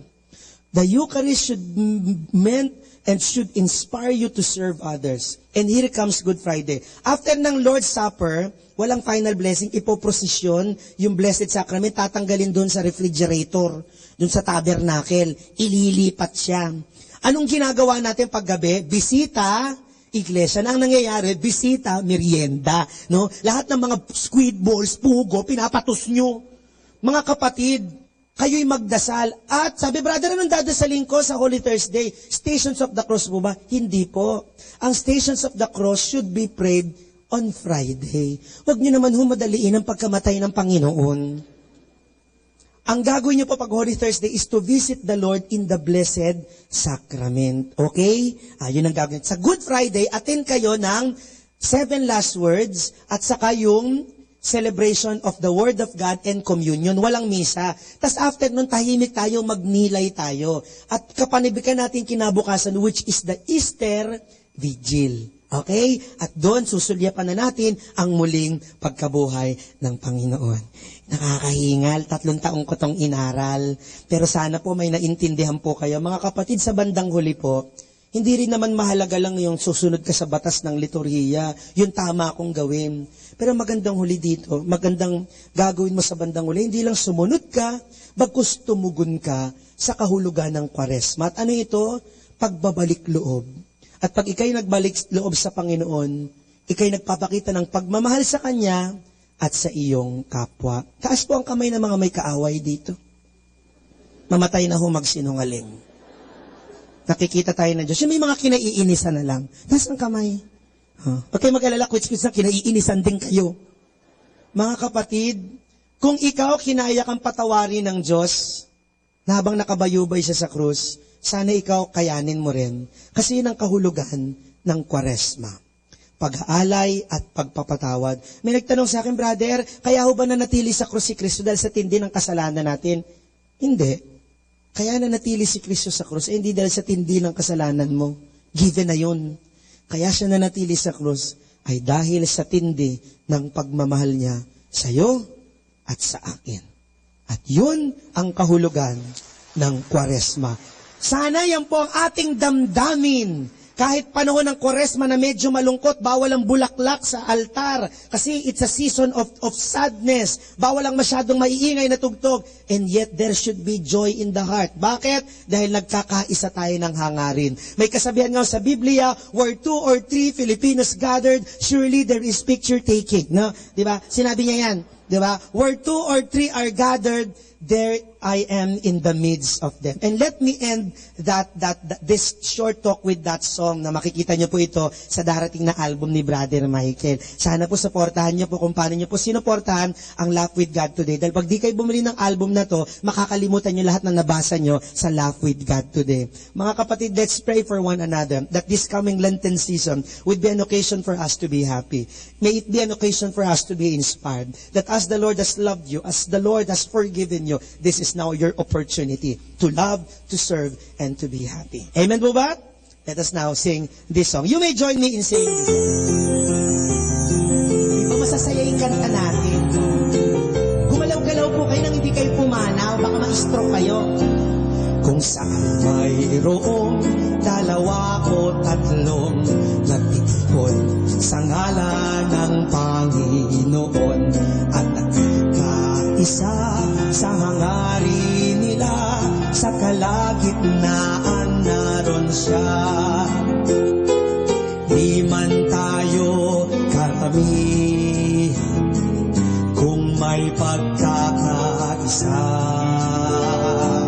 ang ating kapangyarihan manggagaling sa Kanya. Tayo po, kung saan mayroong dalawa o tatlong natitipon sa ngalan ng Panginoon at nagkakaisa sa hangarin nila, sa kalagitnaan naroon. Ang ganda ng buwas natin pag pinaghalo-halo, parang Kwaresma na. Siyang sa ating nangungun, siyang nasa ating tabi, sa ating pakikibaka, siya ang laging kakampi. Tayo po, kung saan mayroong dalawa o tatlong natitipon sa ngalan ng Panginoon at nagkakaisa sa hangarin nila, sa kalagitnaan naroon. Ang lamig ng boses ko, no? Parang aircon. Ang ating tinutulan ay tututulan ng Diyos. Ang ating ipinaglalaban at ang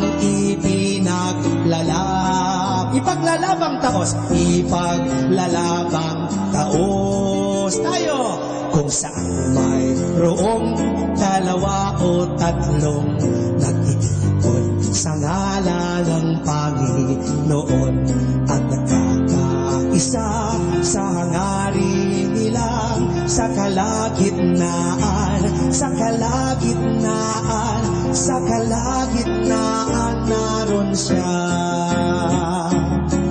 Brothers and sisters, Lent is about forgiveness. Lent is about loving. May we embrace the real meaning of Lent as we embrace the symbols and meaning of them. And if we will be able to do that, I promise you, you will remain happy always, and you will always laugh with God today. God bless you, brothers and sisters.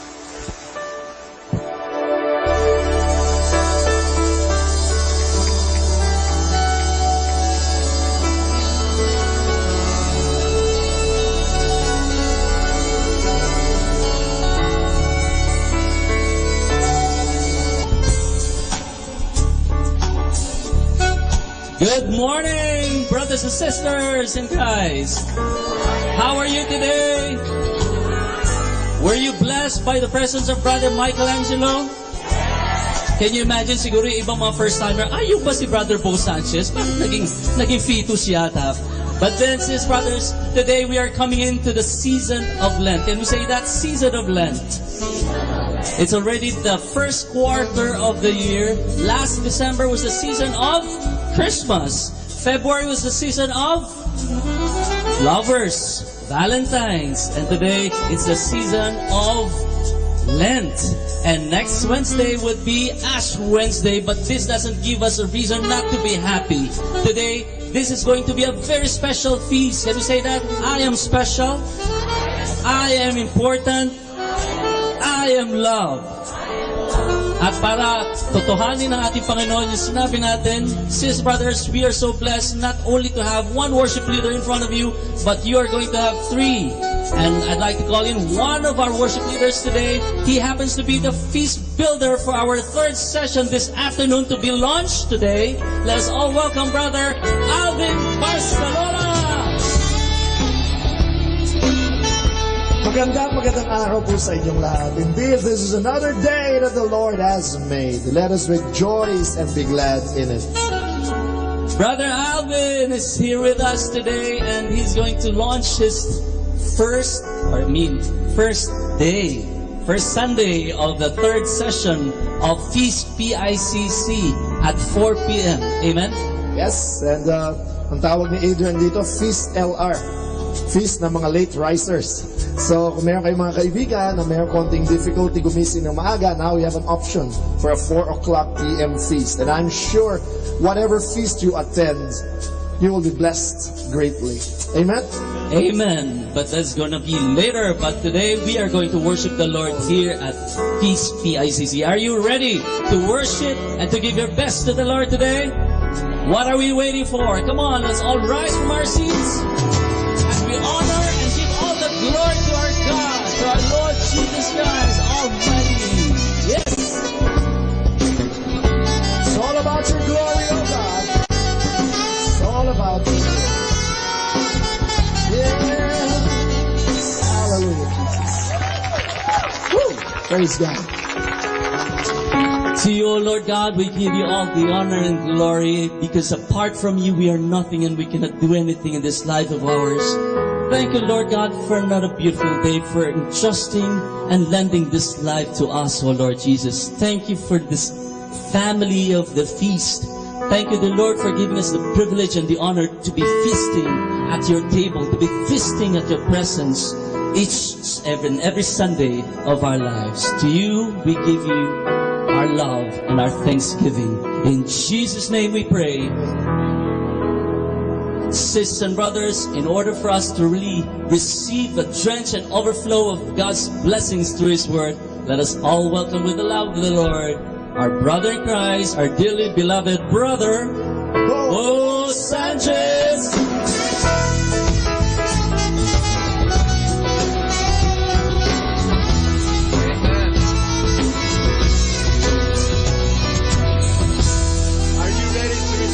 Abundance of God today? I want you to shake the hand of someone beside you, or give that person a big hug and tell that person, darating na ang blessing mo.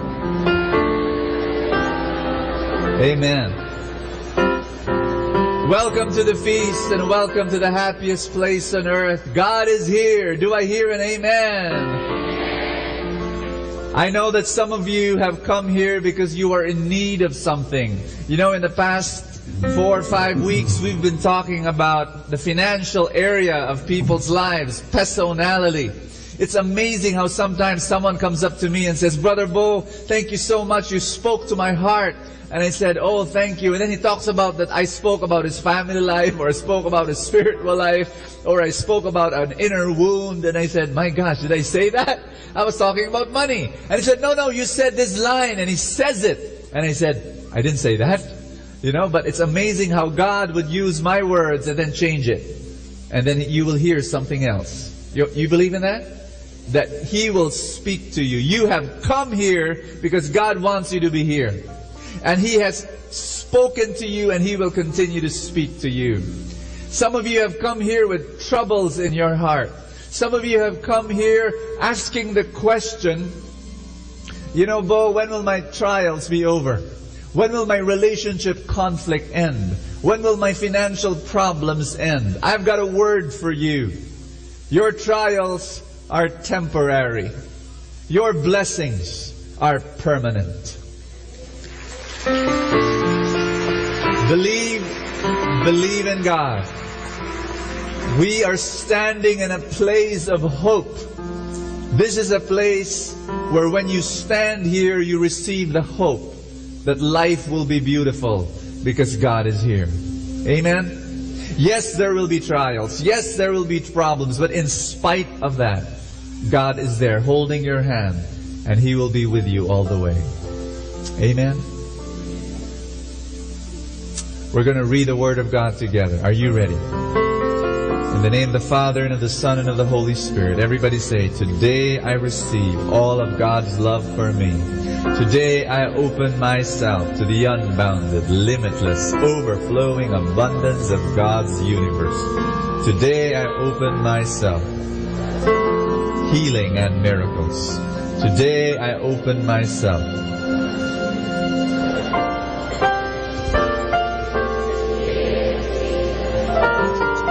I'm God's servant. I'm God's powerful champion. And because I am blessed, I am blessing the world. Amen. Thy word is a lamp unto my feet and a light unto my path. I'm going to be reading passages that I already shared with you in this whole month. Just to review. Say review. Why? Because we need to hear it again. We need to hear all the scripture verses that we heard this whole month. Is that okay? There was this guy, he came to the office with his ears bandaged, both of them bandaged. And the office mate said, "What happened to you?" And he said, "Oh, I was ironing." And then the phone rang. And I answered with the iron. And the office mate said, "You're crazy, you're nuts, you're foolish." But wait a minute, why 2 ears? "Oh, I had to call the doctor." You didn't get it, never mind. In other words, the man did not learn. I want you to learn. And that's why we have to repeat reading the Word. The key verse of the whole series of personality is Luke 16 verse 11. And it says, are you ready? "If then you have not been faithful in handling worldly wealth, how can you be trusted with true wealth?" You know, money is not just money. When you handle money, you reveal who you are. You reveal your character. And that's why we're interested. And that's why God is interested in how you handle money. Talk number 1 is make 100%. Everybody say make 100%. And our big message is this. Tell someone beside you, earn as much as you can. Love as much as you can. In Proverbs chapter 22 verse 29, what does it say? It says here, "Do you see a man skilled in his work? He will stand before kings. He will not stand before obscure men." You've got to develop your gift so much so that you will be able to stand before kings. Amen. In talk number 2, we spoke about how to magnify your 10%. And our message is, do not cheat yourself from the rewards of tithing. Do I hear an amen? In Malachi, we read that. "I ask you, is it right for a person to cheat God? Of course not, yet you are cheating me. How, you ask? In the matter of tithes and offerings. A curse is on all of you because the whole nation is cheating me." And then it says here, "Bring the full amount of your tithes to the temple so that there will be plenty of food there. Put me to the test, and you will see that I will open the windows of heaven and pour out on you the abundance of all kinds of good things." Can you just tell someone beside you again, don't cheat yourself from the rewards of tithing. And talk number 3, we talked about multiply your 20%. That 20% of your income you're supposed to invest. And our message there is that you are to plant in the spring, hopefully to avoid begging in the fall. You remember that talk? Tell someone beside you, plant in the spring, please. So you will not beg in the fall. And then finally, last Sunday, we shared to you talk number 4 on manage your 70%. And our message is enjoy the financial blessings God's way. Amen. And we quoted 1 Timothy chapter 6 verse 6. And it says, what does it say? "But godliness actually is a means of great gain, when accompanied by contentment. Can you touch someone beside you and say, be content? Be content with what you own. Do not be content with what you earn. That's very different. Earn as much as you can, because you're not only thinking of yourself. Amen? But we balance that off, being content, with Ecclesiastes. Remember our verse from Ecclesiastes? What does it say? If God gives a man wealth and property and lets us enjoy them, we should be grateful and enjoy what we have worked for. It is a gift from God. Amen? Tell someone beside you, enjoy ka naman. I want you to put your hands over your chest. Let's pray together. Father in heaven, I know you have brought me here for the purpose of speaking to me and changing my life and blessing me. And I ask you, lift me up, bless me more. In Jesus' name, amen. Thy word is a lamp unto my feet and a light unto my path. Give the Lord a big hand and love Him today. Worship you, Father. Glorify your name. Let's be seated, everybody. Touch someone beside you. Tell that person, God will speak to you today. I am only the second preacher you will hear today. There's going to be a third one, and I want you to welcome our builder for the 4 p.m. session. He's going to share from his heart to you. You're going to be very, very blessed. Please welcome Alvin Barcelona.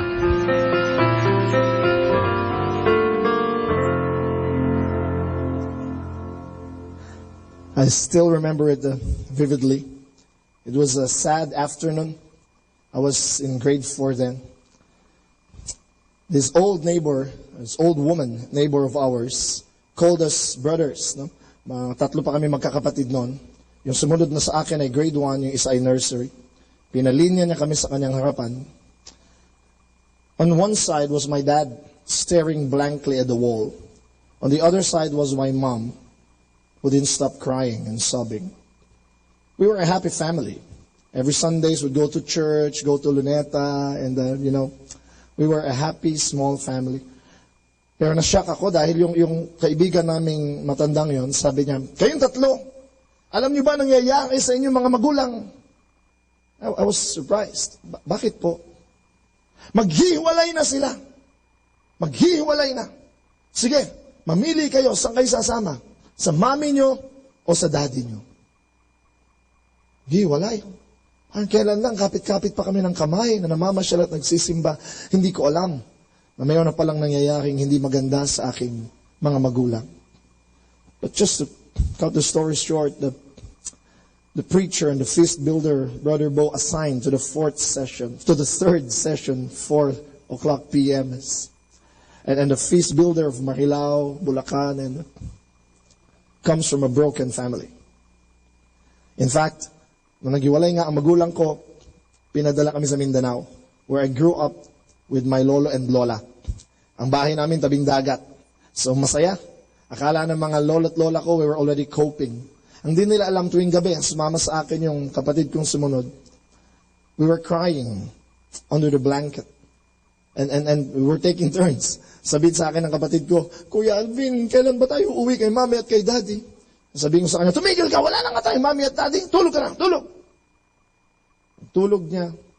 Pagtulog na siya, ako na ulit ang iiyak. Nga pala, wala na kaming mami at daddy. Nakakatawa na lang pagtapos na, no?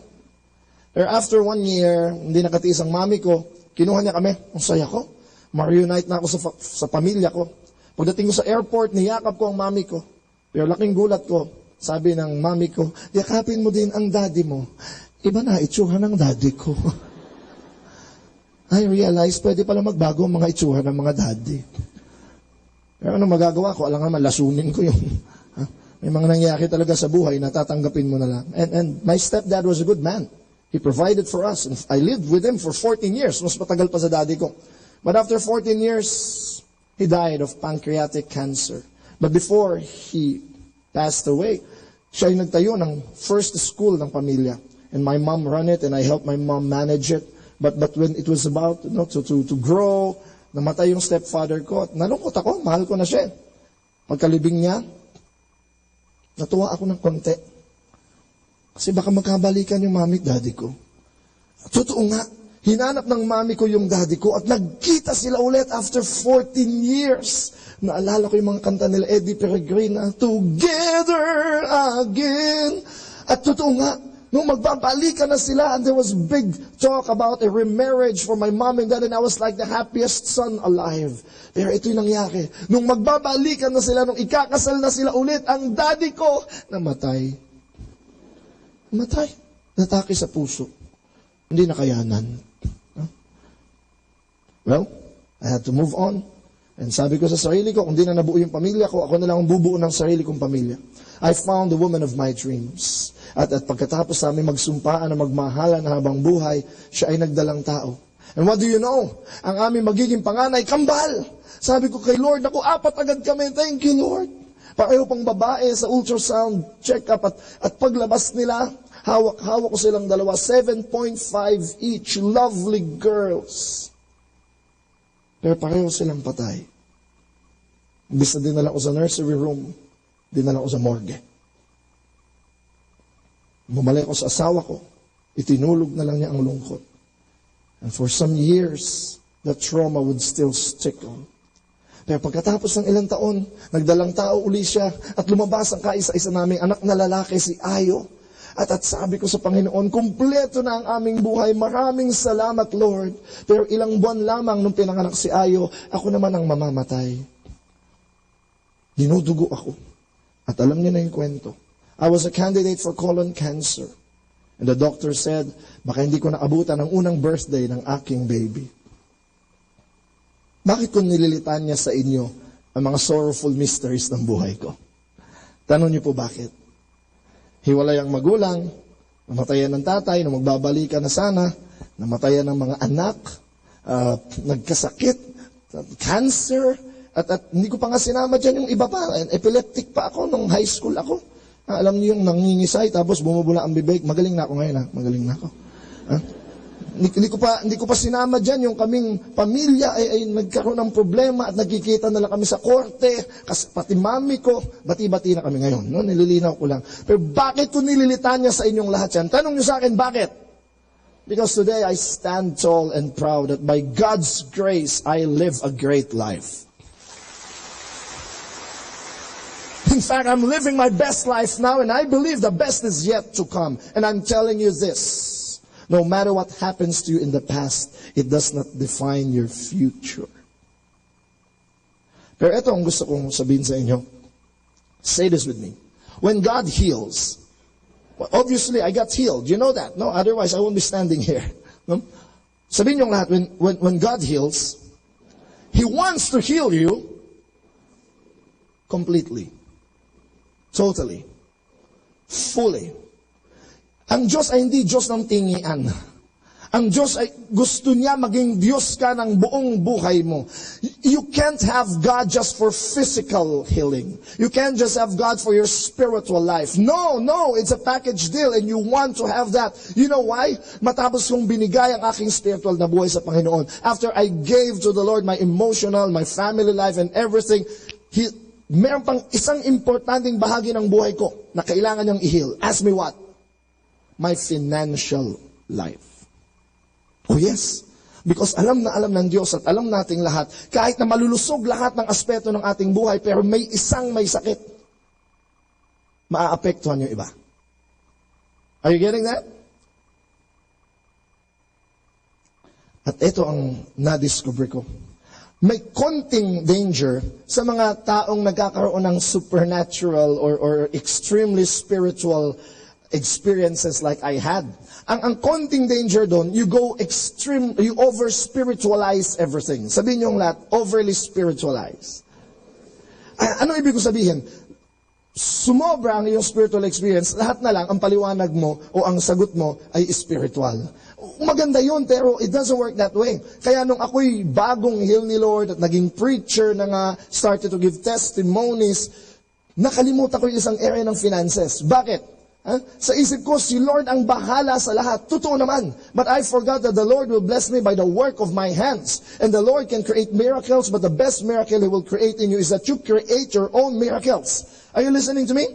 Kaya minsan, ang taas sa atang spiritualidad ko, pero puputulan na kami ng kuryente. Kaya sabihin ng asawa ko, love, wala na tayong kuryente. Ang sagot ko, hindi bale, si Jesus ang liwanag ng ating buhay. Love, wala na tayong pamalengke. Si Jesus ang tinapay na mula sa langit.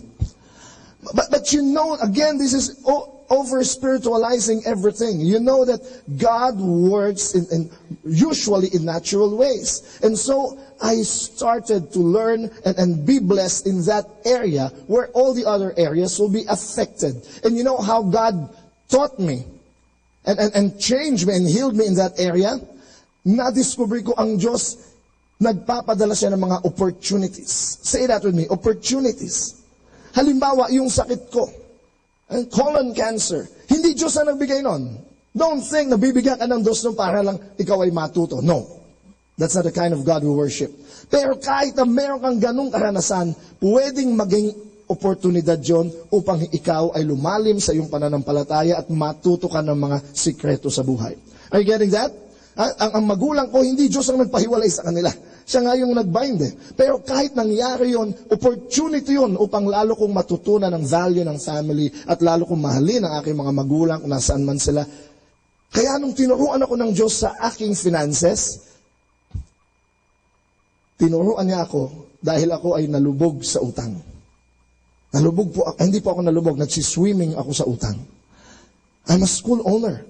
But I would realize later on that, you know, I have a bachelor's degree under my belt, and I even had 3 postgraduate courses in the top schools in the country. But I discovered a diploma doesn't guarantee that you become financially literate.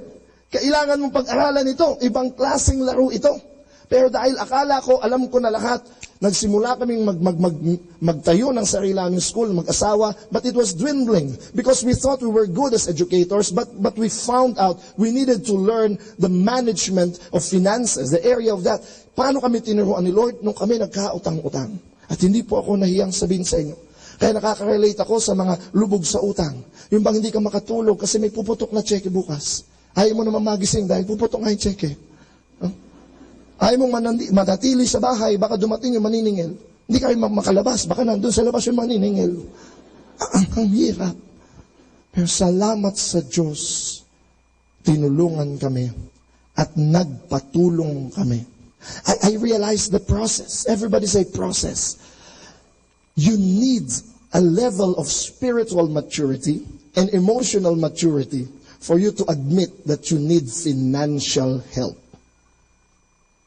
Mahirap po kasi na ikaw ay mukhang mayaman, tapos sasabihin mo ngayon wala kang pera, at sasabihin mo tulungan mo ako. That requires some humility. Kaya nga sabi ko sa'yo, after the spiritual foundation, after the emotional foundation, hinahanda ka na ni Lord sa financial blessing. Kasi delikado pag financial blessing agad nang wala ka ng mga foundations na yon. Are you following, brothers and sisters? Tumakbo kami. Humingi kami ng tulong sa mga financial mentors and financial coaches, and I'm gonna invite you to do the same. Magpatulong kayo sa mga taong tutulungan kayo sa inyong financial life. At it's not easy. There was a time na buwan-buwan nag-report ako ng aming expenses mula sa panonood namin ng sine, sa pagpapagupit, sa binili namin. Pero nilunok ko ang aking pride para matulungan ako at maturuan ako. And thank God for these financial mentors. They just didn't give us fish. They taught us how to fish. Fast forward, brothers and sisters. In fact, hindi fast forward. After so many years, you should know that it's a process. Hindi minamadali. After so many years, yung maliit na eskwelahan na simulan naming mag-asawa sa 2 bahay na pinagdikit, ngayon ay 4-story building na. With hundreds of students. And after some years, nag-branch out siya ng isa pang eskwelahan na meron na ding hundreds of students. At ngayong taong ito, matatapos kami ng unang taon ng aming pangatlong paaralan, a 4-story building, 35 classroom building on a 6,000 square meter area along North Luzon Expressway. But I'm telling you, it was a process. It was a journey of maturity. At kung meron man akong natutunan sa journey na ito, ay yung natututunan natin dito sa talk. Because God wants your joy to be complete, maging totoo. Kaya nung binibiyayaan na kami ng mga bagay na ito, itinanim niya sa aming puso, it's about people, not things. It's about people, not properties. Kaya itong huling property na in-offer sa amin, worth millions, staggering. No, it was a building and a lot. Sabi ko, I don't need the building anymore. What would I do with that? I don't need the land anymore. No, I don't need properties. Pero ang nakita ko ay mga tao. I've seen in my mind students coming and being blessed by the Lord and being introduced to the Lord. And I saw employees, teachers, janitors, and then the office workers, and canteen concessionaires. And I saw tricycle drivers around and jeepney services around. You know, when you create a business, especially a school, it creates a mini economy. And I'm going to tell you this, when you fulfill your dreams, you fulfill other people's dreams too. Kaya umuo ako doon dahil hindi bagay ang nakita ko. Ang nakita ko, mga tao na madadamay sa pangarap na ito.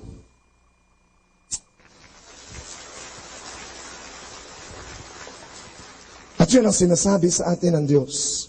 Kung gusto mong maging lubos ang iyong kaligayahan, ang iyong tagumpay, idamay mo ang iba. Yes, it's lonely at the top if you're alone. But if you bring in people with you, it's gonna be one big party.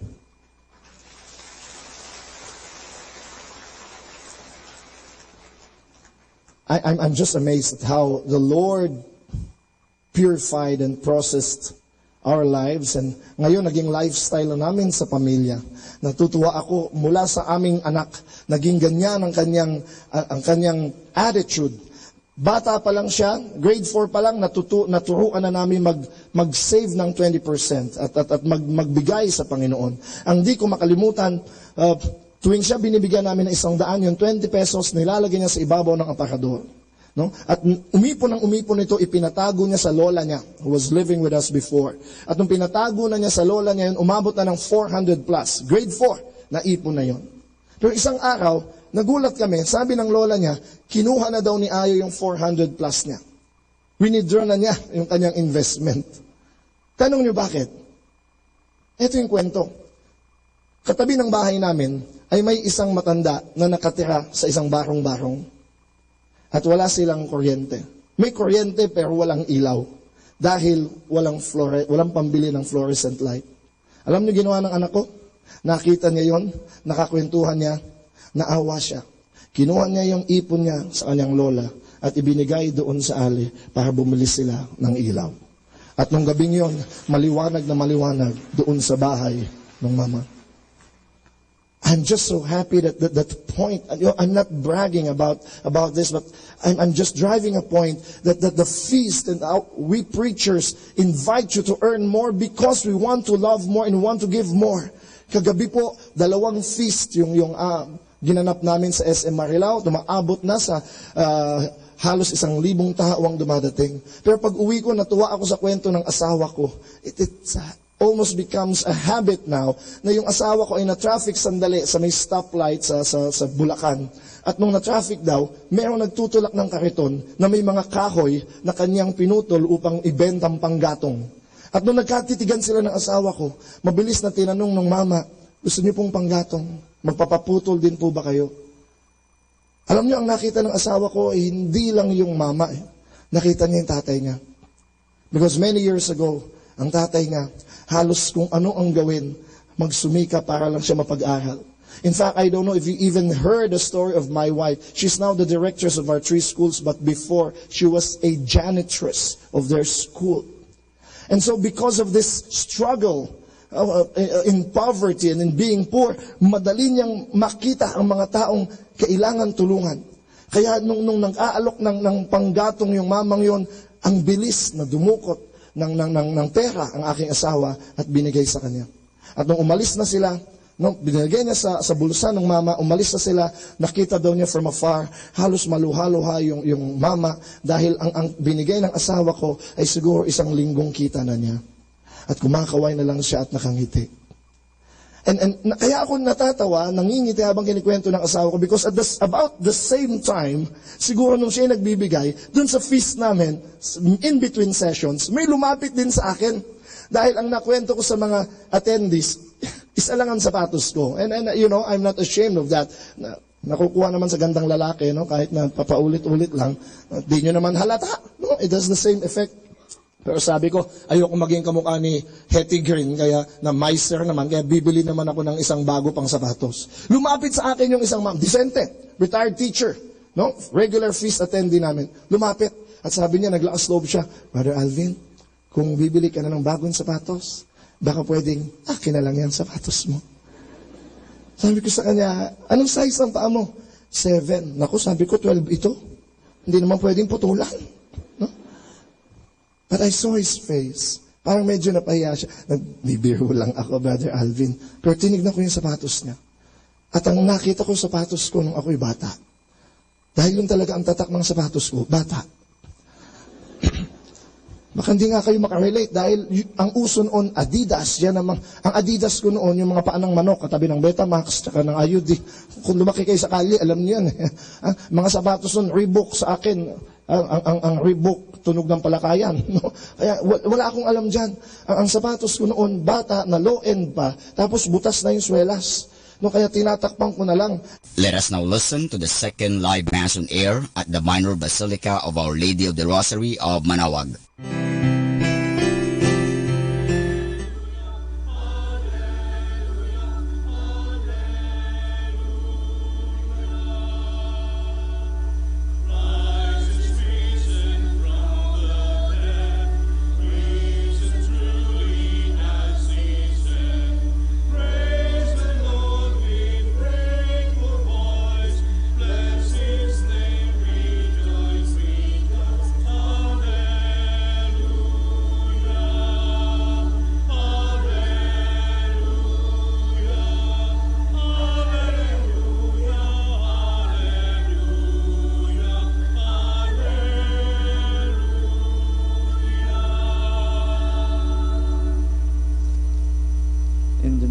Father, and of the Son, and of the Holy Spirit.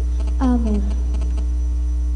The grace of our Lord Jesus Christ, and the love of God, and the communion of the Holy Spirit be with you all. And with your spirit. Magandang umaga po sa inyong lahat, and welcome to the Basilica of Our Lady of the Holy Rosary of Manaoag. Batiin po natin ang isa't isa ng Happy Easter. Happy Easter po.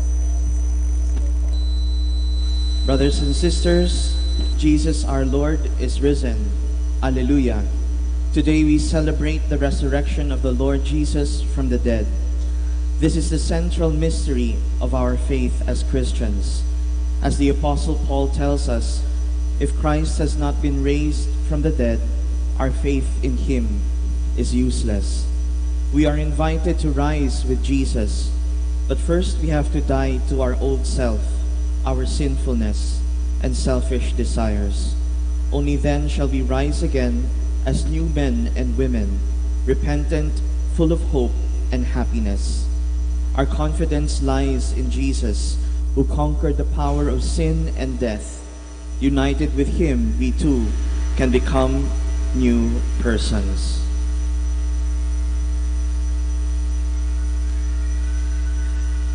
Glory to God in the highest. Glory to God in the highest, and on earth peace to people of good will. We praise you, we bless you, we adore you, we glorify you. We give you thanks for your great glory, Lord God.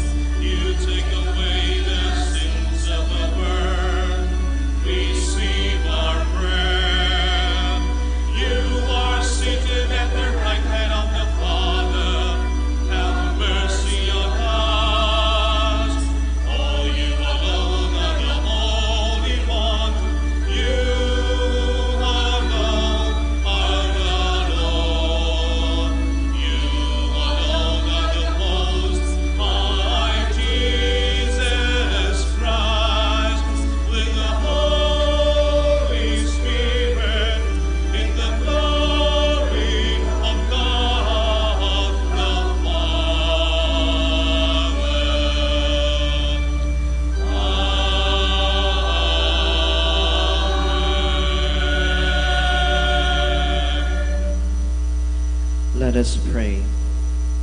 O God, who on this day, through your only begotten Son, have conquered death and unlocked for us the path to eternity, grant, we pray, that we who keep the solemnity of the Lord's resurrection may, through the renewal wrought by your Spirit, rise up in the light of life. Through our Lord Jesus Christ, your Son, who lives and reigns with you in the unity of the Holy Spirit, one God, forever and ever. Amen. Please be seated. The resurrection of Jesus is the heart of the earliest Christian kerygma, which is the public announcement of God's salvation through Jesus' victory over death. A reading from the Acts of the Apostles. Peter proceeded to speak and said, "You know what has happened all over Judea, beginning in Galilee after the baptism that John preached, how God anointed Jesus of Nazareth with the Holy Spirit and power. He went about doing good and healing all those oppressed by the devil, for God was with him. We are witnesses of all that he did, both in the country of Jews and in Jerusalem. They put him to death by hanging him on a tree. This man God raised on the third day and granted that he be visible, not to all the people, but to us, the witnesses chosen by God in advance, who ate and drank with him after he rose from the dead. He commissioned us to preach to the people and testify that he is the one appointed by God as judge of the living and the dead.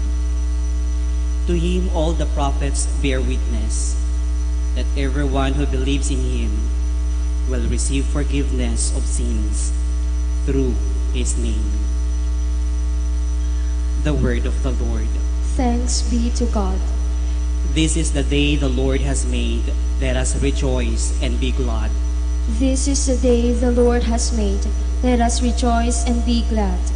Give thanks to the Lord, for he is good, for his mercy endures forever. Let the house of Israel say, his mercy endures forever.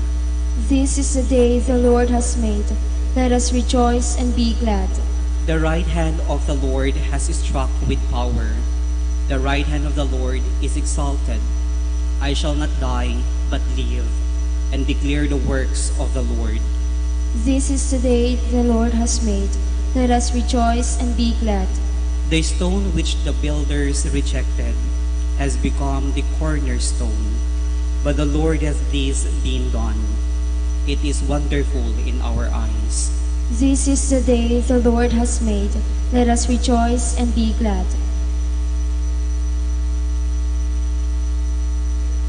The resurrection challenges the Christian to die to his corrupt and wicked ways, and to rise as a new person, sincere and faithful.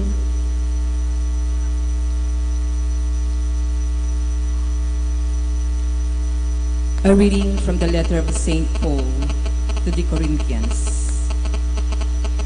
Brothers and sisters, do you know that a little yeast leavens all the dough? Clear out the old yeast, so that you may become a fresh batch of dough, inasmuch as you are unleavened. For our Paschal Lamb, Christ, has been sacrificed.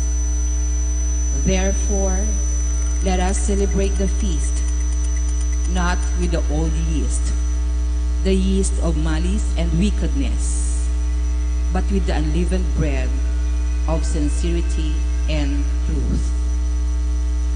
The word of the Lord. Thanks be to God. Please Christians, stand. to the Paschal victim, offer your thankful praises. A lamb the sheep redeems, Christ, who only is sinless, reconciles sinners to the Father. Death and life have contended in the combat stupendous. The Prince of Life, who died, reigns immortal. Speak, Mary, declaring what you saw. wayfaring, the tomb of Christ who is living, the glory of Jesus' resurrection, bright angels attesting, the shroud and napkin resting. Yes, Christ my hope is a reason. To Galilee he goes before you. Have mercy, Victor King, ever reigning. Amen. Alleluia. Alleluia, alleluia. Christ, our Paschal Lamb, has been sacrificed. Let us then feast with joy in the Lord. Alleluia, alleluia.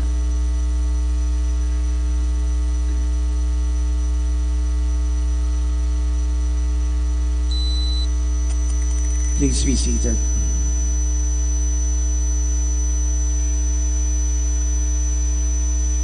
Please stand. The Lord be with you. And with your spirit. A reading from the Holy Gospel according to John. Glory to you, O Lord. On the first day of the week, Mary of Magdala came to the tomb early in the morning while it was still dark, and saw the stone removed from the tomb.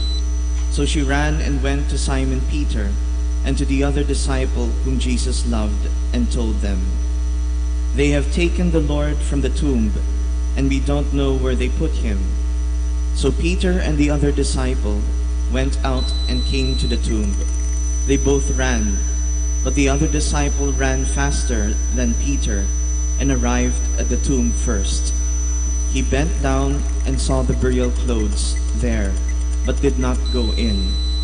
When Simon Peter arrived after him, he went into the tomb and saw the burial clothes there, and the cloth that had covered his head, not with the burial clothes, but rolled up in a separate place. Then the other disciple also went in, the one who had arrived at the tomb first, and he saw and believed, for they did not yet understand the scripture that he had to rise from the dead. The Gospel of the Lord. Praise to you, Lord Jesus Christ. Please be seated. My dear friends, we have an Easter message from the Archdiocese of Lingayen and Dagupan. It is Easter Sunday. We have gone through our Lenten prayers and penances. We have offered acts of charity by helping the poor during the past 40 days of Lent. The core of our Christian faith is not Jesus hanging on the cross. The core of our faith is the empty tomb, the tomb that did not swallow the dead body. Death rose from the tomb in glory. Christ is our glory. The dark tomb is defeated by the light of mercy. Among the apostles, Peter and John were the first to see the empty tomb. Before them, Mary Magdalene was the first mortal to see the empty tomb. Mary Magdalene was the apostle of the apostles, Apostolorum Apostola. She shared the Easter news to the apostles. Among the 12 apostles, Peter, the first pope, was the holder of the keys of authority to bind or to loosen, while John was always called the beloved disciple. In Peter and John, we see the harmony between the power of office and the power of love. The power of office is done with love. The power of love is at the service of unity. In the three characters of Easter, Mary Magdalene, Peter, and John, we see our three missions as Easter people. The mission to proclaim, like Mary Magdalene, the mission to unite under Peter, and the mission to love, like John, the beloved disciple. On May 8th this year, one of the priests of the Archdiocese of Lingayen and Dagupan will be ordained bishop. He is Bishop-elect Fidelis Layog, until now parish priest of Our Lady of Purification Parish in Binmalay. To have a bishop from among our Christian community is a tribute to the maturity of our Catholic faith and the spiritual richness of our Pangasinan clergy. What is a bishop and why is a bishop important? A bishop continues the work of the apostles. The apostles continue the work of the risen Lord. The work of the bishop is like the mission of Peter, John, and Mary Magdalene, our Easter apostles. The mission to proclaim, the mission to unite, and the mission to love. The Lord gave the apostles the mandate, go forth and teach. The bishops teach by words and by example. The bishops must fulfill the mandate, teach and baptize. The bishop cannot teach anything contrary to Christ. The bishop does his duty in unity with the Pope. The bishop is the one who gathers people together. He is the point of unity within the community. He is father and friend to all, including those who do not like him or those who turn against him. Finally, the bishop is called to serve and to love like the Lord. As I have washed your feet, so you also must do. He serves best by sacrificing his personal comforts and safety, even giving up his life in martyrdom for the faith. Easter gives us the same mission, to proclaim, to unite, and to love. The bishops and their flock must be an Easter community together in unity, in love, and in mission. This is the end of the letter from the Archdiocese of Lingayen-Dagupan. And I would just like to add, as an Easter message, that if we truly are children of Easter, we are also children of hope. Alam po natin na after 40 days of reflecting that Christ has suffered and died, treated as a criminal, His passion has shown us His willingness to suffer, His willingness to sacrifice His life for His children. We know that it does not end in suffering and in death, but rather through His faithfulness and through His love and mercy, it ends with Easter. It ends with joy. It ends with triumph. It ends with life. And it ends with hope. Kaya ang tunay na Kristiyano ay isang Kristiyanong puno ng buhay, puno ng saya, puno ng pag-asa. If you believe in the resurrected Christ, if you acknowledge and profess that the God who loves you suffered and died and is now risen for you, we are children of hope. We are children of life. Patunayan ninyo na buhay ang Panginoon sa inyong puso. Patunayan ninyo na walang hihigit sa kapangyarihan, awa at pag-ibig ng Diyos. Nothing can defeat God's love. Nothing can defeat God's mercy. Nothing can defeat God's grace and God's compassion. Kung naniniwala kayo at naramdaman ninyo ang awa, grasya ng Diyos, ang mga milagro ng iyong buhay galing sa Kanyang awa, be children of hope. Ibig sabihin, there is no room to be negative. There is no room to be pessimistic. Christians, children of God, the resurrected children of God, always believe in the power of life, the power of hope.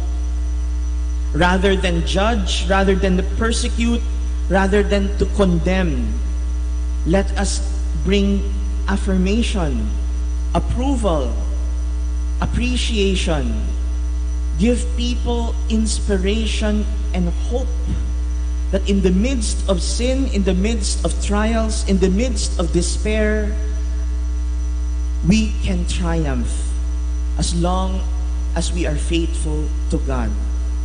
Anumang mangyari, kung tayo ay tapat kay Jesus, kung tayo nagmamahal kay Jesus at sa ating kapwa, we already have life. We are already victorious. Nowadays, in psychology, they have found a way to help employees become better employees. Meron daw silang paraan na appreciation inquiry. Anong ibig sabihin nito? According to psychology, kung gusto mong gumaling ang mga empleyado sa isang kumpanya, do not focus on their weaknesses, their failures, their sins. Inspire them. Let them dream of what will happen if they work hard. Let them see the goodness, the joy, the change if they do their part, if they do their best and become selfless. They work for others and they work for God. Focus on what we can do. Focus on the change that we can give to make the world a better place. At kung tayo nga ay mga anak ng muling pagkabuhay ni Jesus, if we are children of the resurrection, patunayan ninyo this coming election. We already fed up people voting for corrupt officials, people voting not from their heart, but because they were given money. Huwag ninyong ibenta ang future ng ating bayan.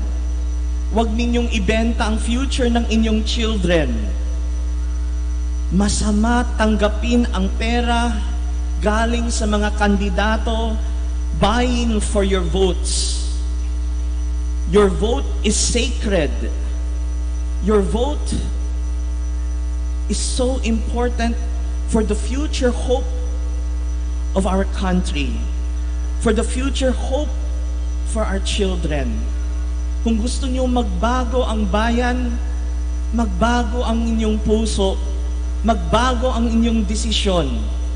It has nothing to do with surveys. It has nothing to do with your relatives.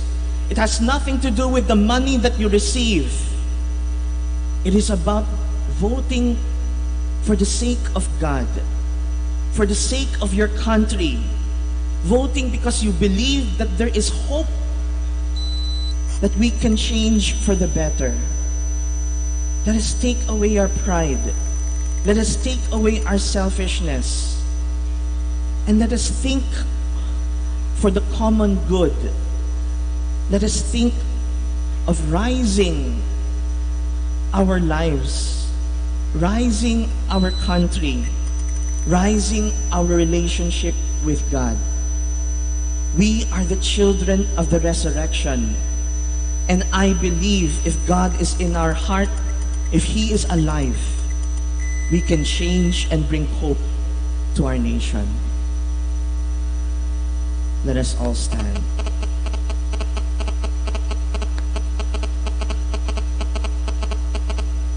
Renewal of baptismal promises. Dear brothers and sisters, through the Paschal mystery, we have been buried with Christ in baptism, so that we may walk with Him in newness of life. And so now that our Lenten observance is concluded, let us renew the promises of the Holy Baptism, by which we once renounced Satan and his works, and promised to serve God in the Holy Catholic Church. Ito na po ang ating pangako o profession na naniniwala tayo sa Diyos na namatay at muling nabuhay para sa atin. Let us renew our faith. Brothers and sisters, please answer I do to all the questions. Brothers and sisters, do you renounce Satan? I do. And all his works? I do. And all his empty show? I do. Do you believe in God the Father Almighty, creator of heaven and earth? I do. Do you believe in Jesus Christ, His only Son, our Lord, who was born of the Virgin Mary, suffered death and was buried, rose again from the dead, and is seated at the right hand of the Father. I do. Do you believe in the Holy Spirit, the Holy Catholic Church, the communion of saints, the forgiveness of sins, the resurrection of the body, and life everlasting? I do. And may Almighty God, the Father of our Lord Jesus Christ, who has given us new birth by water and the Holy Spirit, and bestowed on us forgiveness of our sins, keep us by His grace in Christ Jesus our Lord. Amen. Amen.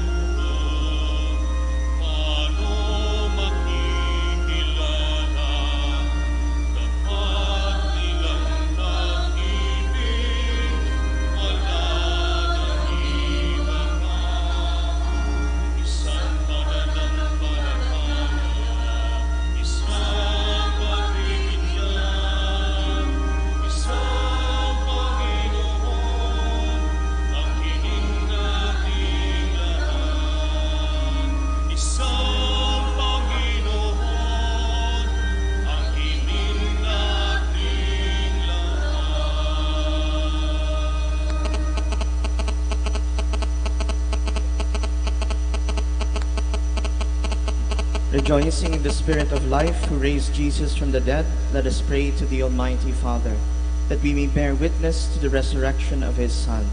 Let us joyfully say, through the resurrection of your Son, hear us. Through the resurrection of your Son, hear us. May the Church always proclaim with joyful hearts Christ's victory to a world living in sin, agony, and fear. We pray. Through the resurrection of your Son, hear us. May ecclesiastical and government leaders carry their belief in the resurrection of Christ to those who are suffering because of terrorism, racial discrimination, extrajudicial killings, and poverty. We pray. Through the resurrection of your Son, hear us. May all baptized believers die to their sins and live up to their dignity as children of God. We pray. Through the resurrection of your Son, hear us. May the light of the risen Christ bless the efforts of those who care for the sick, the elderly, the handicapped, and the depressed. We pray. Through the resurrection of your Son, hear us. May the faithful departed share in Christ's glorious resurrection. We pray. Through the resurrection of your Son, hear us. We now pray for our own personal intentions and for the intentions of this Mass. Father, your Son conquered death. Let our celebration today raise us up and renew our lives. Through Jesus our Lord, who lives and reigns with you forever and ever. Amen. Please be seated.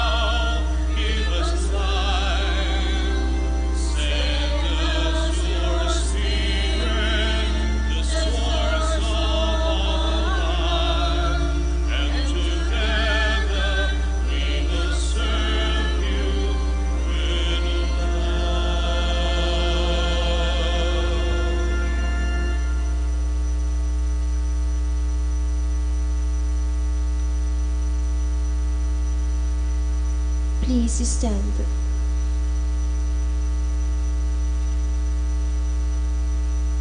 Pray, brethren, that my sacrifice and yours may be acceptable to God, the Almighty Father.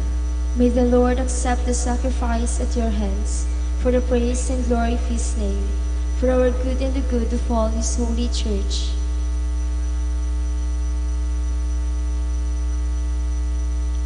O God, exultant with paschal gladness, O Lord, by which your church is wondrously reborn and nourished, through Christ our Lord.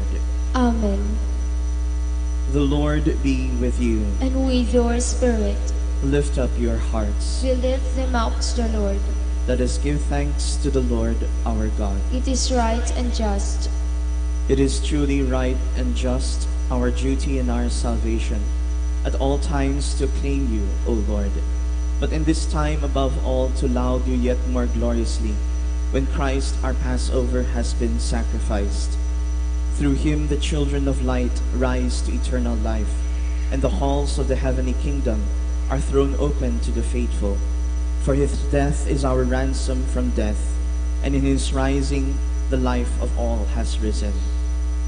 Therefore, overcome with paschal joy, every land, every people exults in your praise, and even the heavenly powers with the angelic hosts sing together the unending hymn of your glory as they acclaim.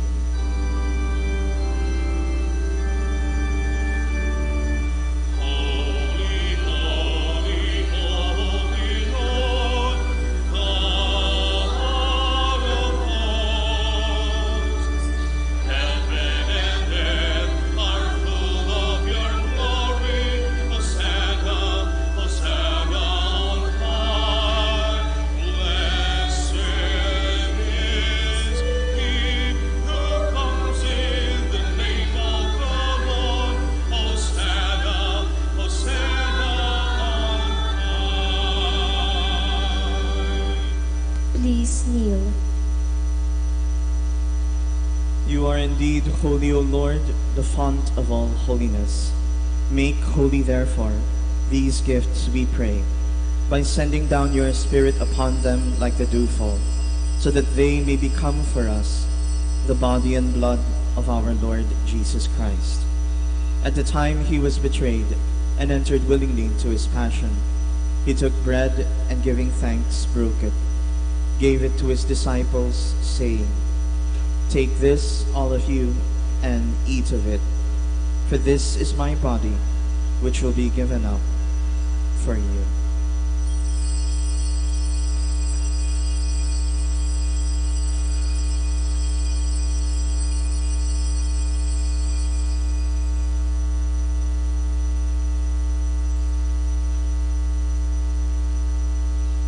In a similar way, when supper was ended, he took the chalice. Once more giving thanks, he gave it to his disciples, saying, "Take this, all of you, and drink from it, for this is the chalice of my blood, the blood of the new and eternal covenant, which will be poured out for you and for many, for the forgiveness of sins. Do this in memory of me."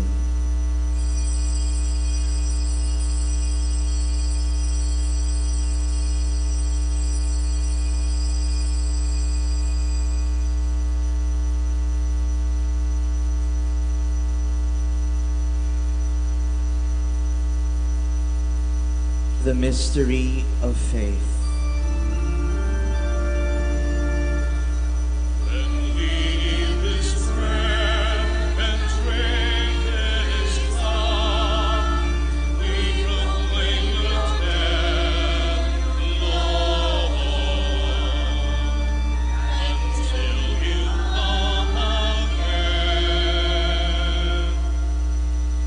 Therefore, as we celebrate the memorial of his death and resurrection, we offer you, Lord, the bread of life and the chalice of salvation, giving thanks that you have held us worthy to be in your presence and minister to you. Humbly we pray that partaking of the body and blood of Christ, we may be gathered into one by the Holy Spirit. Remember, Lord, your church spread throughout the world, and bring her to the fullness of charity, together with Francis our Pope, Socrates our Bishop, and all the clergy. Remember also our brothers and sisters who have fallen asleep in the hope of the resurrection, and all who have died in your mercy. Welcome them into the light of your face. Have mercy on us all, we pray, that with the Blessed Virgin Mary, Mother of God, with Blessed Joseph, her spouse, with the blessed apostles and all the saints who have pleased you throughout the ages, we may merit to be co-heirs to eternal life, and may praise and glorify you through your Son, Jesus Christ. Through him, with him, in him, O God, Almighty Father, in the unity of the Holy Spirit, all glory and honor is yours, forever and ever.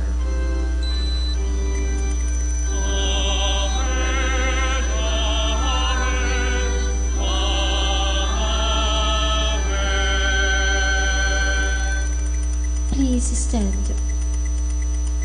At the Savior's command and formed by divine teaching, we dare to say,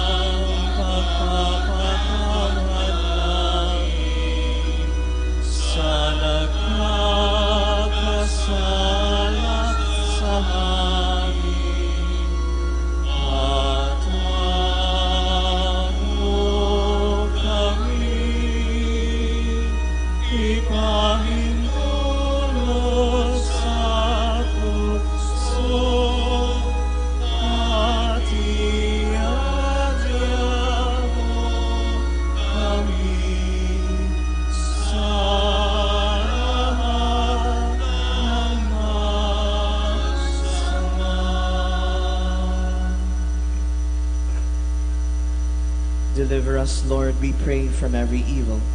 Graciously grant peace in our days, that by the help of your mercy we may be always free from sin and safe from all distress, as we await the blessed hope and the coming of our Savior, Jesus Christ. For the kingdom, the power, and the glory are yours, now and forever. Lord Jesus Christ, who said to your apostles, "Peace I leave you, my peace I give you," look not on our sins, but on the faith of your church, and graciously grant her peace and unity in accordance with your will, who live and reign forever and ever. Amen. The peace of the Lord be with you always. And with your spirit. Let us offer each other the sign of peace.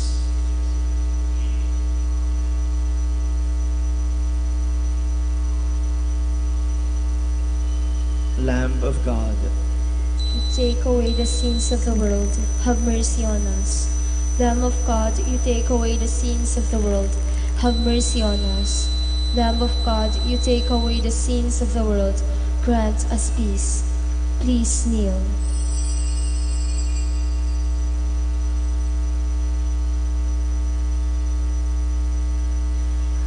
Behold the Lamb of God.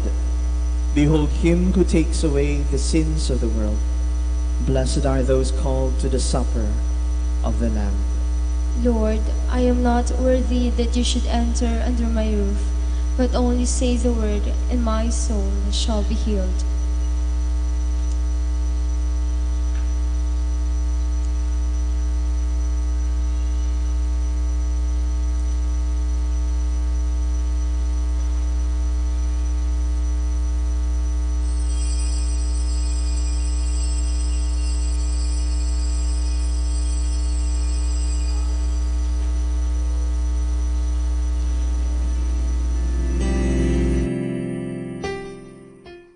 You are listening to the live Mass on air at the Minor Basilica of Our Lady of the Rosary of Manaoag. And the celebrant for this live Mass on air is Reverend Father Charles Moises Barrientos, O.P. Let us pray for the intention of our sick brothers and sisters and to all Filipinos working abroad.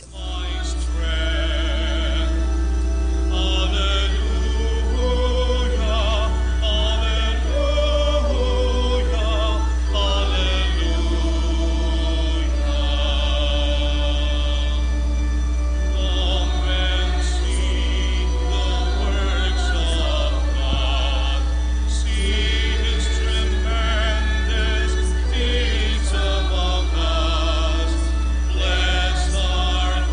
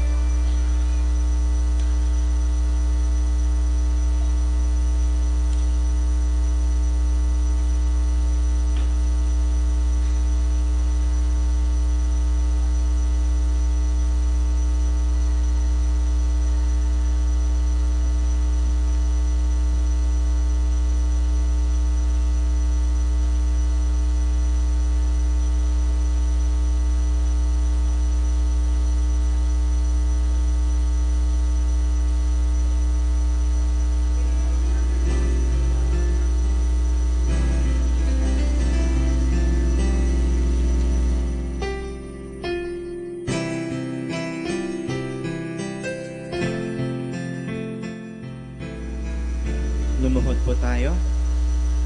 Prayer to Saint Michael the Archangel. Saint Michael the Archangel, defend us in battle. Be our defense against the wickedness and snares of the devil. May God rebuke him, we humbly pray. And do thou, Prince of heavenly hosts, by the power of God, thrust into hell Satan and all the evil spirits who prowl about the world, seeking the ruin of souls. Amen. Please stand. Let us pray. Lord, upon your church, look upon your church, O God, with unfailing love and favor, so that renewed by the paschal mysteries, she may come to the glory of the resurrection through Christ our Lord. Amen. Please be seated for the announcement. The Feast of Our Lady of the Rosary of Manaoag will be on May 8, 2019, third Wednesday of Easter season. Novena Masses will begin on April 29, every hour from 5 o'clock a.m. to 12 noon. There will also be a Novena Mass at 4 o'clock in the afternoon. We invite you to participate in the said Novena Masses. If you wish to sponsor one or several Masses of the said Novena, you may approach the personnel at the religious store at the ground floor or at the museum. Thank you. Please stand.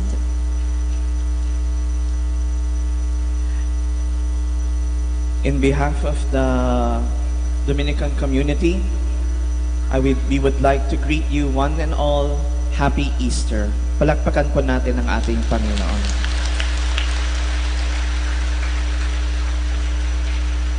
The Lord be with you. And with your spirit. Bow your heads and pray for God's blessing. May God bless you through today's Easter solemnity, and in His compassion defend you from every assault of sin. Amen. May He who restores you to eternal life in the resurrection of His only begotten endow you with the prize of immortality. Amen. Now that the days of the Lord's Passion has drawn to a close, may you who celebrate the gladness of the Paschal Feast come with Christ's help, and exalting in spirit to those feasts that are celebrated in eternal joy. Amen. And may the blessings of the Almighty God, the Father, the Son, and the Holy Spirit come down on you and remain with you forever. Amen. Go forth, the Mass is ended. Alleluia, alleluia. Thanks be to God. Alleluia, alleluia. Maraming salamat po sa pagpunta po ninyo dito sa Our Lady of Manaoag Shrine. Ngayon po magkakaroon po tayo ng blessing of the sick and blessing of religious articles. God Almighty Father, by your blessing you give us strength and support in our frailty. Turn with kindness toward our sick brothers and sisters. Free them from all illness, restore them to good health. Through the intercession of Our Lady of the Holy Rosary of Manaoag, so that in the sure knowledge of your goodness, they will gratefully bless your holy name. We ask this through Christ our Lord. Amen. In the memory of the mysteries of the life, death, and resurrection of our Lord, and in honor of the Blessed Virgin Mary, Mother of Christ, Mother of the Church, Our Lady of Manaoag, may these rosaries and other religious articles be blessed. In the name of the Father, the Son, and the Holy Spirit. Amen.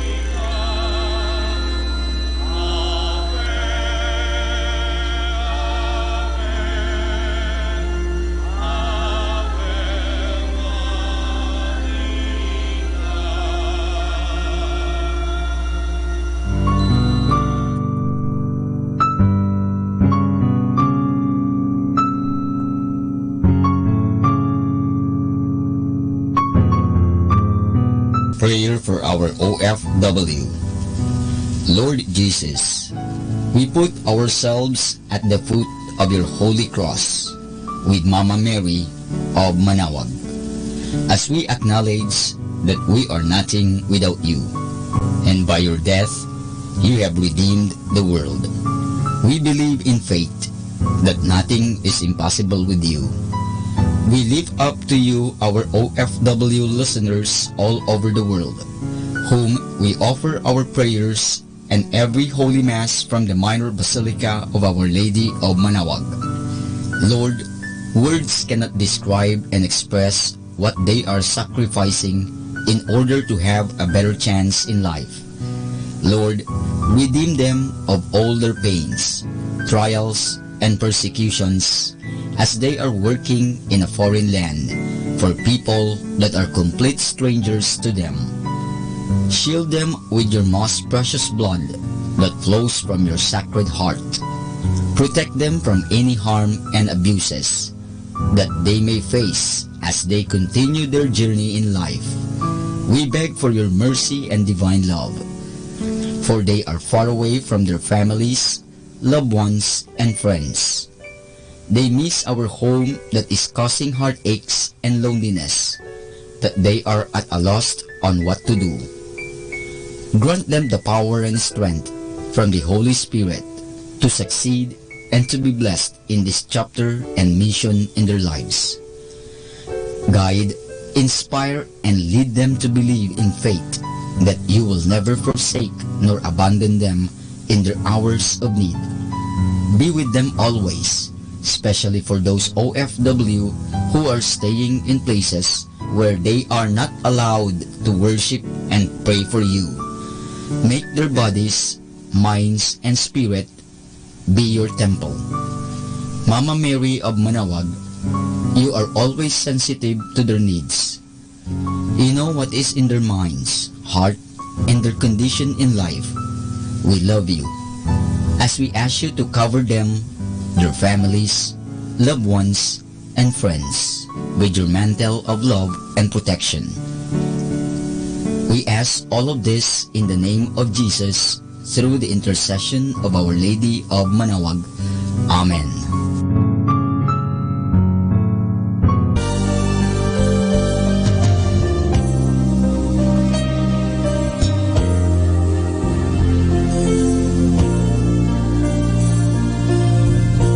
Prayer for priests. O Almighty Eternal God, look upon the face of your Son, and for love of him who is the eternal High Priest, have pity on your priests. Remember, O most compassionate God, that they are but weak and frail human beings. Stir up in them the grace of their vocation, which is in them by the imposition of the bishop's hands. Keep them close to you, lest the enemy prevail against them, so that they may never do anything in the slightest degree unworthy of their sublime vocation. O Jesus, I pray for your faithful and fervent priests, for your unfaithful and tepid priests, for your priests laboring at home or abroad in distant mission fields, for your tempted priests, for the lonely and desolate priests, for your young priests, for your dying priests, for the souls of your priests in purgatory. But above all, I commend to you the priests dearest to me, the priest who baptized me, the priests who absolved me from my sins, the priests at whose masses I assisted, and who gave me your body and blood in Holy Communion, the priests who taught and instructed me, or helped me and encouraged me, the priests to whom I am indebted in any way. Oh, Jesus, keep them all close to your heart and bless them abundantly in time and in eternity. Amen. In the name of the Father, and of the Son, and of the Holy Spirit. Amen.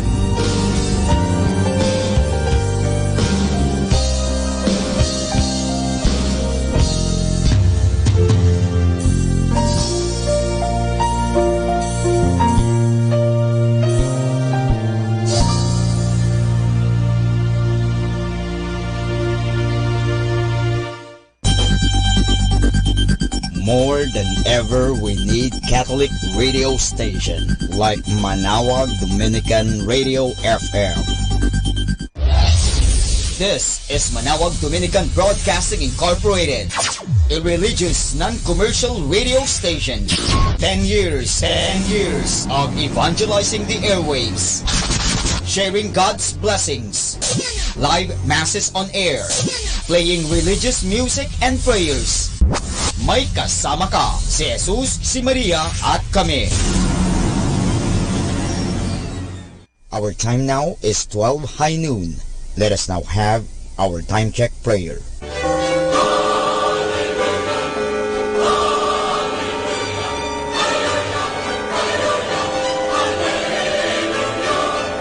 Reyna ng langit, magalak ka, Alleluia. Sapagkat ang minarapat mong dalhin sa iyong sinapupunan, Alleluia, ay nabuhay na mag-uli, gaya ng kaniyang sinabi, Alleluia. Ipanalangin mo kami sa Diyos, Alleluia. Matuwa ka at magalak, O Birhen Maria, Alleluia. Sapagkat tunay na muling nabuhay ang Panginoon, Alleluia. Manalangin tayo. O Diyos, na sa pamamagitan ng muling pagkabuhay ng iyong anak na si Jesucristo ang Panginoon namin, ay minarapat mong paligayahin ang mundo. Hinihiling namin sa iyo na alang-alang sa Birheng Maria na kanyang ina, ay makamta namin ang kaligayahan ng buhay. Sa pamamagitan din ni Kristo ang Panginoon namin. Amen. Luwalhati sa Ama, sa Anak, at sa Espiritu Santo. Kapara noong una, ngayon, at magpasawalang hanggan. Amen.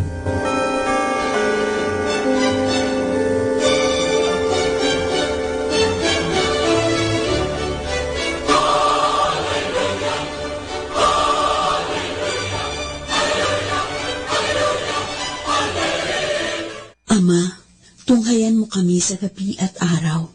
Sa gitna ng mga pagbabago sa buhay, palakasin mo kami at patatagin ng iyong di nagbabagong pagmamahal.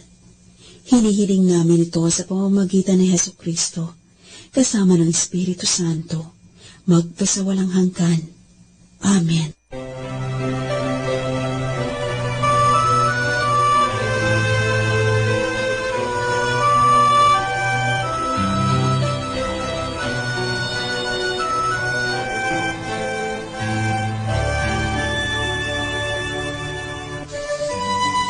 Sa ngalan ng Ama at ng Anak at ng Espiritu Santo. Amen. Sumasampalataya ako sa Diyos Amang makapangyarihan sa lahat na may gawa ng langit at lupa. Sumasampalataya ako kay Jesucristo, iisang anak ng Diyos, Panginoon nating lahat. Nagkatawang tao siya, lalang ng Espiritu Santo, ipinanganak ni Santa Mariang Birhen. Ipinagpakasakit ni Poncio Pilato, ipinako sa krus, namatay, inilibing, nanahog sa kinaroroonan ng mga yumao, nang maikatong araw, nabuhay na mag-uli, umakyat sa langit, naluklok sa kanan ng Diyos Amang makapangyarihan sa lahat. Doon magmumulang paririto at huhukom sa nangabubuhay at nangangamatay na tao. Sumasampalataya naman ako sa Diyos Espiritu Santo, sa banal na Iglesia Katolika, sa kasamahan ng mga banal, sa kapatawaran ng mga kasalanan, sa pagkabuhay na muli ng nangamatay na tao, at sa buhay na walang hanggan. Amen. Ama namin, sumasalangit ka. Sambahin ang ngalan mo. Mapasa amin ang kaharian mo. Sundin ang loob mo dito sa lupa para ng sa langit. Bigyan mo kami ngayon ng aming kakanin sa araw-araw at patawarin mo kami sa aming mga sala para ng pagpapatawad namin sa nagkakasala sa amin. At huwag mo kaming ipahintulot sa tukso at iadya mo kami sa lahat ng masama. Amen. Aba, Ginoong Maria, napupuno ka ng grasya. Ang Panginoong Diyos ay sumasa iyo. Bukod kang pinagpala sa babaeng lahat, at pinagpala naman ang iyong anak na si Jesus. Santa Maria, Ina ng Diyos, ipanalangin mo kaming makasalanan, ngayon at kung kami mamamatay. Amen. Aba, Ginoong Maria, napupuno ka ng grasya. Ang Panginoong Diyos ay sumasa iyo. Bukod kang pinagpala sa babaeng lahat, at pinagpala naman ang iyong anak na si Jesus. Santa Maria, Ina ng Diyos, ipanalangin mo kaming makasalanan, ngayon at kung kami mamamatay. Amen. Aba, Ginoong Maria, napupuno ka ng grasya. Ang Panginoong Diyos ay sumasa iyo. Bukod kang pinagpala sa babaeng lahat, at pinagpala naman ang iyong anak na si Jesus. Santa Maria, Ina ng Diyos, ipanalangin mo kaming makasalanan, ngayon at kung kami mamamatay. Amen. Luwalhati sa Ama at sa Anak at sa Espiritu Santo, kapara noong unang-una, ngayon at magpakailanman, at magpasawalang hanggan. Amen. Mga misteryo sa luwalhati.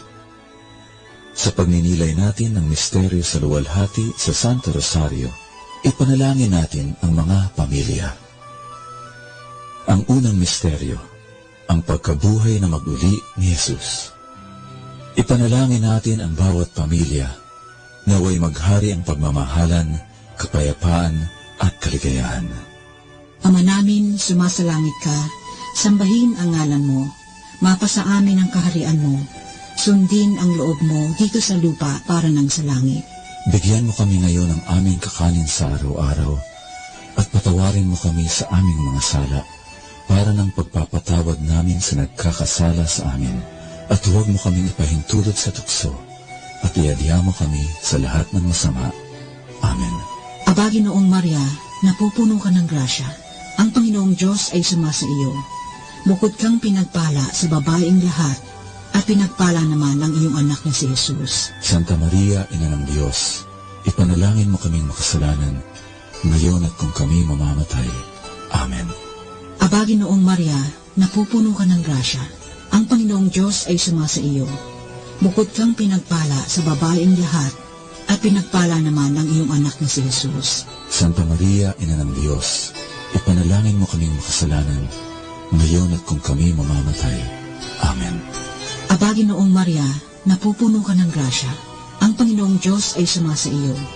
Bukod kang pinagpala sa babaeng lahat, at pinagpala naman ang iyong anak na si Jesus. Santa Maria, Ina ng Diyos, ipanalangin mo kaming makasalanan, ngayon at kung kami mamamatay. Amen. Aba, Ginoong Maria, napupuno ka ng grasya. Ang Panginoong Diyos ay sumasa iyo. Bukod kang pinagpala sa babaeng lahat, at pinagpala naman ang iyong anak na si Jesus. Santa Maria, Ina ng Diyos, ipanalangin mo kaming makasalanan, ngayon at kung kami mamamatay. Amen. Aba, Ginoong Maria, napupuno ka ng grasya. Ang Panginoong Diyos ay sumasa iyo.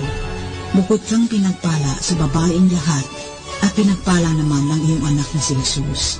Santa Maria, Ina ng Diyos, ipanalangin mo kaming makasalanan, ngayon at kung kami mamamatay. Amen. Aba, Ginoong Maria, napupuno ka ng grasya. Ang Panginoong Diyos ay sumasa iyo. Bukod kang pinagpala sa babaeng lahat, at pinagpala naman ang iyong anak na si Jesus. Santa Maria, Ina ng Diyos, ipanalangin mo kaming makasalanan, ngayon at kung kami mamamatay. Amen. Aba, Ginoong Maria, napupuno ka ng grasya. Ang Panginoong Diyos ay sumasa iyo. Bukod kang pinagpala sa babaeng lahat, at pinagpala naman ang iyong anak na si Jesus. Santa Maria, Ina ng Diyos, ipanalangin mo kaming makasalanan, ngayon at kung kami mamamatay. Amen. Aba, Ginoong Maria, napupuno ka ng grasya. Ang Panginoong Diyos ay sumasa iyo. Bukod kang pinagpala sa babaeng lahat, at pinagpala naman ng iyong anak na si Jesus. Santa Maria, Ina ng Diyos, ipanalangin mo kaming makasalanan, ngayon at kung kami mamamatay. Amen. Aba, Ginoong Maria, napupuno ka ng grasya. Ang Panginoong Diyos ay sumasa iyo.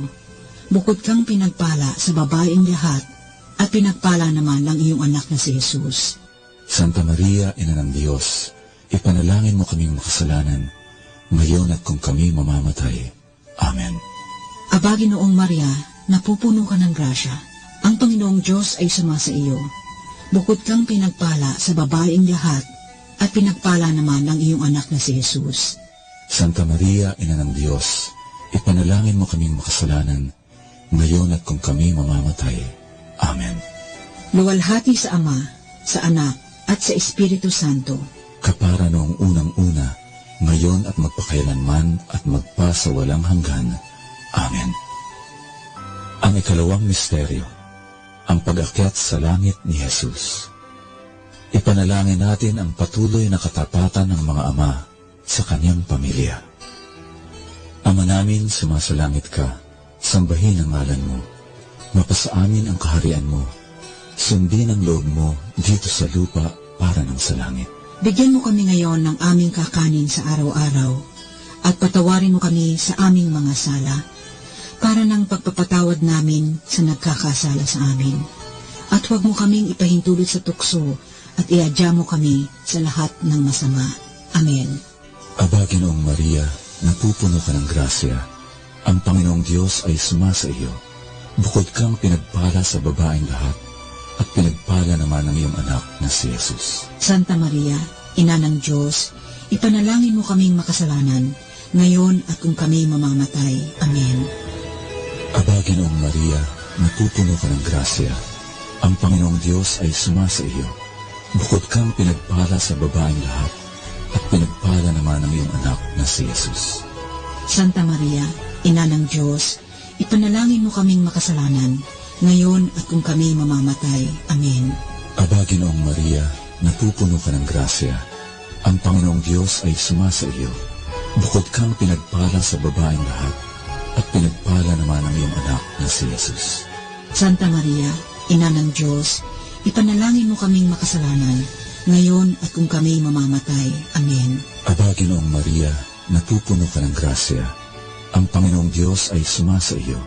Bukod kang pinagpala sa babaeng lahat, at pinagpala naman ng iyong anak na si Jesus. Santa Maria, Ina ng Diyos, ipanalangin mo kaming makasalanan, ngayon at kung kami mamamatay. Amen. Aba, Ginoong Maria, napupuno ka ng grasya. Ang Panginoong Diyos ay sumasa iyo. Bukod kang pinagpala sa babaeng lahat, at pinagpala naman ng iyong anak na si Jesus. Santa Maria, Ina ng Diyos, ipanalangin mo kaming makasalanan, ngayon at kung kami mamamatay. Amen. Aba, Ginoong Maria, napupuno ka ng grasya. Ang Panginoong Diyos ay sumasa iyo. Bukod kang pinagpala sa babaeng lahat, at pinagpala naman ng iyong anak na si Jesus. Santa Maria, Ina ng Diyos, ipanalangin mo kaming makasalanan, ngayon at kung kami mamamatay. Amen. Aba, Ginoong Maria, napupuno ka ng grasya. Ang Panginoong Diyos ay sumasa iyo. Bukod kang pinagpala sa babaeng lahat, at pinagpala naman ng iyong anak na si Jesus. Santa Maria, Ina ng Diyos, ipanalangin mo kaming makasalanan, ngayon at kung kami mamamatay. Amen. Aba, Ginoong Maria, napupuno ka ng grasya. Ang Panginoong Diyos ay sumasa iyo. Bukod kang pinagpala sa babaeng lahat, at pinagpala naman ng iyong anak na si Jesus. Santa Maria, Ina ng Diyos, ipanalangin mo kaming makasalanan, ngayon at kung kami mamamatay. Amen. Aba, Ginoong Maria, napupuno ka ng grasya. Ang Panginoong Diyos ay sumasa iyo. Bukod kang pinagpala sa babaeng lahat, at pinagpala naman ng iyong anak na si Jesus. Santa Maria, Ina ng Diyos, ipanalangin mo kaming makasalanan, ngayon at kung kami mamamatay. Amen. Aba, Ginoong Maria, napupuno ka ng grasya. Ang Panginoong Diyos ay sumasa iyo. Bukod kang pinagpala sa babaeng lahat, at pinagpala naman ng iyong anak na si Jesus. Santa Maria, Ina ng Diyos, ipanalangin mo kaming makasalanan, ngayon at kung kami mamamatay. Amen. luwalhati sa Ama at sa Anak at sa Espiritu Santo, kapara noong unang-una, ngayon at magpakailanman, at magpasawalang hanggan. Amen. Ang ikatlong misteryo, ang pagpanaog ng Espiritu Santo. Ipanalangin natin ang mga ina na nagpupunagi, manatili lamang ang pagkakaisa at pagmamahalan sa kanilang tahanan. Ama namin, sumasalangit ka, sambahin ang ngalan mo, mapasa amin ang kaharian mo, sundin ang loob mo dito sa lupa para nang sa langit. Bigyan mo kami ngayon ng aming kakanin sa araw-araw, at patawarin mo kami sa aming mga sala, para ng pagpapatawad namin sa nagkakasala sa amin, at huwag mo kaming ipahintulot sa tukso, at iadya mo kami sa lahat ng masama. Amen. Aba, Ginoong Maria, napupuno ka ng grasya, ang Panginoong Diyos ay sumasa iyo. Bukod kang pinagpala sa babaeng lahat, at pinagpala naman ng iyong anak na si Jesus. Santa Maria, Ina ng Diyos, ipanalangin mo kaming makasalanan, ngayon at kung kami mamamatay. Amen. Aba, Ginoong Maria, napupuno ka ng grasya, ang Panginoong Diyos ay sumasa iyo. Bukod kang pinagpala sa babaeng lahat, at pinagpala naman ng iyong anak na si Jesus. Santa Maria, Ina ng Diyos, ipanalangin mo kaming makasalanan, ngayon at kung kami mamamatay. Amen. Aba, Ginoong Maria, napupuno ka ng grasya, ang Panginoong Diyos ay sumasa iyo. Bukod kang pinagpala sa babaeng lahat, at pinagpala naman ng iyong anak na si Jesus. Santa Maria, Ina ng Diyos, ipanalangin mo kaming makasalanan, ngayon at kung kami mamamatay. Amen. Aba, Ginoong Maria, napupuno ka ng grasya, ang Panginoong Diyos ay sumasa iyo. Bukod kang pinagpala sa babaeng lahat, at pinagpala naman ng iyong anak na si Jesus. Santa Maria, Ina ng Diyos, ipanalangin mo kaming makasalanan, ngayon at kung kami mamamatay. Amen. Aba, Ginoong Maria, napupuno ka ng grasya, ang Panginoong Diyos ay sumasa iyo. Bukod kang pinagpala sa babaeng lahat, at pinagpala naman ng iyong anak na si Jesus. Santa Maria, Ina ng Diyos, ipanalangin mo kaming makasalanan, ngayon at kung kami mamamatay. Amen. Aba, Ginoong Maria, napupuno ka ng grasya, ang Panginoong Diyos ay sumasa iyo. Bukod kang pinagpala sa babaeng lahat, at pinagpala naman ng iyong anak na si Jesus. Santa Maria, Ina ng Diyos, ipanalangin mo kaming makasalanan, ngayon at kung kami mamamatay. Amen. Aba, Ginoong Maria, napupuno ka ng grasya, ang Panginoong Diyos ay sumasa iyo. Bukod kang pinagpala sa babaeng lahat, at pinagpala naman ng iyong anak na si Jesus. Santa Maria, Ina ng Diyos, ipanalangin mo kaming makasalanan, ngayon at kung kami mamamatay. Amen. Aba, Ginoong Maria, napupuno ka ng grasya, ang Panginoong Diyos ay sumasa iyo. Bukod kang pinagpala sa babaeng lahat, at pinagpala naman ng iyong anak na si Jesus. Santa Maria, Ina ng Diyos, ipanalangin mo kaming makasalanan, ngayon at kung kami mamamatay. Amen. Aba, Ginoong Maria, napupuno ka ng grasya, ang Panginoong Diyos ay sumasa iyo. Bukod kang pinagpala sa babaeng lahat, at pinagpala naman ng iyong anak na si Jesus. Santa Maria, Ina ng Diyos, ipanalangin mo kaming makasalanan, ngayon at kung kami mamamatay. Amen. Aba, Ginoong Maria, napupuno ka ng grasya, ang Panginoong Diyos ay sumasa iyo. Bukod kang pinagpala sa babaeng lahat, at pinagpala naman ng iyong anak na si Jesus. Santa Maria, Ina ng Diyos, ipanalangin mo kaming makasalanan, ngayon at kung kami mamamatay. Amen. Luwalhati sa Ama, sa Anak, at sa Espiritu Santo, kapara noong unang-una, ngayon at magpakailanman at magpasawalang hanggan. Amen. Ang ikaapat na misteryo, ang pag-akyat sa langit ng mahal na Birhen. Ipanalangin natin na lumaking may banal na takot sa Diyos ang mga bata. Ama namin, sumasalangit ka, sambahin ang ngalan mo, mapasa amin ang kaharian mo, sundin ang loob mo dito sa lupa para ng sa langit. Bigyan mo kami ngayon ng aming kakanin sa araw-araw, at patawarin mo kami sa aming mga sala, para ng pagpapatawad namin sa nagkakasala sa amin. At huwag mo kaming ipahintulot sa tukso, at iadya mo kami sa lahat ng masama. Amen. Aba, Ginoong Maria, napupuno ka ng grasya, Ang Panginoong Diyos ay sumasa iyo. Bukod kang pinagpala sa babaeng lahat, at pinagpala naman ang iyong anak na si Jesus. Santa Maria, Ina ng Diyos, ipanalangin mo kaming makasalanan, ngayon at kung kami mamamatay. Amen. Aba, Ginoong Maria, napupuno ka ng grasya. Ang Panginoong Diyos ay sumasa iyo. Bukod kang pinagpala sa babaeng lahat, at pinagpala naman ang iyong anak na si Jesus.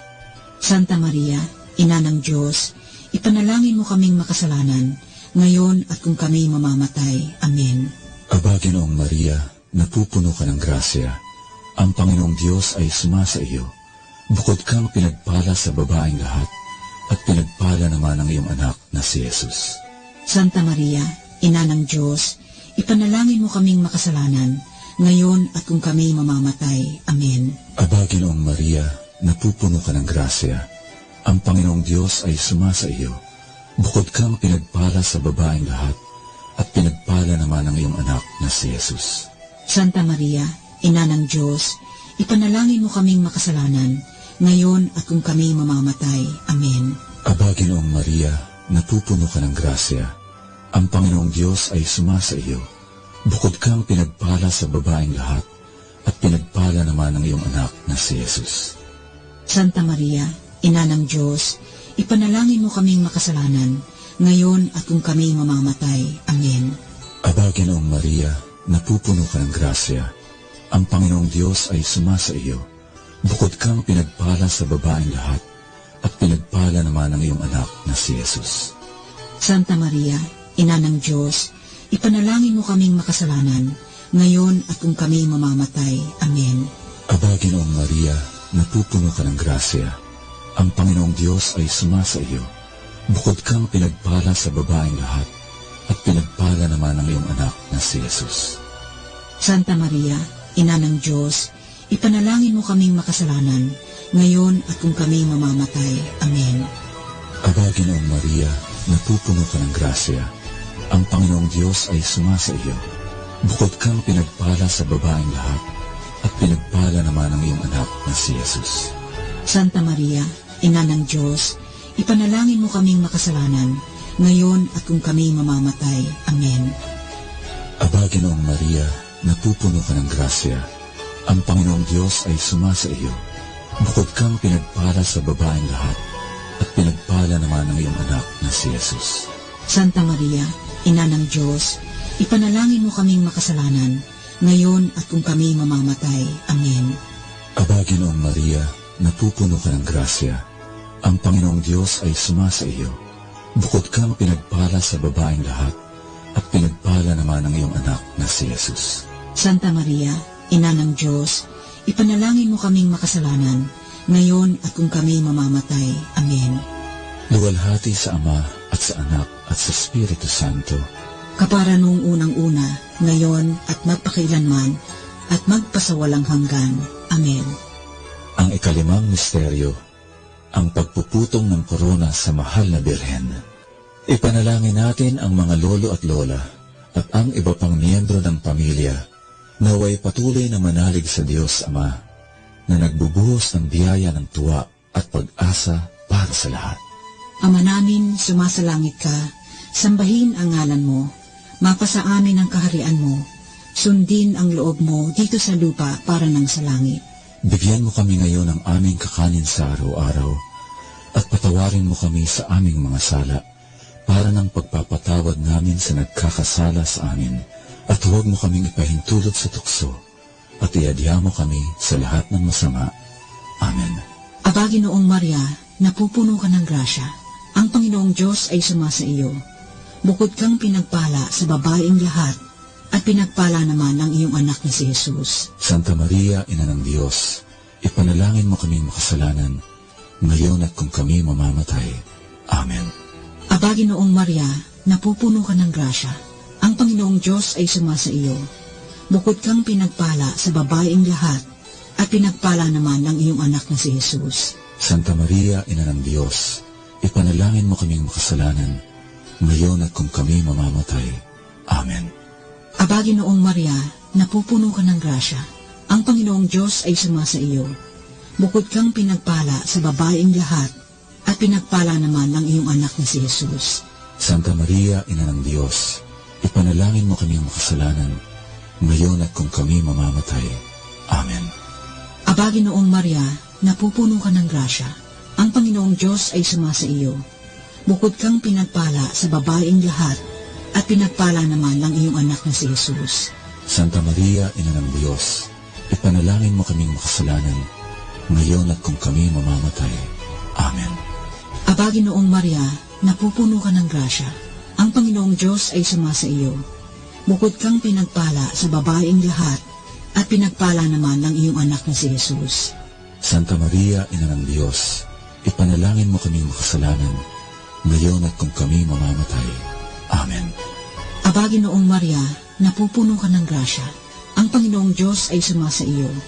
Bukod kang pinagpala sa babaeng lahat, at pinagpala naman ng iyong anak na si Jesus. Santa Maria, Ina ng Diyos, ipanalangin mo kaming makasalanan, ngayon at kung kami mamamatay. Amen. Aba, Ginoong Maria, napupuno ka ng grasya. Ang Panginoong Diyos ay sumasa iyo. Bukod kang pinagpala sa babaeng lahat, at pinagpala naman ng iyong anak na si Jesus. Santa Maria, Ina ng Diyos, ipanalangin mo kaming makasalanan, ngayon at kung kami mamamatay. Amen. Aba, Ginoong Maria, napupuno ka ng grasya. Ang Panginoong Diyos ay sumasa iyo. Bukod kang pinagpala sa babaeng lahat, at pinagpala naman ng iyong anak na si Jesus. Santa Maria, Ina ng Diyos, ipanalangin mo kaming makasalanan, ngayon at kung kami mamamatay. Amen. Aba, Ginoong Maria, napupuno ka ng grasya. Ang Panginoong Diyos ay sumasa iyo. Bukod kang pinagpala sa babaeng lahat, at pinagpala naman ng iyong anak na si Jesus. Santa Maria, Ina ng Diyos, ipanalangin mo kaming makasalanan, ngayon at kung kami mamamatay. Amen.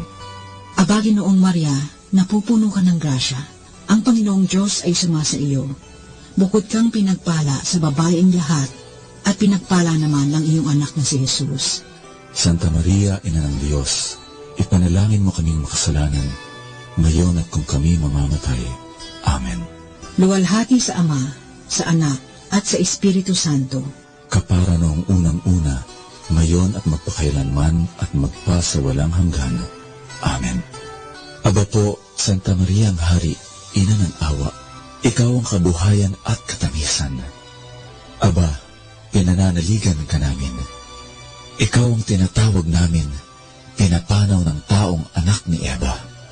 Ikaw rin ang pinagbubuntong hininga namin sa aming pagtangis dini sa lupang bayang kahapis-hapis. Ay, Aba, pintakasi ka namin.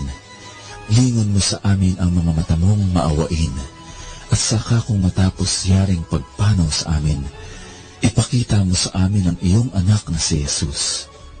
Santa Maria, Ina ng Diyos, maawain, maalam at matamis na Birhen.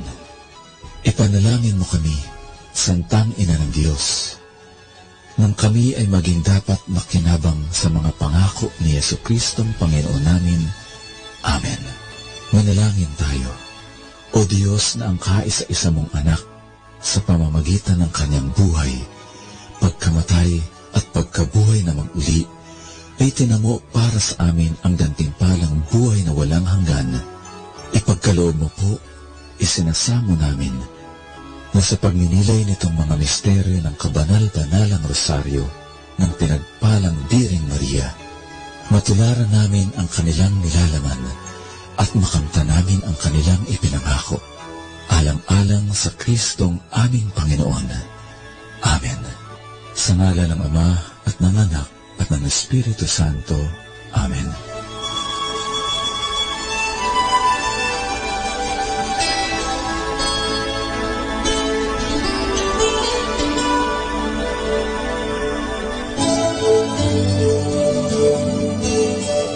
Understanding the Rosary.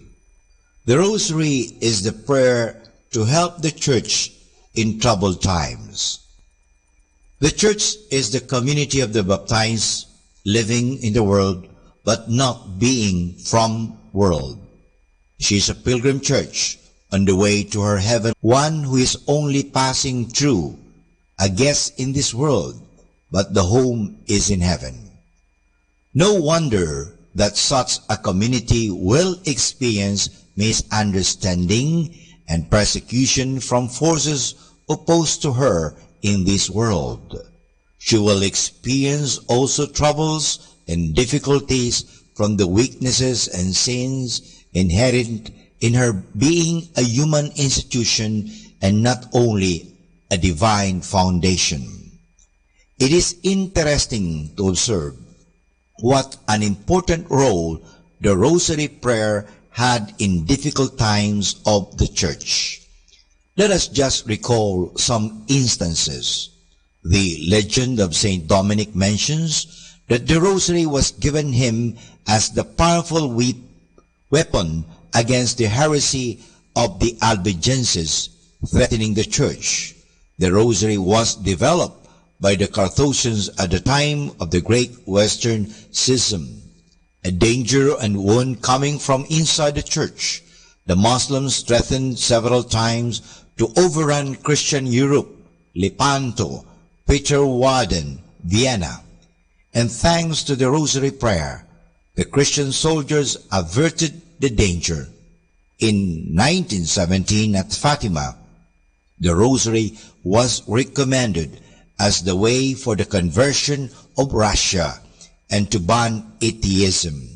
It seems that whenever the Church experiences difficulties from inside or outside, the Rosary Prayer played an important role in remedying the situation. For more understanding of the Rosary, tune in to this station of the angels.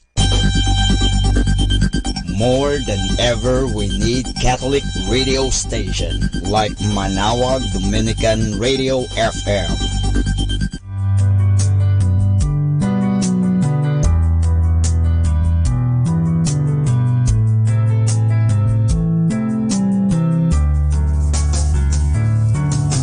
Whenever you're alone, just turn the radio on.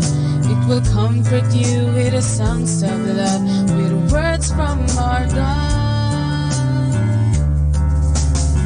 'Cause you have a company, you have a friend in here. Manawag Dominican Radio, with the songs that call you to God. You have a company, 'cause we are a family. Manawag Dominican Radio, with the songs that bring you to God. You have Manawag Dominican Radio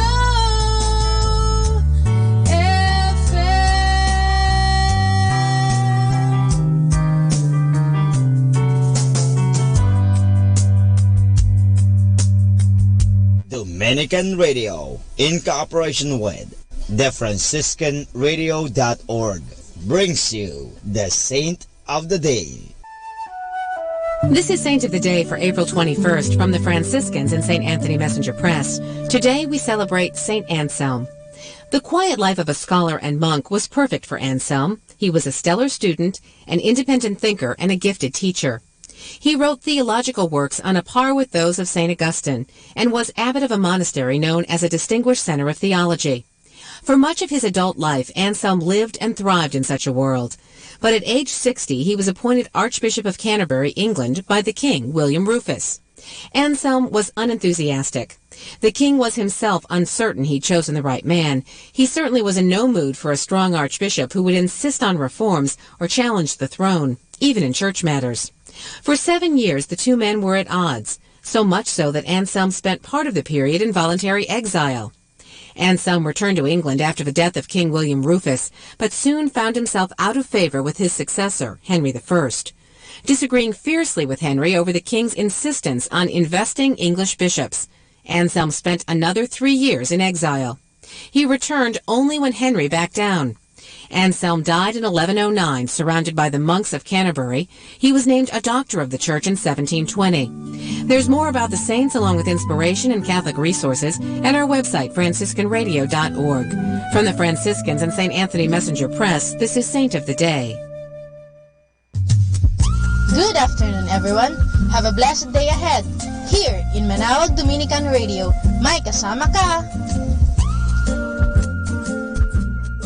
Manawag Dominican Radio. And now back to the music.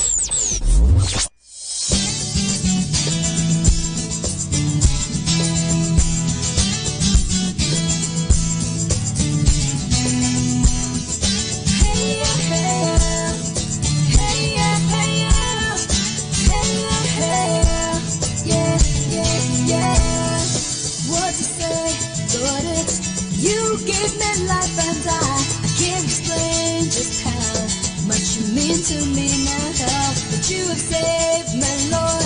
I give all that I am to you. That every day I could be a light that shines your name. Yeah.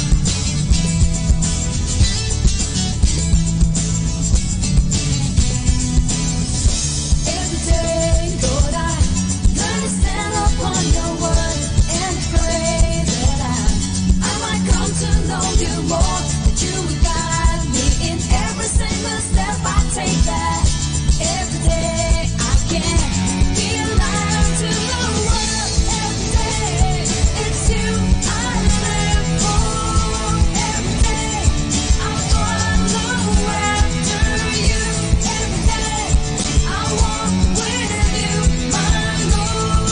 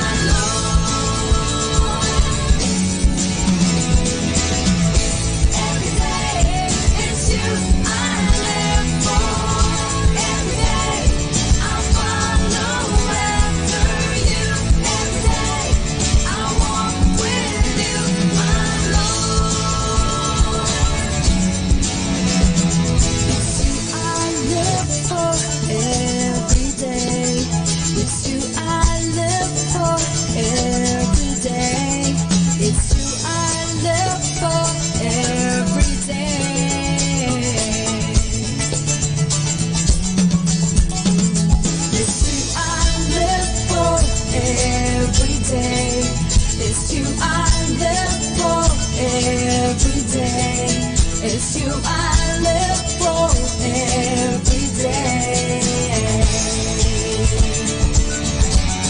for.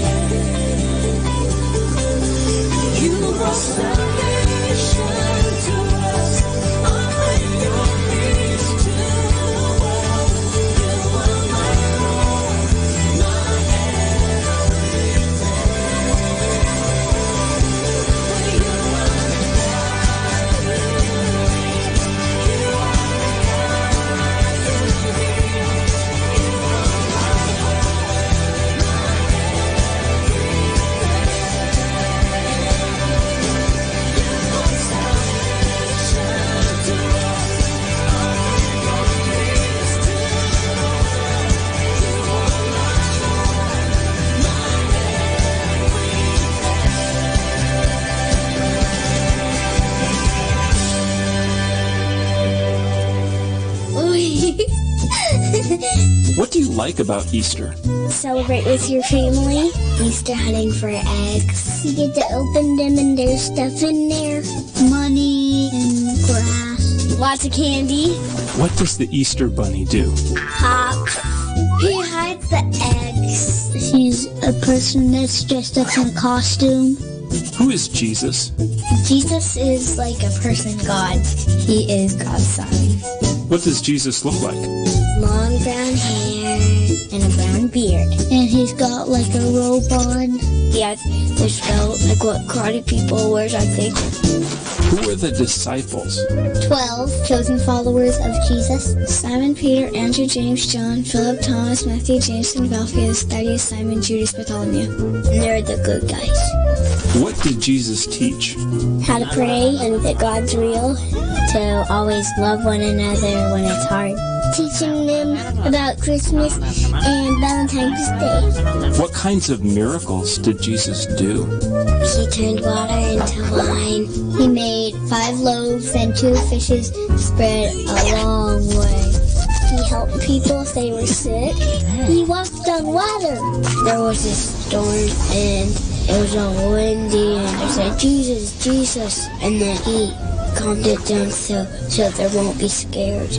What would be a really cool miracle for him to do? For me to be a superhero like Batman. Let me ride a shark. Fix the government. What did they eat at the Last Supper?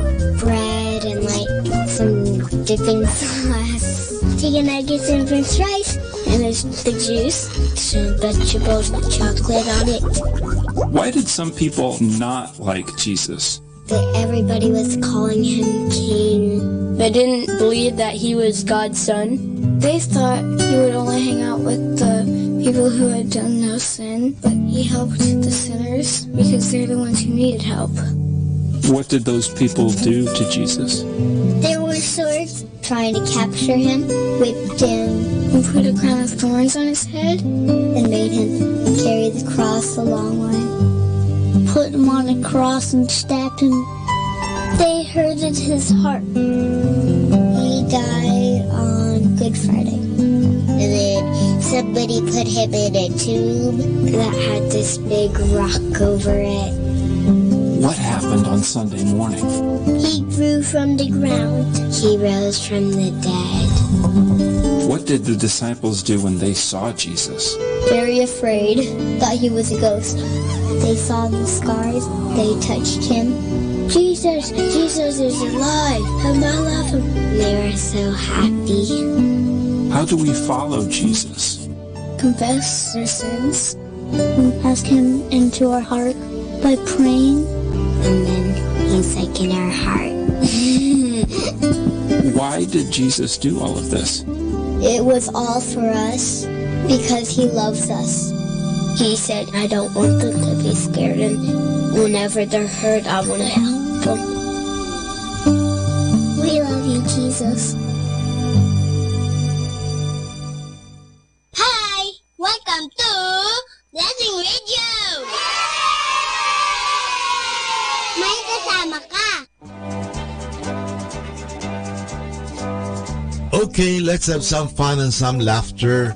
Our story is about grandpa and horse. A lolo or grandpa and apo, a grandchild, are leading their old decrepit horse to a town from the village.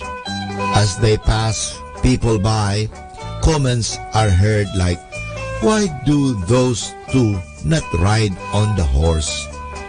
Irked by the comments, the lolo decides to mount the horse when the kibitzers were out of sight. A few meters away, they meet more people.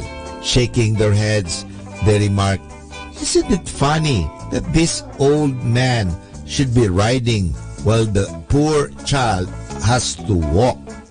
This provoked the old man, and so after a few meters away, he dismounts and puts his apo on the back of the horse. When they meet some more people, they hear taunting remarks like, how shameful, this kid is riding while his lolo has to walk. Why does this old man permit this to happen? Whereupon the grandpa decided to end all those talks by riding together with the lad. But when the other passerbys see them, they hear harsh comments again like, "Goodness, don't they pity that poor aged horse with all that weight? Shame on them." Completely at a loss, the old man together with his grandchild ends up carrying the horse. Alam po ninyo, mahirap po yan nagpapadala tayo sa mga sabi-sabi. Kung anong sabi nila, anong sabi ng ibang tao, mahirap po yan Alam mo, ang lesson dito sa kwentong ito, the grandpa and the horse, there are times when we have to stand our own ground. Kailangan manindigan tayo sa ating mga choices o sa ating mga gawain, or stick to our convictions and must not be swayed by what people say. Tayo po kasi ay nagpapadala sa mga sabi ng tao. Ano na ganyan sasabihin nila? Ito nga, nangyari dito Sabi ng mga tao, kasi sabi ng mga tao, bakit wala ka bang masabi sa sarili mo? Ano ba talagang decision mo? You have to stand up, manindigan ka sa iyong desisyon. Kasi otherwise, nabubuhay ka sa sabi nila. At alam po natin na pag tayo nabubuhay ayon sa ibang tao, para tayong puppet. Puppet, gumagalaw. Nakita mo sa dating noon ang mga pelikula puppet, ginagalaw. So pag gustong galawin yung kaliwang kamay, gagalaw. Yung kanan, gagalaw. Are we a puppet? Puppet ba tayo? Ang ibig sabihin, tuta. Tuta ba tayo? Anong sinabi? Ganito na lang tayo. Ibig sabihin, wala ba tayong sariling pag-iisip? Tandaan po natin, ang taong walang bait sa sarili, yun, ganun po yan Kaya nga dapat may sarili tayong pag-iisip. Meron sarili tayong pananagutan, meron sarili tayong paninindigan. Hindi tayo nabubuhay ayon sa kagustuhan ng iba. Kasi otherwise, later on, you will become like a doormat. Ikaw ay paglalaruan na lamang dahil hindi ka na tao. Ikaw ay doormat. Ikaw ay papagpagan na ng mga dumi nung sasabihin sa iyo ng tao. Kaya nga, dapat meron tayong sariling paninindigan. Totoo, tanggapin mo. Pag nagkamali ka, tanggapin mo.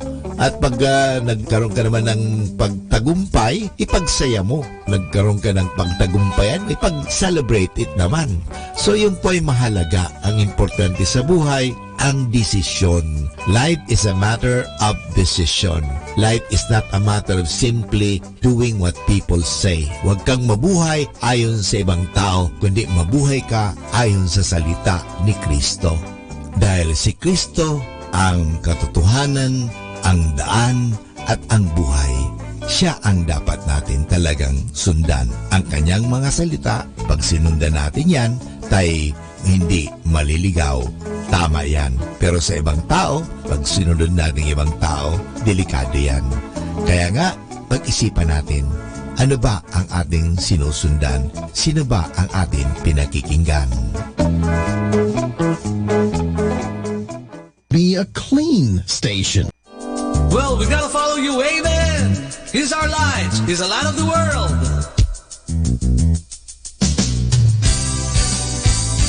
Oh Lord, you are my guiding light. Your word is a lamp to my feet. Your ways, they are my heart's delight. I will follow you faithfully. Oh Lord, you are my guiding light.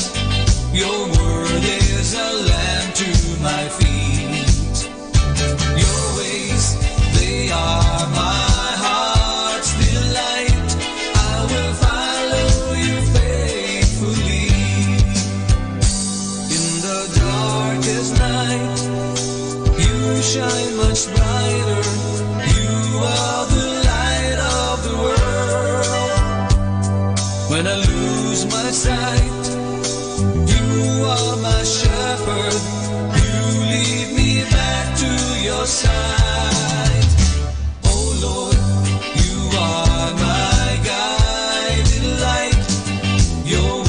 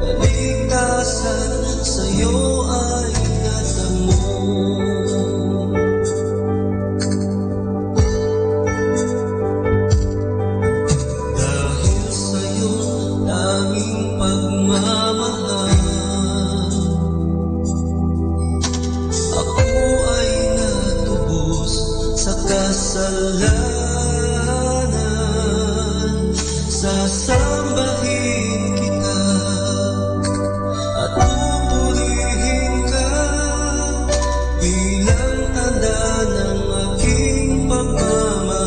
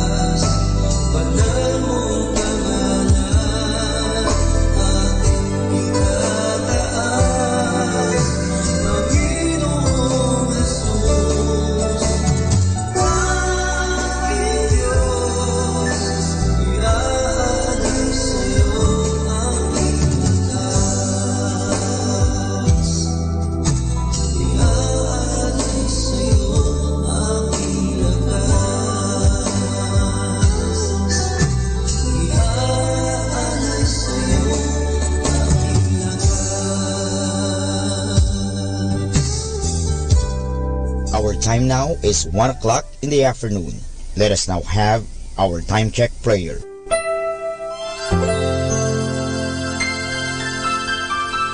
Panalangin ng isang kasambahay. Mapagmahal naming Ama, sa iyong tulong at pagsusubaybay, ako umaasa. Luwin mong matupad ko ng maayos ang mga gawaing bahay na kaatang sa akin. Biyayaan mo ako ng sipag, lakas ng katawan at tiyaga sa araw-araw upang maibigay ko ang paglilingkod na inaasahan sa akin. Luwin mo rin, kilalanin at igalang ng aking mga pinaglilingkuran ang aking mga karapatan bilang isang tao at bilang isang anak ng Diyos. Bigyan ako ng panahon ng pagpapahinga at unawain kapag ako'y nagkukulang. Mahirap ang aking kalagayan, Panginoon, sapagkat nakikipamuhay ako sa mga taong hindi ko kapamilya. Kaya huwag mo akong pabayaan. Samo at dalangin ko sa iyo na gawin mo silang makatarungan, mahinahon at mabait sa pakikipag-ugnayan sa akin at sa iba pang mga kasama namin. Pagpalain mo ako upang sa tamang panahon maranasan ko rin ang isang mas maayos at maginhawang buhay. Sa ngalan ni Jesus. Amen.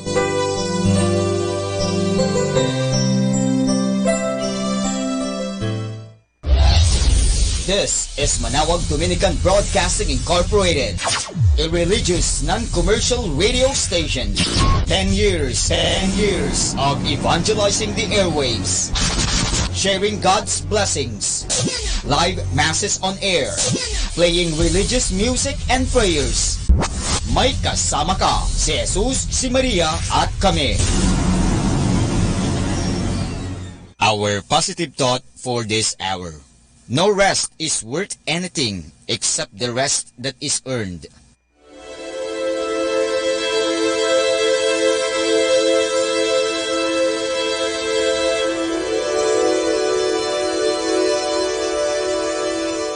Isang mapagpalang pagbati po sa inyong lahat mula sa aming mga Dominikanong nobisyo dito sa Minor Basilica of Our Lady of the Rosary of Manawag. Kayo po ay nakikinig sa Binhi ng Buhay. Nais po namin ibahagi sa inyo ang bunga ng aming mga pagninilay sa Ebanghelyo ngayong ika-21 ng Abril, ang linggo ng Pasko ng Pagkabuhay ng Panginoon o ang Easter Sunday.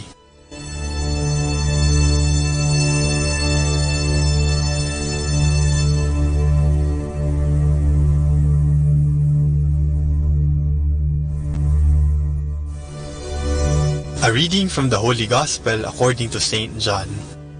Now, on the first day after the Sabbath, Mary of Magdala came to the tomb early in the morning while it was still dark, and she saw that the stone blocking the tomb had been moved away.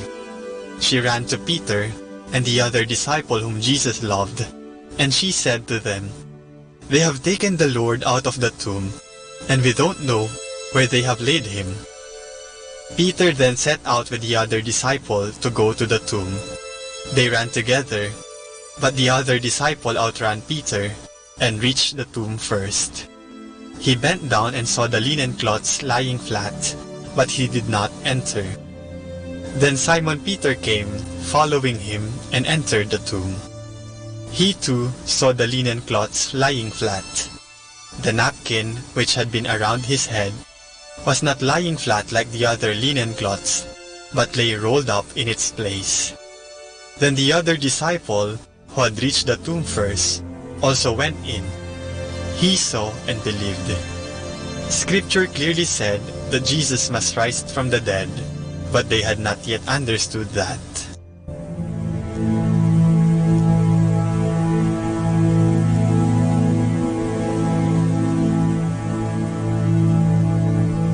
Nawawala si Jesus. Ito ang kaagad na ibinalita ni Maria Magdalena kina Simon Pedro at sa isa pang alagad na mahal ni Jesus. Pagkatapos niyang makita, natanggal na ang bato sa libingan ni Jesus. Nang marinig naman ito ng dalawang alagad, dali-dali silang nagpunta sa libingan upang tingnan ang nangyari. Pagdating nila sa libingan, ang nakita na lamang nila ay ang nakalatag na mga telang lino sa lugar kung saan mismo inihimlay si Jesus. Marahil ang kanilang naging mga agam-agam noon ay, nasaan si Jesus? May kumuha ba sa kanya? May nagnakaw ba sa kanya? Bakit wala siya doon? Nasaan na siya? Ang akala nila, nawawala talaga si Jesus.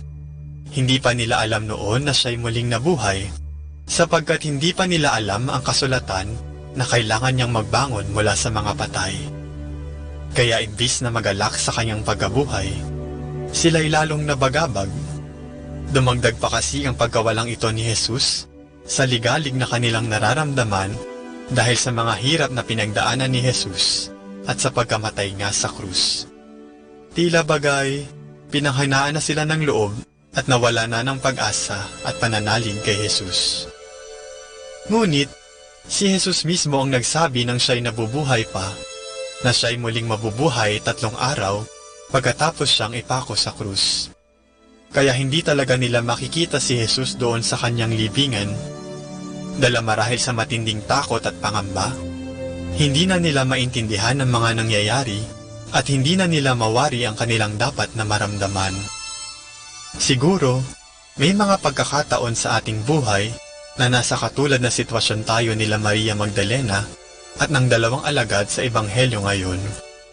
Minsan, hindi natin maintindihan ang mga nangyayari at nawawala na tayo ng pag-asa.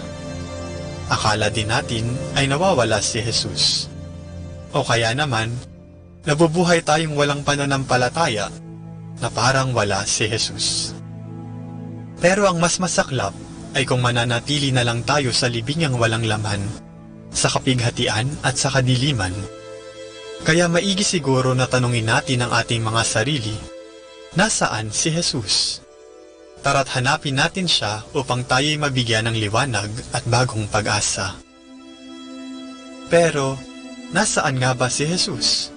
Saan at paano natin siya mahahanap? Noong panahong iyon, matapos siyang mabuhay na muli, siya'y nagpakita mismo kina Maria Magdalena at sa mga alagad, ayon kay Pedro sa unang pagbasa, ngayong linggo ng pagkabuhay ng Panginoon. Sa atin namang panahon ngayon, si Jesus ay nasa banal na misa at ang kanyang katawan mismo ang ating tinatanggap sa banal na komunyon. Kaya tayo'y dapat na magsimba tuwing araw ng linggo at mga pistang pangilin. Si Jesus ay makikilala din natin sa Biblia dahil siya mismo ang salita ng Diyos. Kaya palalimin natin ang ating pananampalataya sa pamamagitan ng pagbasa ng Biblia at pakikinig sa kanyang salita. Siya rin ay nasa ating kapwa na ating dapat na pinaglilingkuran. At siya mismo ay nasa ating piling, kaya wala tayong dapat ipangamba anumang pagsubok ang ating kinakaharap.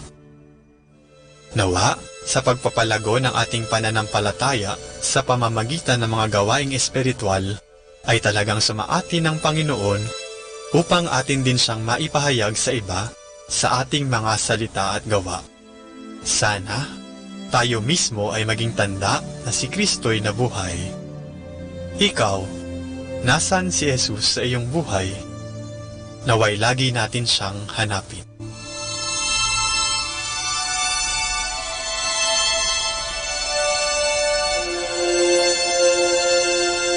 Mula po dito sa Minor Basilica of Our Lady of the Rosary of Manaoag, kami po ay taos-puso nagpapasalamat sa inyong pakikinig. Nawa ay patuloy po nating isabuhay ang salita ng Diyos, patnubayan at pagpalain nawa tayo ng Panginoong may kapal, hanggang sa susunod na linggo po, dito sa Binhi ng Buhay.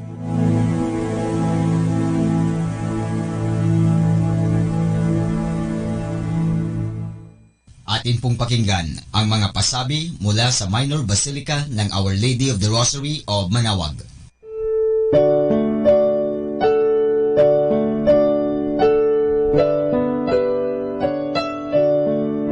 The Feast of Our Lady of the Rosary of Manaoag will be on May 8, 2019, third Wednesday of Easter season. Novena Masses will begin on April 29 every hour from 5 a.m. till 12 noon and 4:30 p.m. We invite you to participate in the said Novena Masses. This will be aired live at Manaoag Dominican Radio 102.7 FM. You can also tune in or log on to our website at www.radyomanawag.com or www.eradioportal.com. You can also watch live at our Facebook page, Manaoag Radio, or on YouTube at Manaoag Dominican Radio FM. Thank you.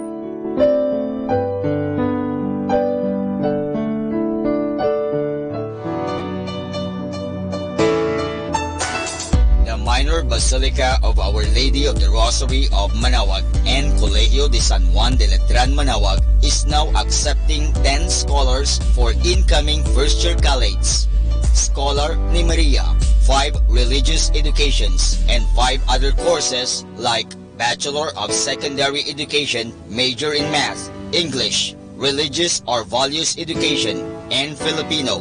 Bachelor of Elementary Education, Bachelor of Science in Information Technology, Bachelor of Science in Computer Science, and Bachelor of Science in Business Administration, major in Marketing Management and Operational Management. Entrance exam will be on April 25, 2019 at 1 o'clock in the afternoon at visiting room at the Information of Minor Basilica of Our Lady of the Rosary of Manaoag. For more information, please contact telephone number 529-0132 and look for Miss Christine Doria. Thank you. Atin pong napakinggan ang mga pasabi mula sa Minor Basilica ng Our Lady of the Rosary of Manaoag. More than ever, we need Catholic radio station like Manaoag Dominican Radio FM.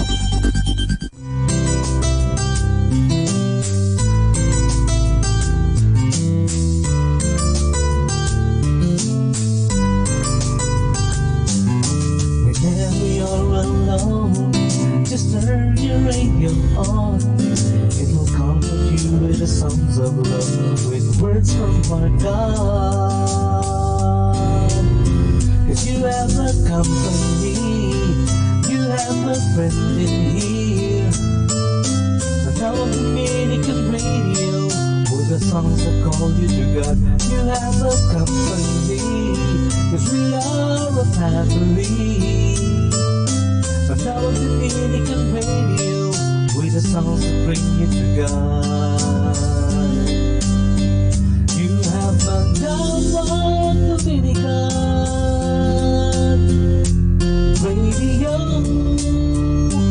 FM.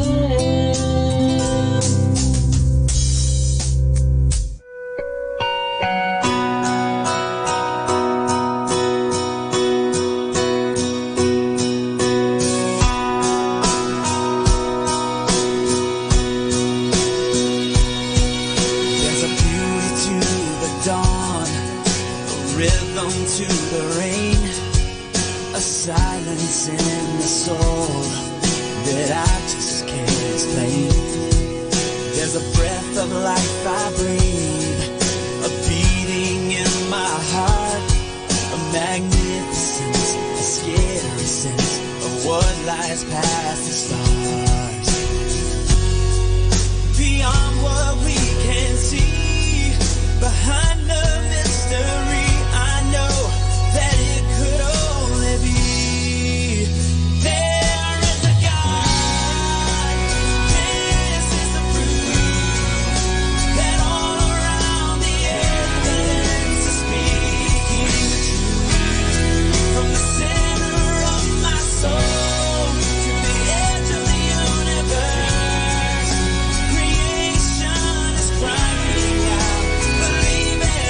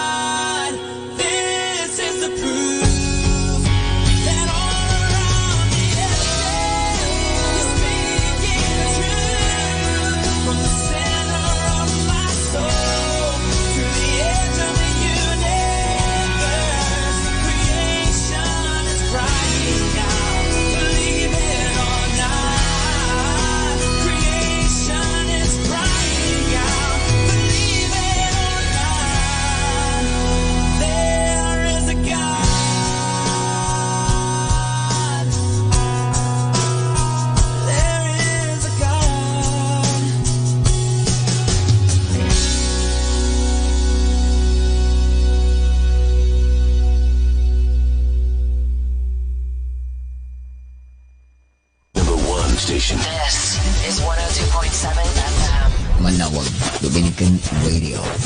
Atin pong pakinggan ang isang kwento sa Biblia ni Kasamang Cool.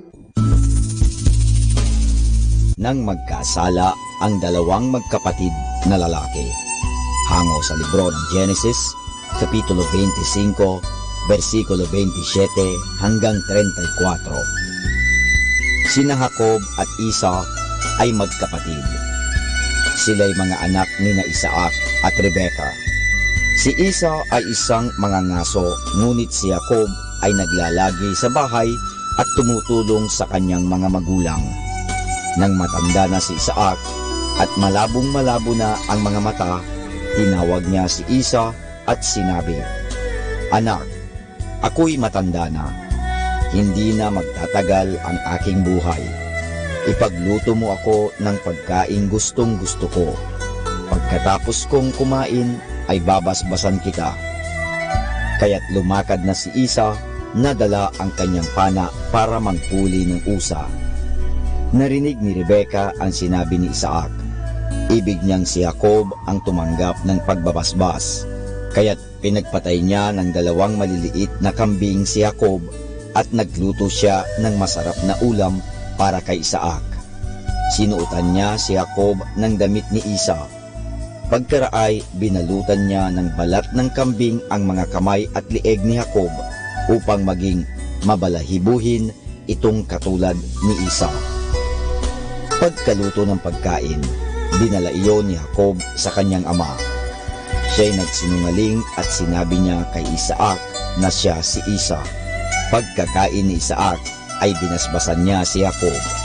Napaiyak si Isa nang malaman niyang si Jacob ang tumanggap ng pagbabasbas.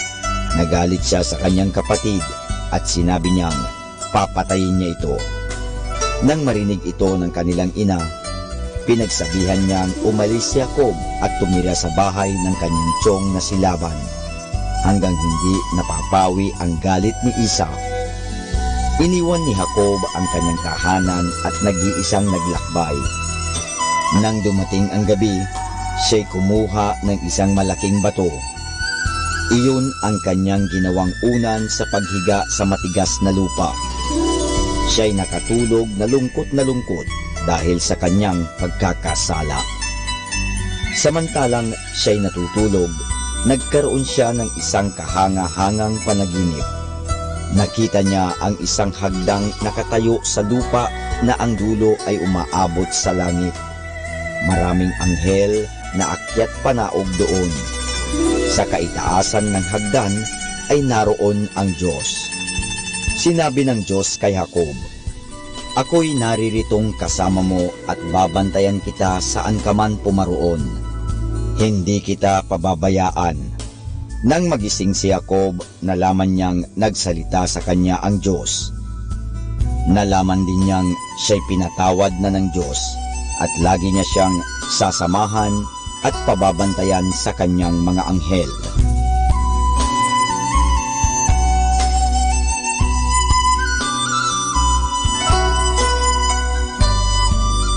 At yan po mga kasama ang isa na namang kwento sa Biblia na pinamagatang Nang magkasala ang dalawang magkapatid na lalaki. Hango sa libro ng Genesis, Kapitulo 25, versikulo 27 hanggang 34. Abangan muli bukas ang isa na namang kwento sa Biblia. Ito po muli si Kasamang Cool. 102.7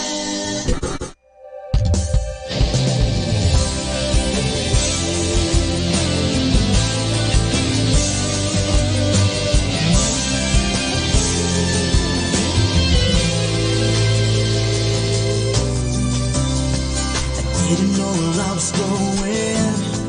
It was dark and raining. Stuck in the middle of nowhere. Feeling lost and full of fear. Then you found me.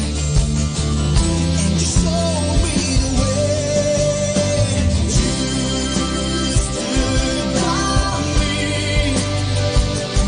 When my whole faith was gone. You gave me strength to carry on.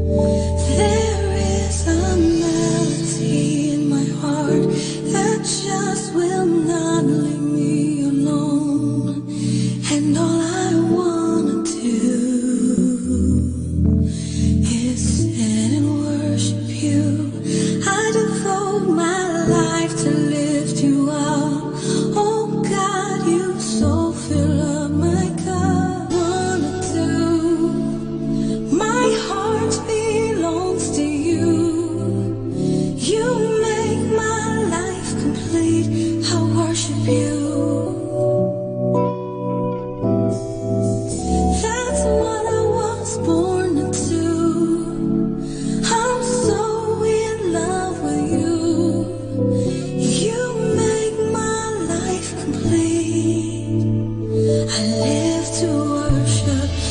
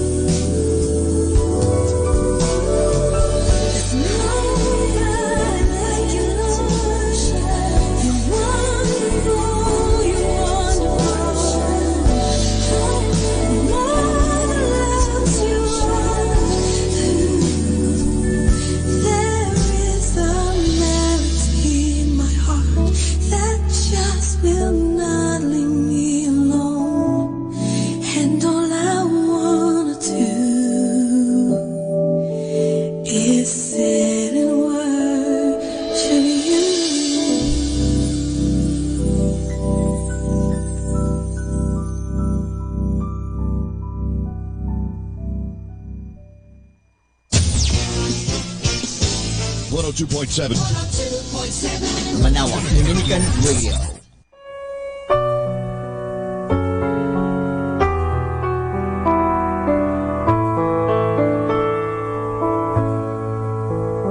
Isang mapagpalang pagbati po sa inyong lahat mula sa aming mga Dominikanong nobisyo dito sa Minor Basilica of Our Lady of the Rosary of Manaoag. Nais po naming ibahagi sa inyo ang isang katikesis tungkol sa muling pagkabuhay ng ating Panginoon.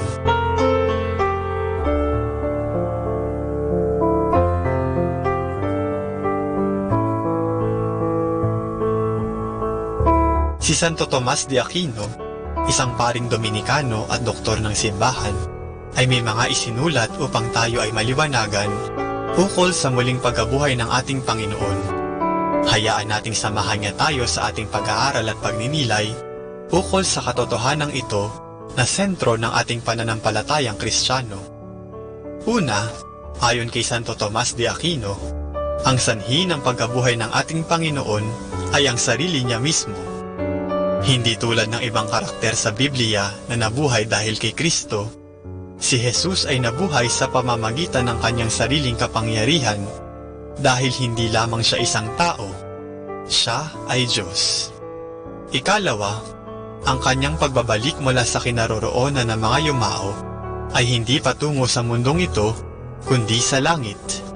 Ikatlo, sa kanyang muling pagkabuhay, tayong lahat din ay mabubuhay mula sa kamatayang dulot ng kasalanan.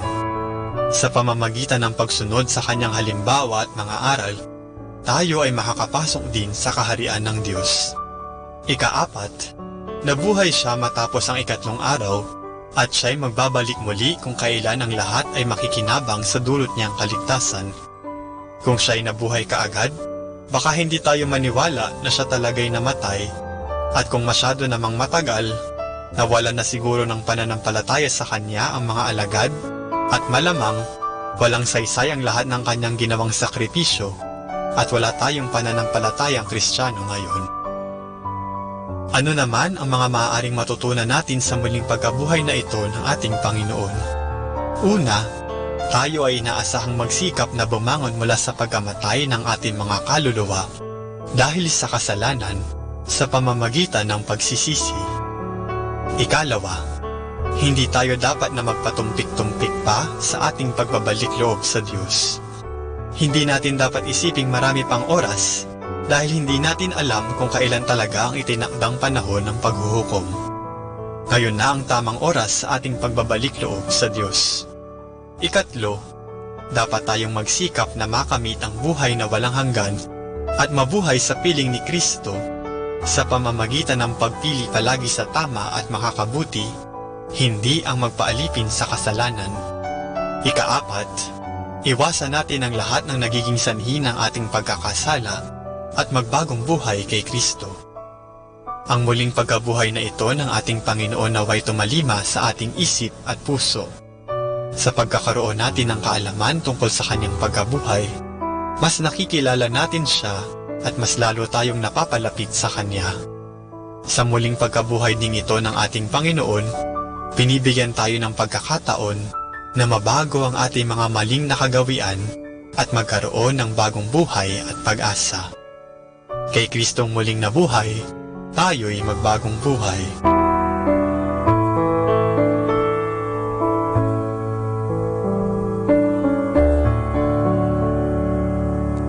Mula po dito sa Minor Basilica of Our Lady of the Rosary of Manaoag, kami po ay taos-puso nagpapasalamat sa inyong pakikinig. Naway patuloy po nating isabuhay ang mga turo ng simbahan. Pagpalain nawa tayo lagi ng ating Panginoong Diyos. Hanggang sa susunod na buwan po, para sa isa na namang katekesis mula sa aming mga Dominikanong nobisyo. Maraming salamat po.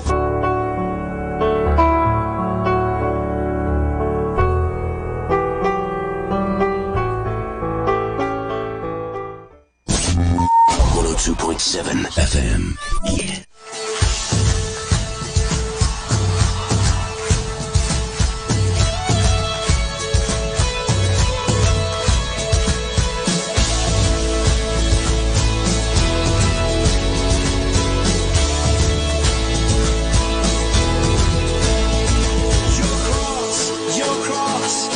Draws me to your heart.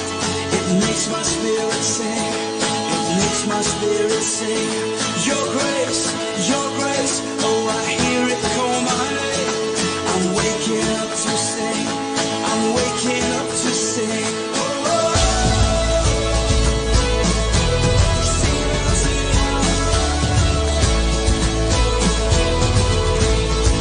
Your cross, it draws me to your heart. It makes my spirit sing. It makes my spirit sing.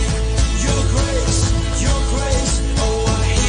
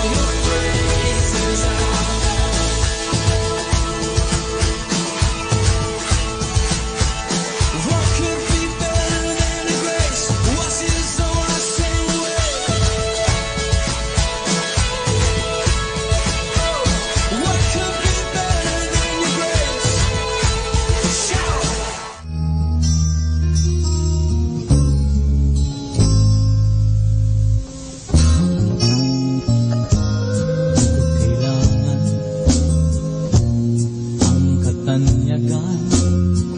Kung ikaw naman sa piling ko'y mawawalay, basta naisip ko ang kapiling ka sa buhay. Kahit ako'y dukha na lang.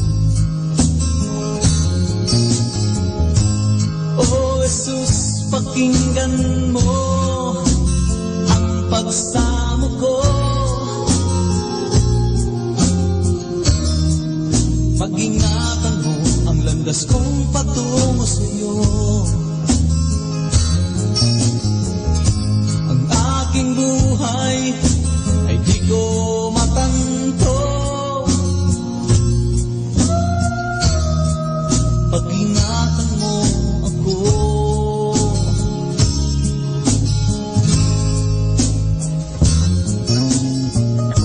Ang kahinaan ng aking buhay, minsa'y di ko kayang paglabanan.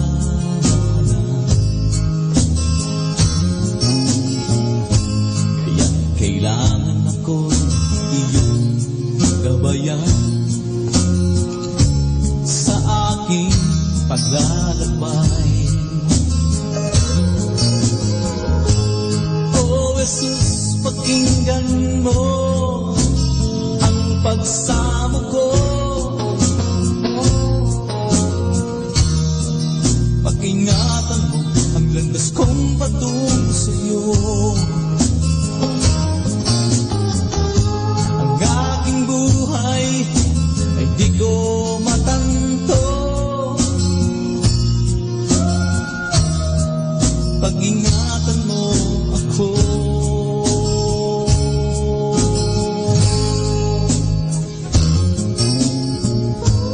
Di ko kailangan ang karangyaan. Kung ikaw naman sa piling ko'y mawawalan.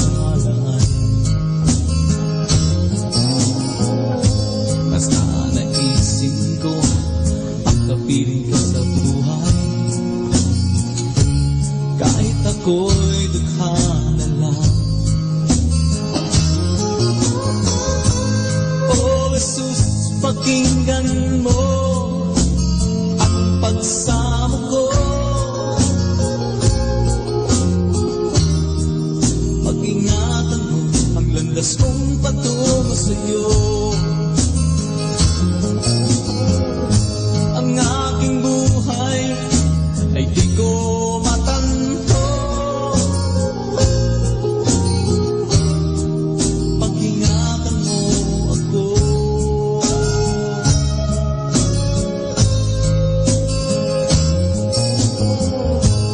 Oh Jesus, pakinggan mo ang pagsamo ko. Pag-ingatan mo ang landas kong patungo sa'yo. Ang aking buhay ay di ko matanto. Pag-ingatan mo ako. Jesus ko.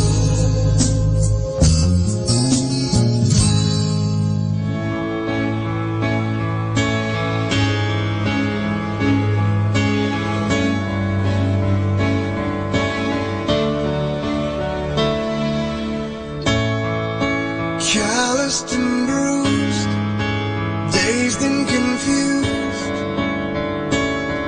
My spirit is left wanting something more than my selfish hopes, my selfish dreams. I'm lying with my face down the floor, crying out for more, crying out for more. So give me words to speak, let my spirit sleep, 'cause I can't think of anything worth saying, but I know that I owe you my life. So give me words to speak, to let my spirit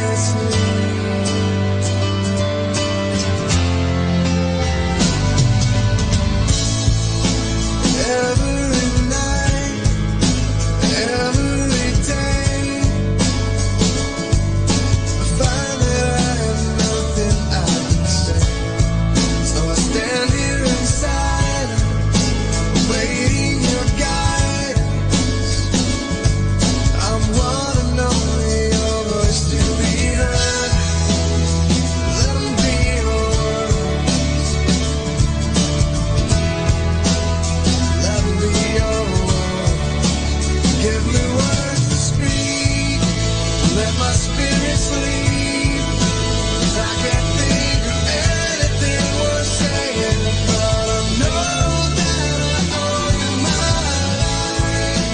Give me words to speak, don't let my spirit sleep.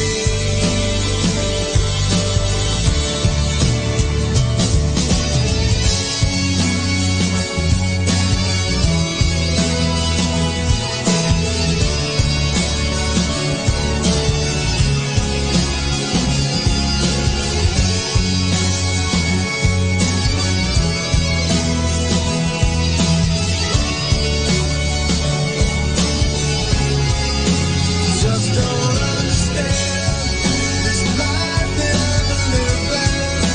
Just don't understand. Just don't understand. Just don't understand these lies I've been believing. Just don't understand. Just don't understand.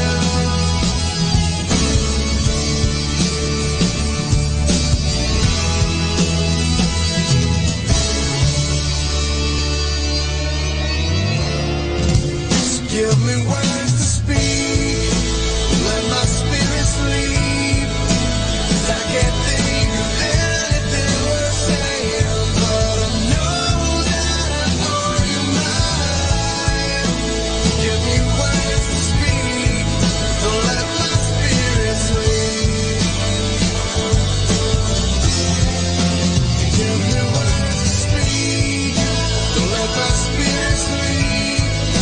'Cause I can't think of anything worth saying, but I know that I owe you my life. Give me words to speak, don't let my spirit sleep. I know I owe you my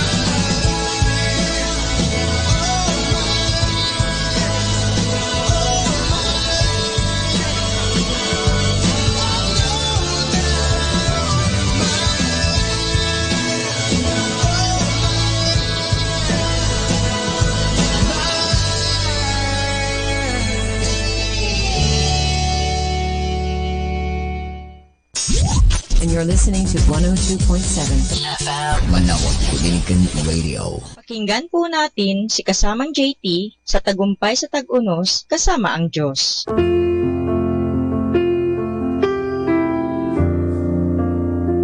Ngayong Abril 21, ating pagnilayan ang inspirasyon na pinamagatang ang pinaka-pinapanabikang adventure. Noong tinawag ni Jesus ang mga apostol, dumaan lamang siya sa kanila at sinabi, "Sumunod kayo sa akin." Ganoon na lamang, walang dagdag, walang kulang. Maliban kung itinaragdag mo ang mga salitang gagawin ko kayong mangingisda ng mga tao. Pagkarinig nila dito, iniwan nila ang kanilang mga lambat at sumunod sa Kanya. May 4 na bagay sa pagsunod kay Jesus. Ang una, ang pagsunod sa Kanya ay kada araw at paisa-isang hakbang. Kapag ikay mananatiling malapit sa Kanya, bibigyan Kanya ng liwanag na tamang-tama para makita mo kung saan ka susunod na hahakbang. Ikalawa, ang pagsunod sa Kanya ay nakakatakot hanggang makita mong mas makapangyarihan siya kaysa sa ano pa mang kakaharapin mo. Sumunod ka man o hindi kay Kristo, may kakaharapin kang mga bagyo sa buhay. Ang pagkakaiba lamang ay kung si Kristo'y kasama mo sa bangka o hindi. Sinasabi sa Mateo 8 na kinagalitan ni Jesus ang bagyo at pumayapa ang dagat at ang natatakot na mga apostol. Ikatlo, isang paghamon ang pagsunod sa Kanya. Sinabi niya sa mga apostol na kailangan magkait sila sa sarili, dalhin ang kanilang krus araw-araw at sumunod sa Kanya. Walang ibang nais ang sinumang magdadala ng kanyang sariling krus maliban sa nais ng taong sinusundan niya. Kung hindi ito isang paghamon, ay ano pa nga ba? At ikaapat, ang pagsunod sa Kanya ay may gantimpala. Ang mga nag-iwan ng kanilang lambat ay pinangakuan niya hindi lamang ng gantimpala. Sila'y magiging mga malalakaya ng tao o mangingisda ng mga kaluluwa ng tao. Kapag ikay mangingisda ng mga tao, tatanggap ka ng tropeyo ng kabutihang loob. isang patotoo sa katotohanan na binabago ni Jesucristo ang buhay ng mga taong sumusunod sa Kanya. Ang pagsunod kay Kristo ang pinaka-pinapananabikang adventure ng buhay na nagsisimula sa unang paghakbang.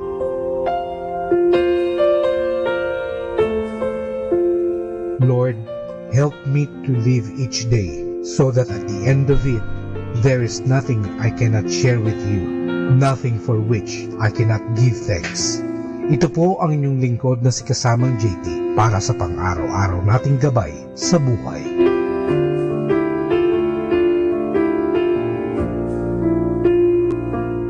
Atin pong napakinggan si Kasamang JT sa Tagumpay sa Tag-Unos, Kasama ang Diyos, sa inspirasyon ni Harold J. Sala. Dito po lamang sa Manawag Dominican Radio. May kasama ka, si Jesus, si Maria, at kami. This is number 102.7. The Minute. Radio.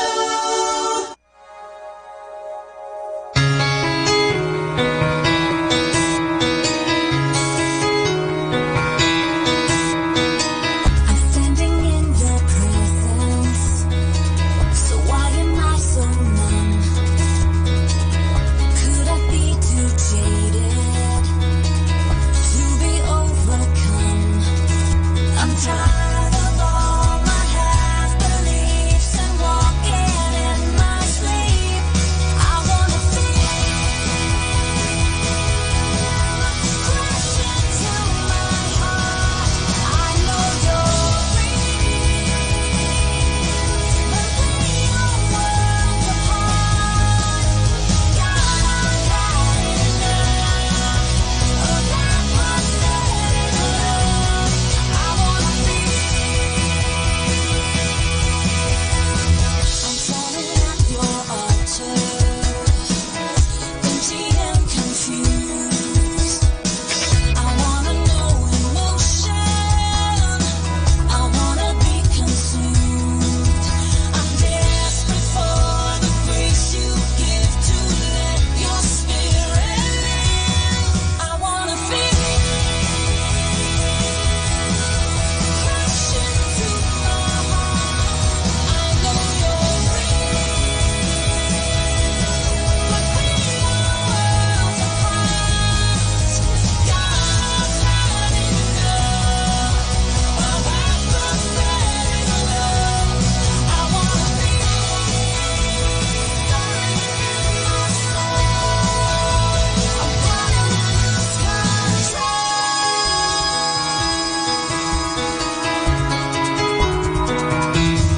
I wanna feel crash into my heart. I know you're real, but we are worlds apart. God, I've had enough of that pathetic love. I wanna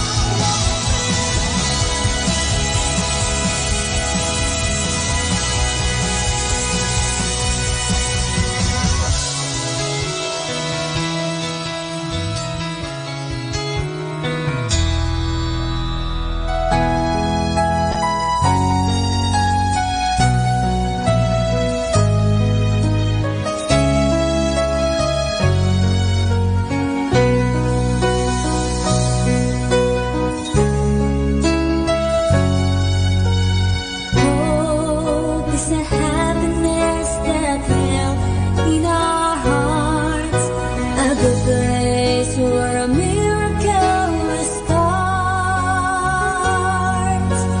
Hope is a quiet joy deep within our hearts, encourage us to go on now and then. Mary is our hope, oh let's sing to her. Open our hearts and listen, let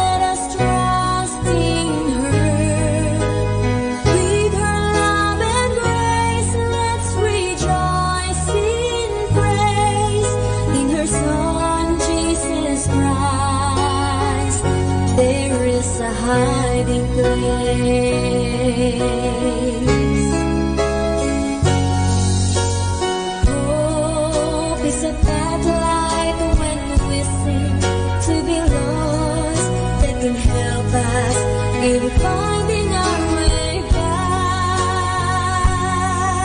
It's a star that twinkles in the middle of the night, as strong and immovable force. There is a hope, oh, let's sing to her. Open our hearts and listen, let us trust in her. With her love and grace, let's rejoice in praise. In her Son, Jesus Christ, there is a hiding place.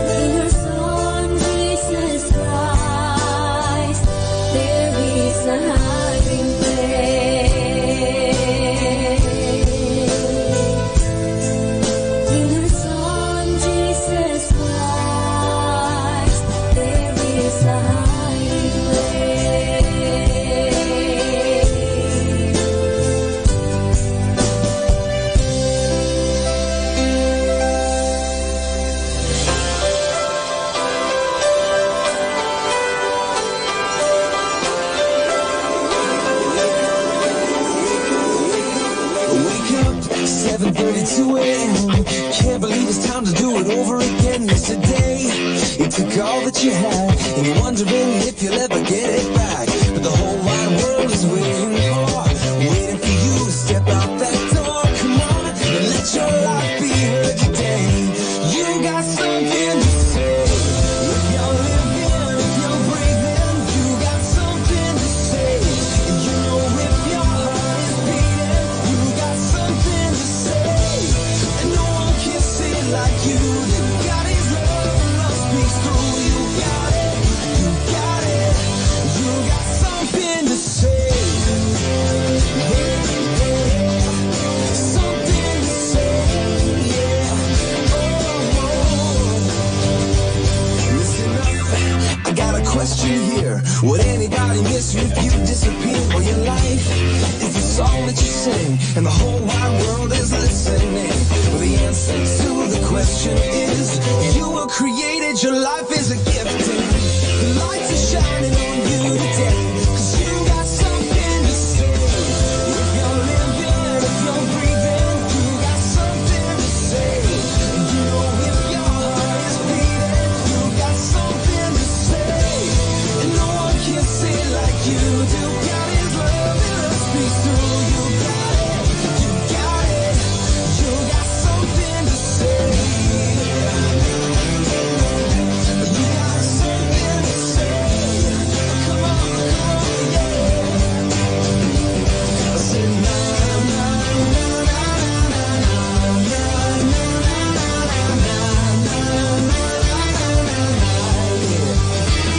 Listen up, I got a question here. Would anybody miss you if you disappeared? Well, your life is the song that you sing, and the whole wide world is listening.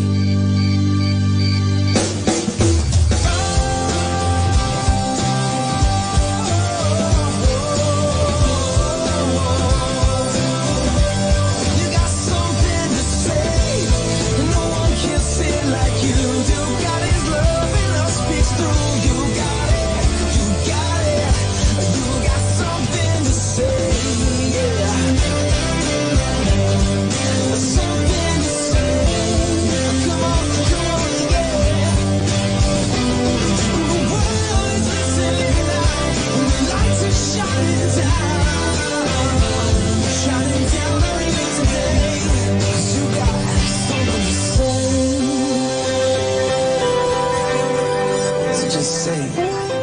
Our time now is 2 o'clock in the afternoon. Let us now have our time check prayer. Salamat sa iyo, Panginoong Yesus, sapagkat binigyan mo ako ng pagkakataon turuan ang aking mga mag-aaral araw-araw.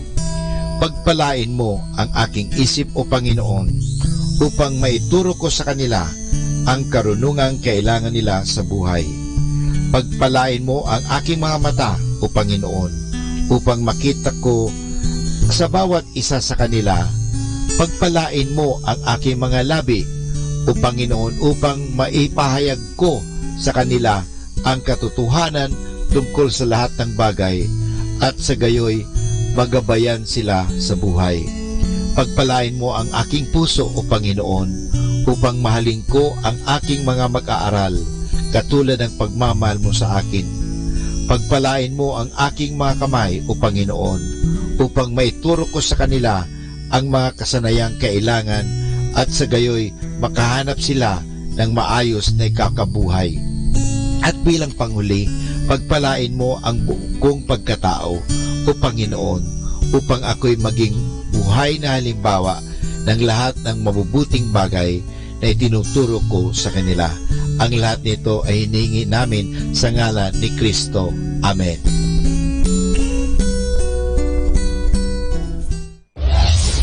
This is Manawag Dominican Broadcasting Incorporated, a religious, non-commercial radio station.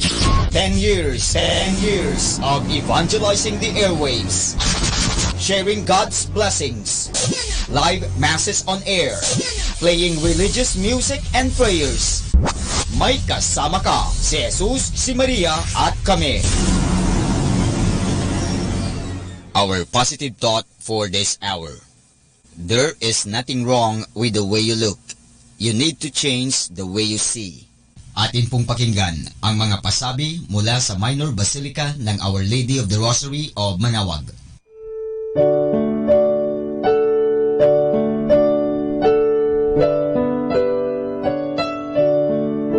The Feast of Our Lady of the Rosary of Manawag will be on May 8, 2019, third Wednesday of Easter season. Novena Masses will begin on April 29 every hour from 5 a.m. till 12 noon and 4:30 p.m. We invite you to participate in the said Novena Masses. This will be aired live at Manawag Dominican Radio 102.7 FM. You can also tune in or log on to our website at www.radyomanawag.com or www.eradioportal.com. You can also watch live at our Facebook page, Manawag Radio, or on YouTube at Manawag Dominican Radio FM. Thank you.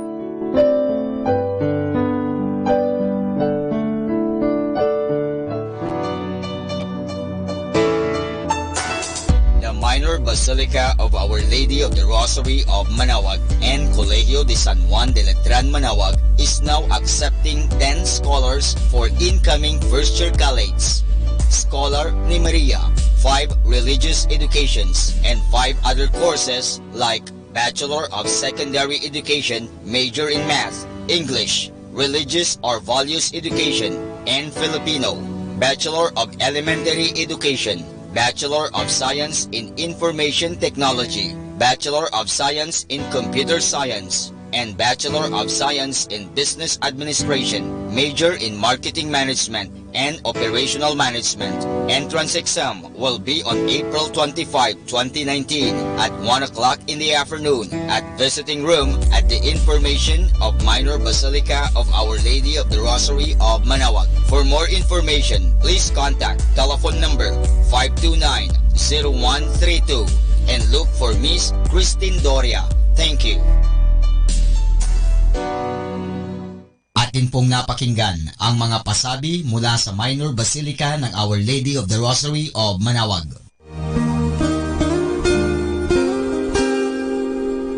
The Association of Religious Men and Women in the Archdiocese of Lingayen de Gupan, in cooperation with Manawag Dominican Broadcasting Incorporated, invites you to listen the program Ang Forever Ko sa Diyos, Ang Forever Ko sa Diyos. We will be talking about vocation. vocation started at young age. Pwede Ah, yun, po. yes. And then when I was in college, naramdaman ko po ulit yun. Naalala ko yun nung bata ako na, ay gusto ko pala, naalala ko gusto ko palang magmadre.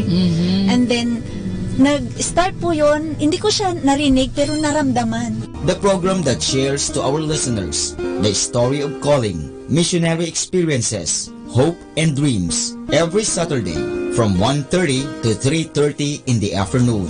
Ang Forever Call sa Diyos. Ang Forever Call sa Diyos. Naririnig mo ba ang kanyang tinig?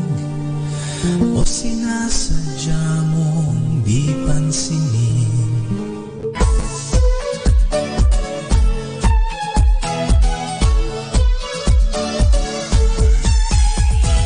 Halina at sama-samang makinig sa programang Ang Kristiyanong Pamilya at Iba Pa ni Kuya Bobot at Ate Lea mula Lunes hanggang Sabado alas 8 hanggang alas 9 ng umaga at alas 8 hanggang alas 9 ng gabi. Ayain at isama ang buong pamilya sa panonood at pakikinig. Log on to our website at www.radyomanawag.com. Ang Kristiyanong Pamilya at Iba Pa, ang programang hitik at puno ng talakayang napapanahon. Ang opinyon mo at saloobin ay napakahalaga para sa mga pangarap at ambisyon ng bawat isa. Sama-sama tayong magbigay ng impormasyon, edukasyon at inspirasyon sa bawat isa at sa buong pamilya at salipunan. Ang Kristiyanong Pamilya at Iba Pa ni Kuya Bobot at Ate Lea mula Lunes hanggang Sabado alas 8 hanggang alas 9 ng umaga at alas 8 hanggang alas 9 ng gabi dito lamang sa Manawag Dominican Radio. May kasama ka, si Jesus, si Maria at kami.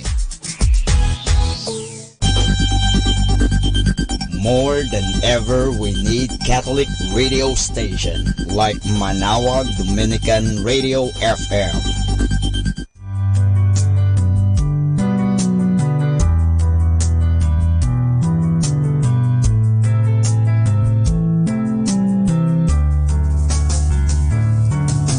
Whenever you're alone, just turn the radio on. It will comfort you with the songs of love, with words from our God. 'Cause you have a company, you have a friend in here. Manawag Dominican Radio, with the songs that call you to God. You have a company, 'cause we are a family. Manawag Dominican Radio, with the songs that bring you to God. You have Manawag Dominican Radio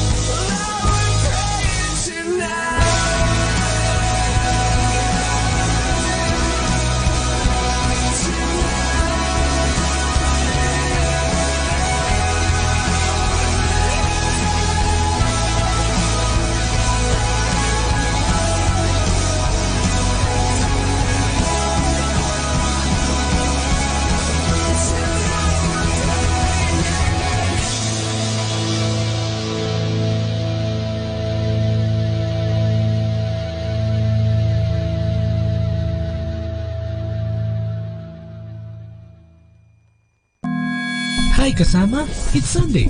Let's go to church. This is JT on Radyo Manawag.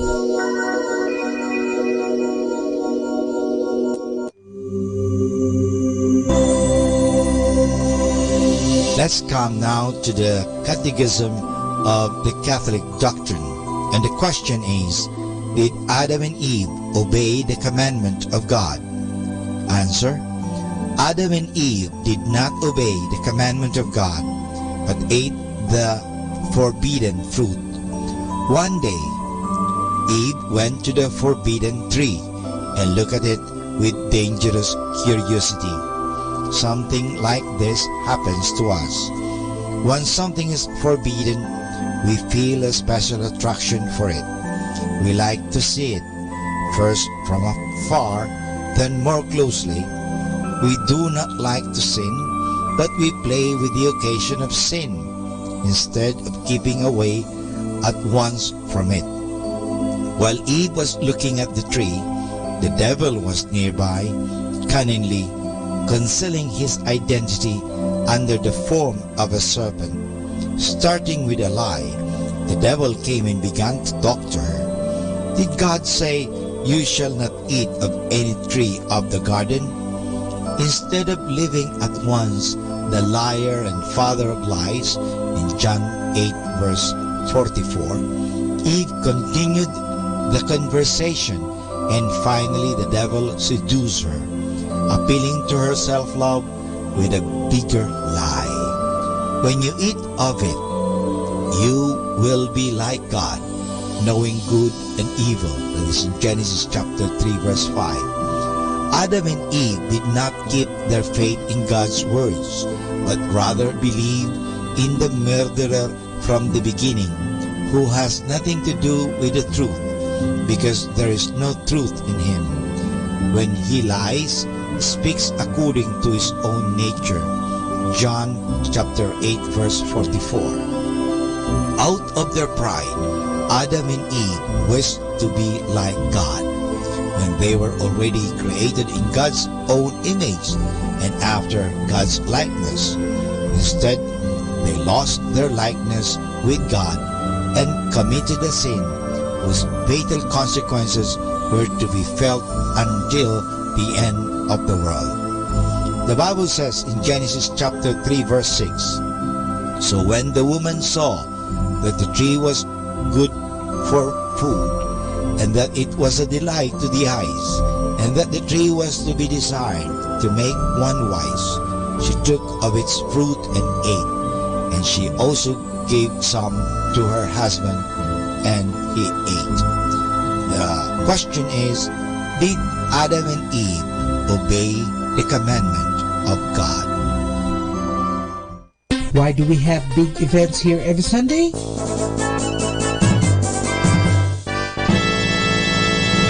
Because every family comes from place to place to hear the Mass.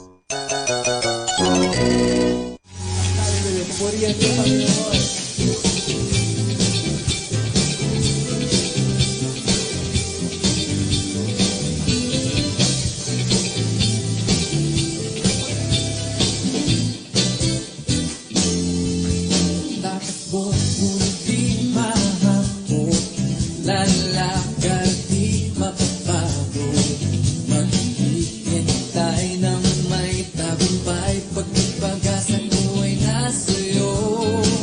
Tatakbo, ngunit di mahampo, lalakad di mapapago, maghihintay ng may tagumpay, pag-pag-asa ko ay nasa'yo. Tulad ng agila'y kailan lang nang may panibagong sila. Ako ay agilang kailan lang nang may panibagong sila. Ikaw ang lagi na nagtutulak sa akin.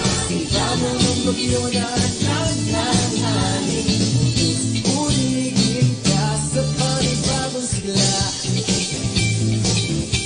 Sa panibagong sila.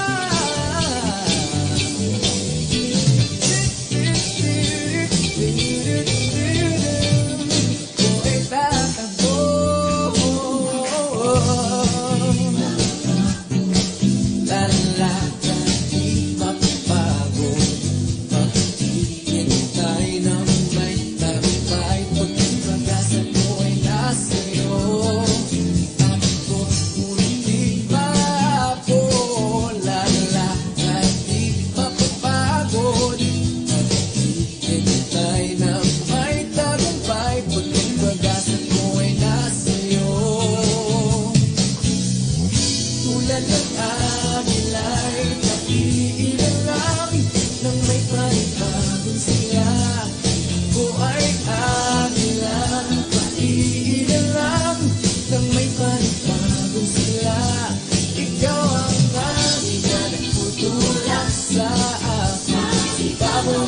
bagyo na nagngangalit.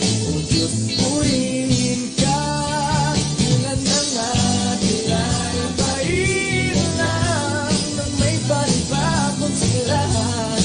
Ko ay agilang, bayin lang nang may panibagong silahan. Lilipad sa ibabaw ng bagyo na nagngangalit. O Diyos, purihin ka sa panibagong silahan.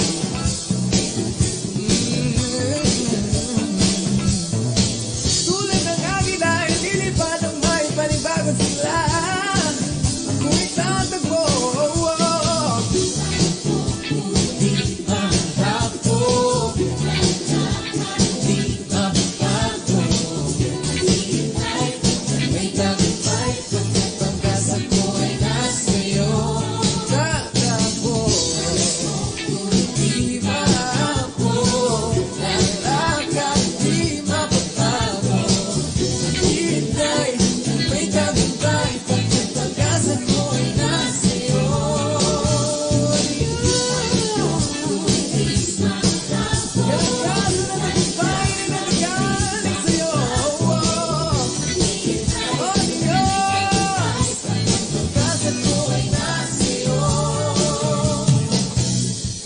Tulad ng agilay, paiilan lang nang may panibagong sigla. Ko ay agilang, paiilan lang nang may panibagong sigla. Ikaw ang hangin na nagtutulak sa akin, sa ibabaw ng bagyo na nagngangalit. O Diyos, purihin ka, tulad ng agila na maiilan lang nang may panibagong sigla. Ko ay agilang, paiilan lang nang may panibagong sigla. Ikaw ang hangin na nagtutulak sa akin, sa ibabaw ng bagyo na nagngangalit. O Diyos, purihin ka, ikaw ang hangin na nagtutulak sa akin, sa ibabaw ng bagyo na nagngangalit. O Diyos, purihin ka sa panibagong silangan.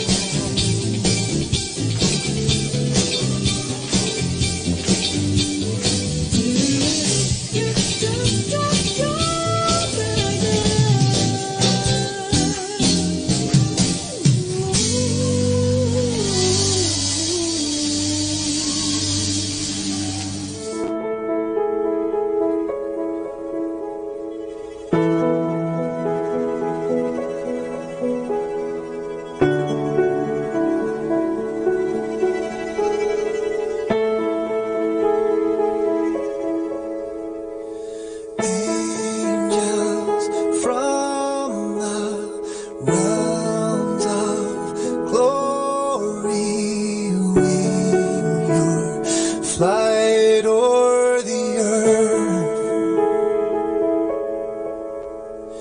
Hear sing creation's story now. Proclaim Messiah's birth.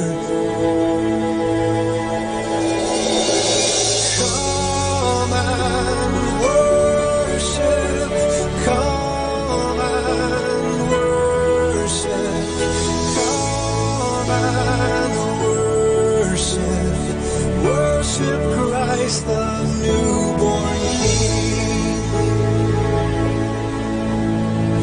Shepherds in the fields abiding, watching o'er your flocks by night.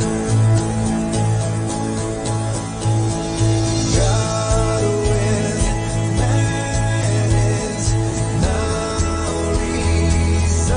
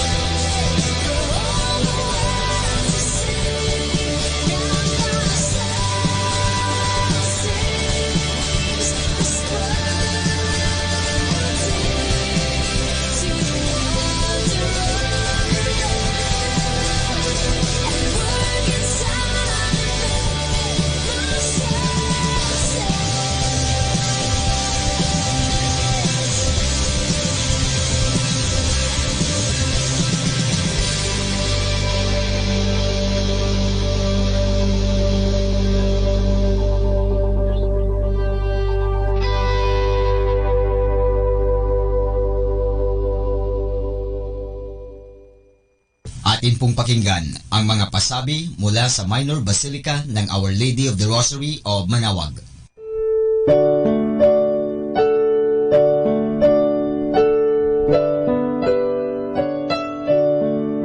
The Feast of Our Lady of the Rosary of Manaoag will be on May 8, 2019, third Wednesday of Easter season. Novena Masses will begin on April 29 every hour from 5 a.m. till 12 noon and 4:30 p.m. We invite you to participate in the said Novena Masses. This will be aired live at Manaoag Dominican Radio 102.7 FM. You can also tune in or log on to our website at www.radiomanawag.com or www.eradioportal.com. You can also watch live at our Facebook page, Manaoag Radio, or on YouTube at Manaoag Dominican Radio FM. Thank you.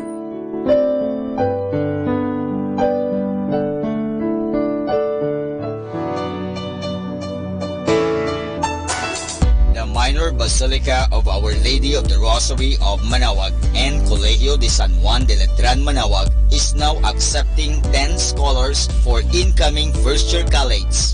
Scholar ni Maria, 5 religious educations and 5 other courses like Bachelor of Secondary Education, major in Math, English, Religious or Values Education, and Filipino. Bachelor of Elementary Education, Bachelor of Science in Information Technology, Bachelor of Science in Computer Science, and Bachelor of Science in Business Administration, major in Marketing Management and Operational Management. Entrance exam will be on April 25, 2019 at 1 o'clock in the afternoon at visiting room at the information of Minor Basilica of Our Lady of the Rosary of Manaoag. For more information, please contact telephone number 529-0132 and look for Miss Christine Doria. Thank you. Atin pong napakinggan ang mga pasabi mula sa Minor Basilica ng Our Lady of the Rosary of Manaoag.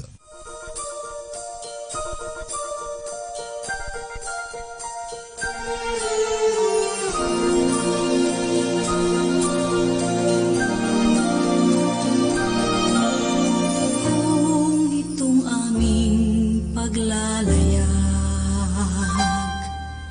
inabot ng pagkabagabag, naway mabanaagan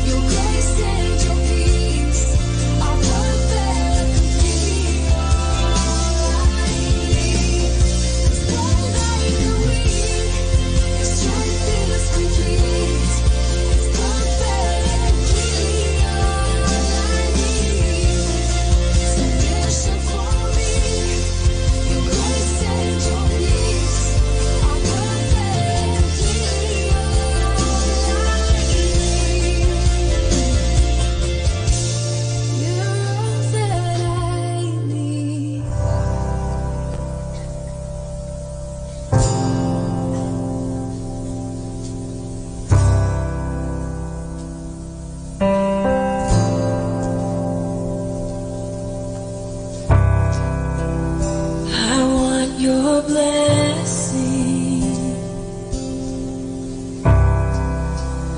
poured out upon me,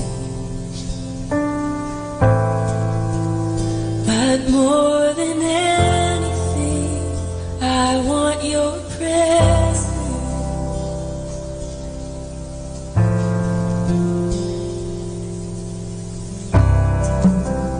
I want your mercy,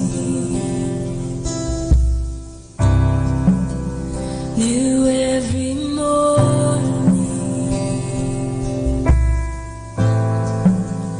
but more than anything, I want your presence.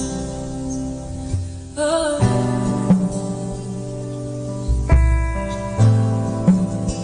Lord, more than anything, I want your presence. The fullness of joy is here in this place. The warmth of your glory shining down on my face. My one desire to feel your embrace.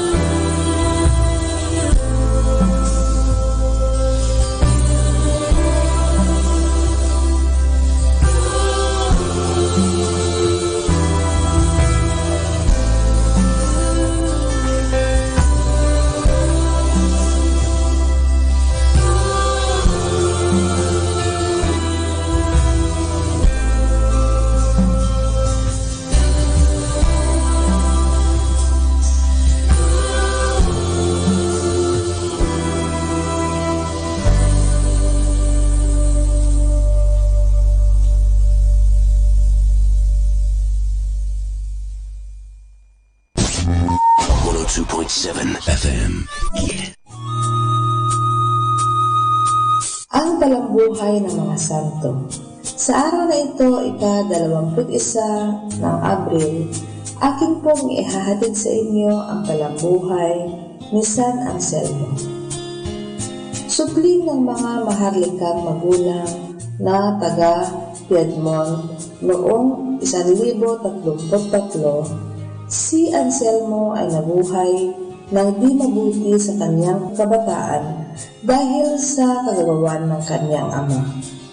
Subalit sa kanyang paglalakbay ay tumimo ang banal na hangaring maging monghe at pumasok nga sa monasteryo sa Bec, Normandy na pinamumunuan ng dakilang Lanfranco. Isang dalubhasa sa siyensa at filosofiya, sumulat siya ng maraming aklat kung kaya kilala siyang ama ng filosofiya eskolastika at doktor ng Santa Iglesia. Noong sumakabilang buhay si Lanfranco, siya ay humalili rito bilang pinuno ng monasteryo sa Bec at arsobispo ng Canterbury, Inglaterra. Ang kanyang tungkulin sa Canterbury ay tigib ng maraming gulo at hirap dahil sa panghihimasok ng Haring William Rufus ng Inglaterra na umagaw sa mga kita ng simbahan at lumabag sa mga kautusan nito. Kaya't si Anselmo ay napilitang umalis sa kanyang diocese at nagtungo sa Roma.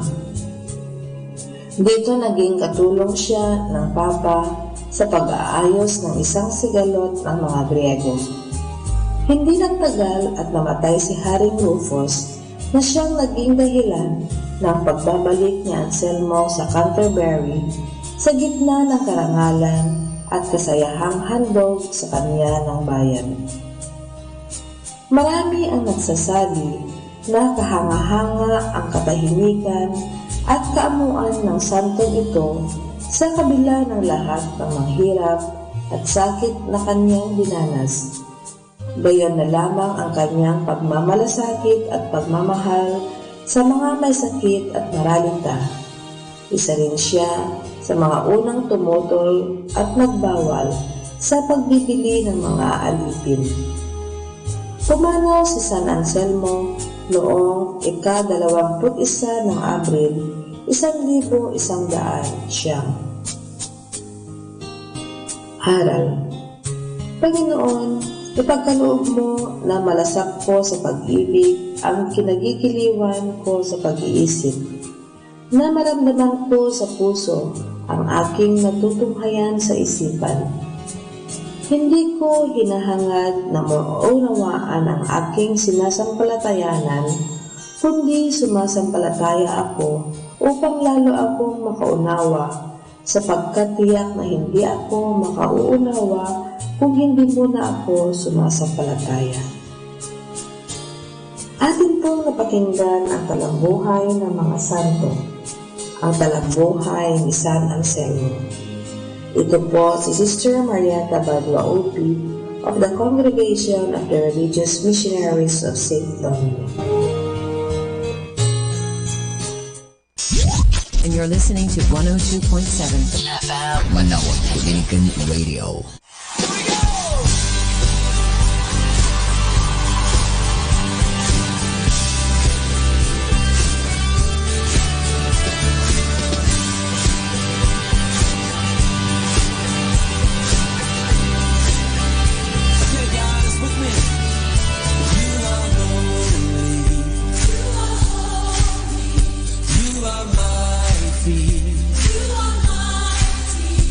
You are worthy.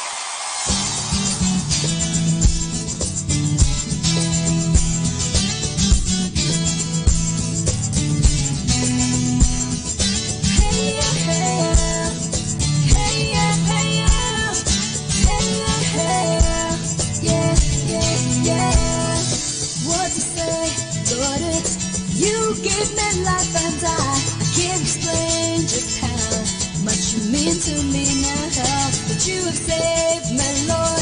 I give all that I am to you. That every day I could be a light that shines your name. Yeah.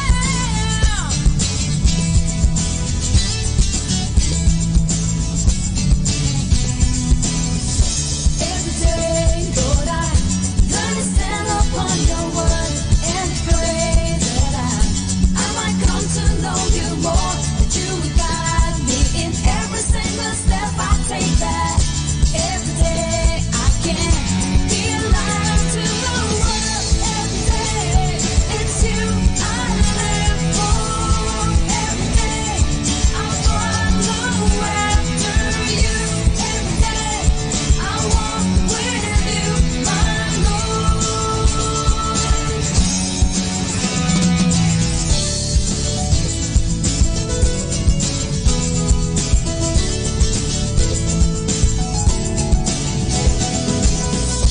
Every day, Lord, I learn to stand upon your word and pray that I might come to know you more. That you would guide me in every single step I take. That every day I can be a light up to the world. Every day it's you I live for.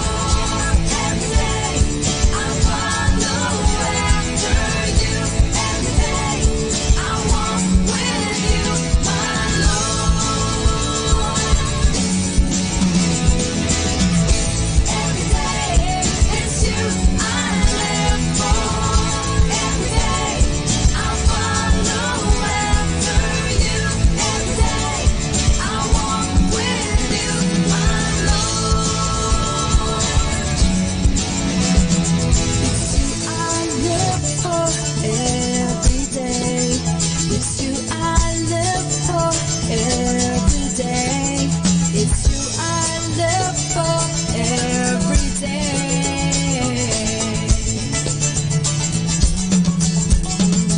It's you I live for every day. It's you I live for every day. It's you I live for every day.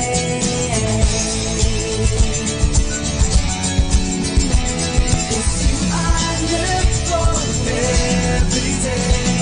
It's you I live for every day. It's you I live for every day.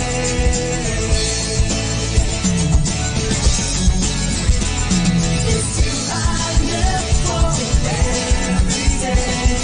It's you I live for every day. It's you I live for every day.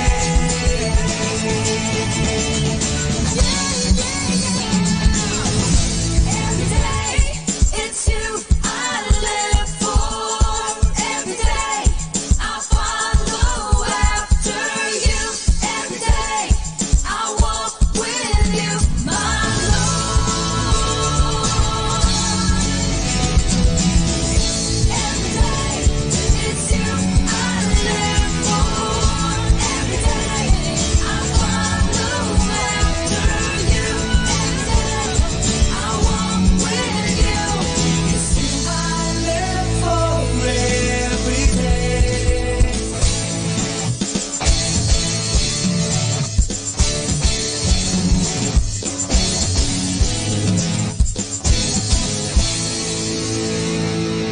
Three o'clock afternoon prayer.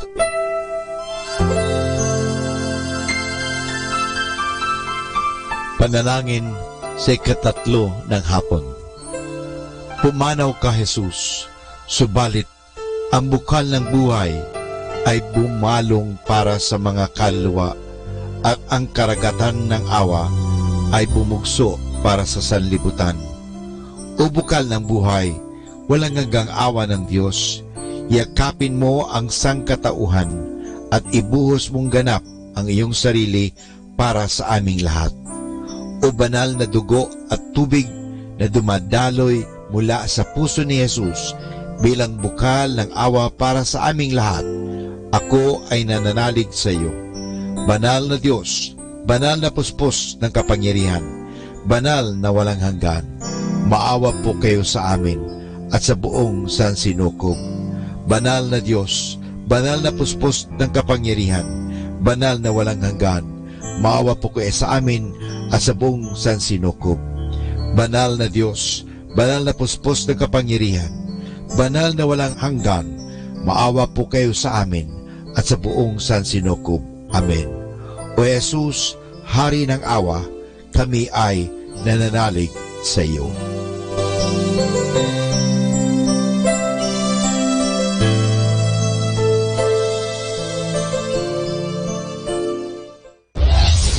This is Manawag Dominican Broadcasting Incorporated, a religious non-commercial radio station. 10 years of evangelizing the airwaves, sharing God's blessings, live masses on air, playing religious music and prayers. May kasama ka, si Jesus, si Maria at kami. Our positive thought for this hour.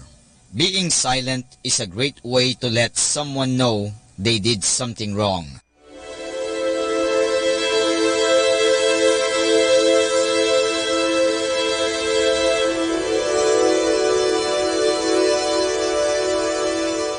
Isang mapagpalang pagbati po sa inyong lahat mula sa aming mga Dominikanong nobisyo dito sa Minor Basilica of Our Lady of the Rosary of Manawag. Kayo po ay nakikinig sa Binhi ng Buhay. Nais po namin ibahagi sa inyo ang bunga ng aming mga pagninilay sa Ebanghelyo ngayong ika-21 ng Abril, ang linggo ng Pasko ng Pagkabuhay ng Panginoon o ang Easter Sunday.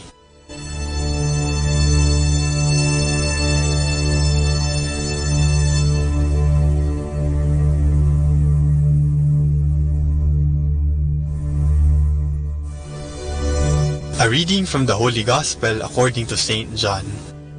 Now, on the first day after the Sabbath, Mary of Magdala came to the tomb early in the morning while it was still dark, and she saw that the stone blocking the tomb had been moved away.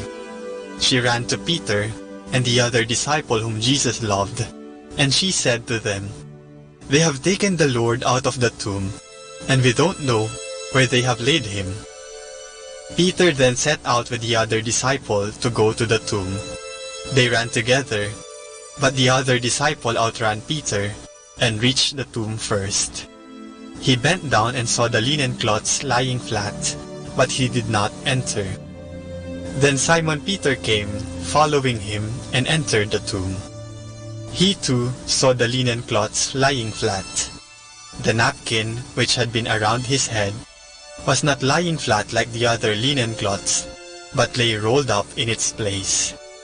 Then the other disciple, who had reached the tomb first, also went in. He saw and believed.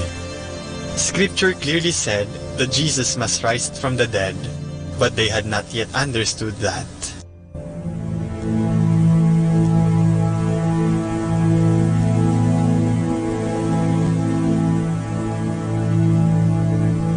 Nawawala si Jesus.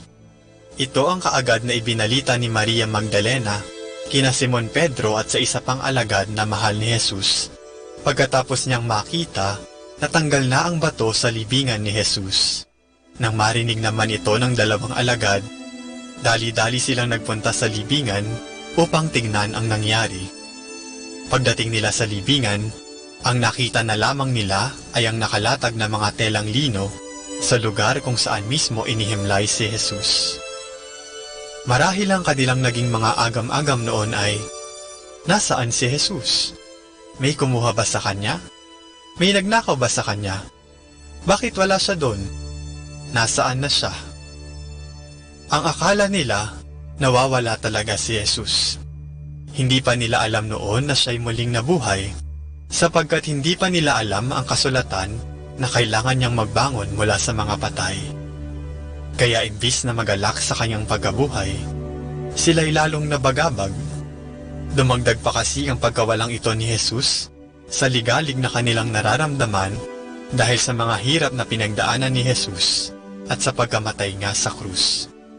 Tila bagay, pinanghinaan na sila ng loob at nawala na ng pag-asa at pananalig kay Jesus.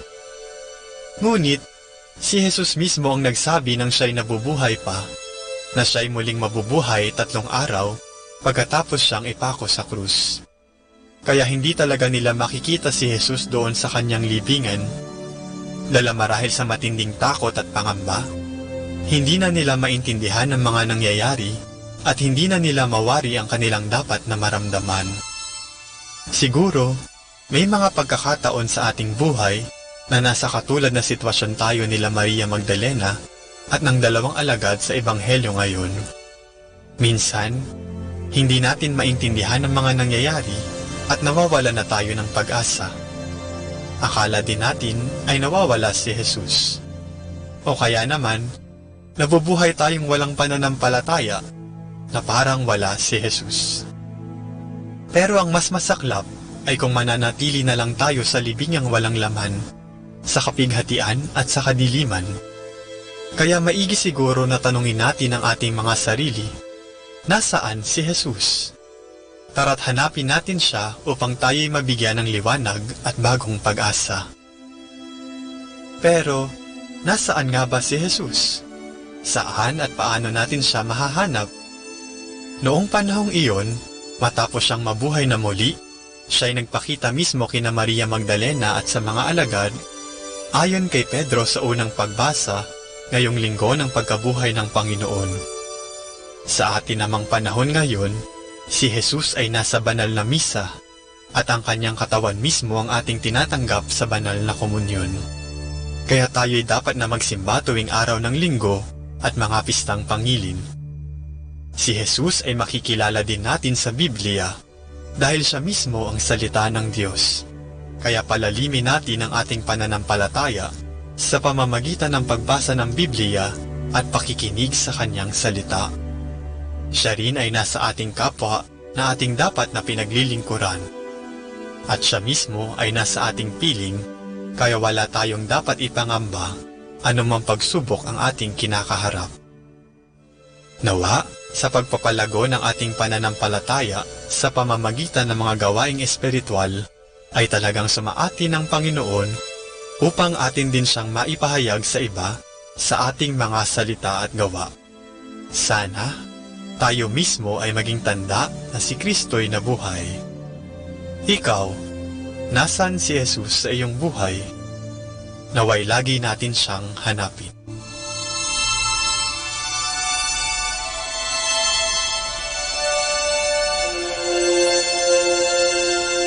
Mula po dito sa Minor Basilica of Our Lady of the Rosary of Manaoag, kami po ay taos-puso nagpapasalamat sa inyong pakikinig.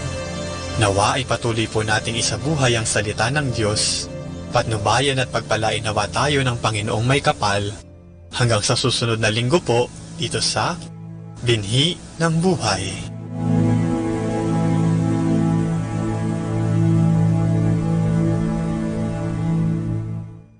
Atin pong pakinggan ang mga pasabi mula sa Minor Basilica ng Our Lady of the Rosary of Manaoag.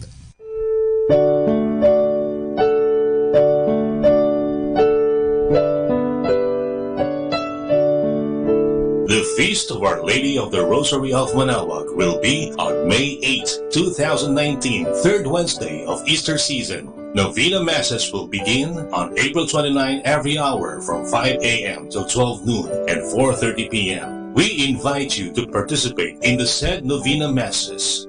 This will be aired live at Manaoag Dominican Radio 102.7 FM. You can also tune in or log on to our website at www.radyomanawag.com or www.eradioportal.com. You can also watch live at our Facebook page, Manaoag Radio, or on YouTube at Manaoag Dominican Radio FM. Thank you.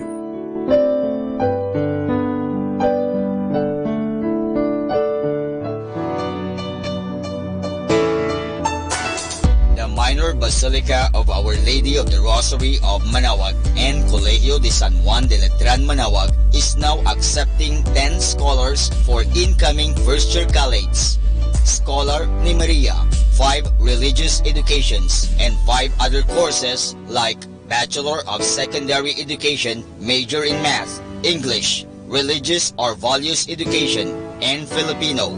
Bachelor of Elementary Education. Bachelor of Science in Information Technology. Bachelor of Science in Computer Science. And Bachelor of Science in Business Administration. Major in Marketing Management and Operational Management. Entrance exam will be on April 25, 2019 at 1 o'clock in the afternoon at visiting room at the Information of Minor Basilica of Our Lady of the Rosary of Manaoag. For more information, please contact telephone number 529-0132 and look for Miss Christine Doria. Thank you. Atin pong napakinggan ang mga pasabi mula sa Minor Basilica ng Our Lady of the Rosary of Manaoag. More than ever, we need Catholic radio station like Manaoag Dominican Radio FM.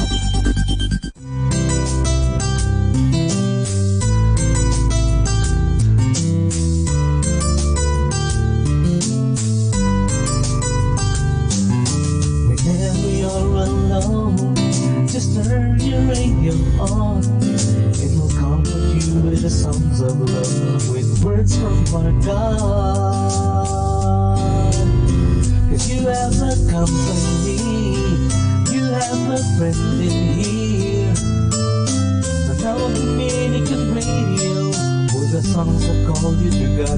You have a company, cause we are a family. Manaoag Dominican Radio, with the songs that bring you to God. You have Manaoag Dominican Radio FM.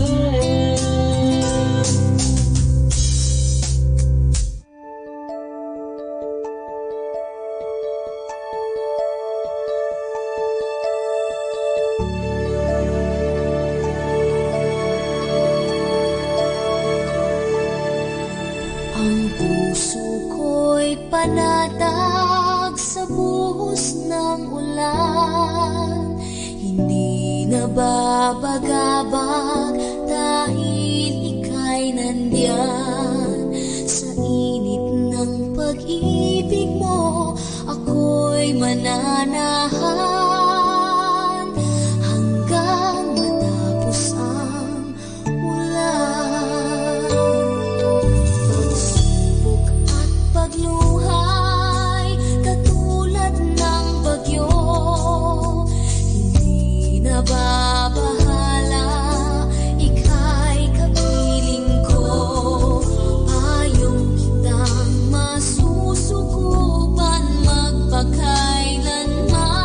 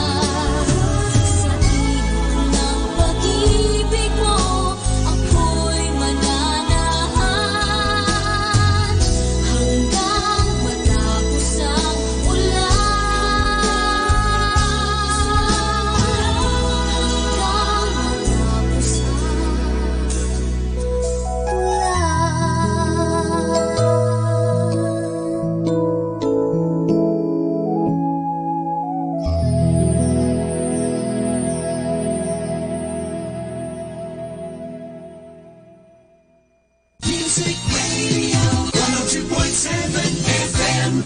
Do you want to be happy? Choose to be happy always. Pakinggan natin si Father Butch Bombasi OP sa kanyang tips for happiness. Give cheerfully. How you give is more valuable than the value of what you give.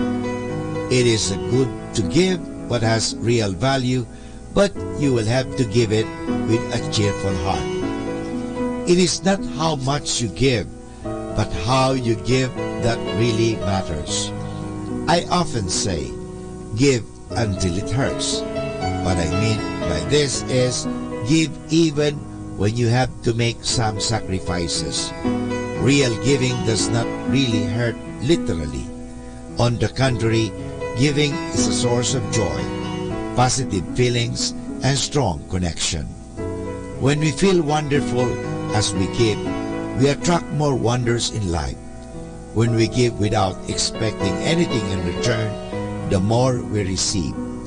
It is not just what we give, but how we give that matters. Feel the magic in giving. When you give, something in you is lessened because the real giving creates some pain. It is a kind of emptiness that has to be filled in.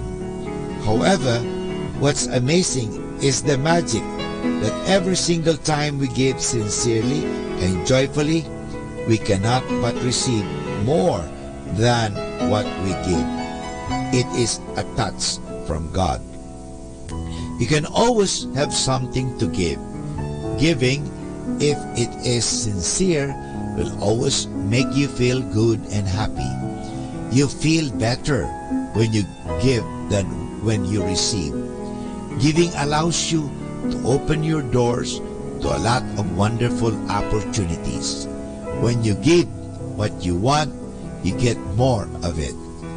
Give without expecting anything in return. When you give and expect some compensation, you are not giving but counting. Real giving transpires when you just give, period. Whether the recipient is grateful or not is not your concern anymore.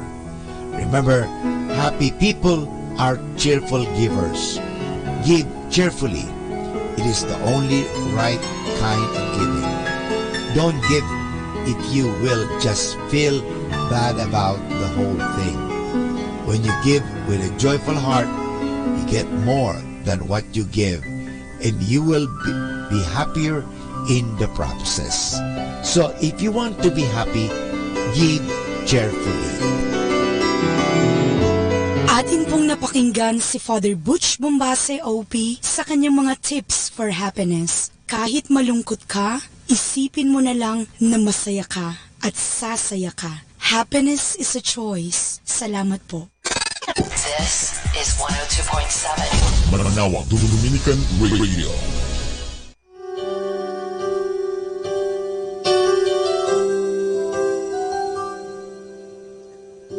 The emptiness tries to fill this room.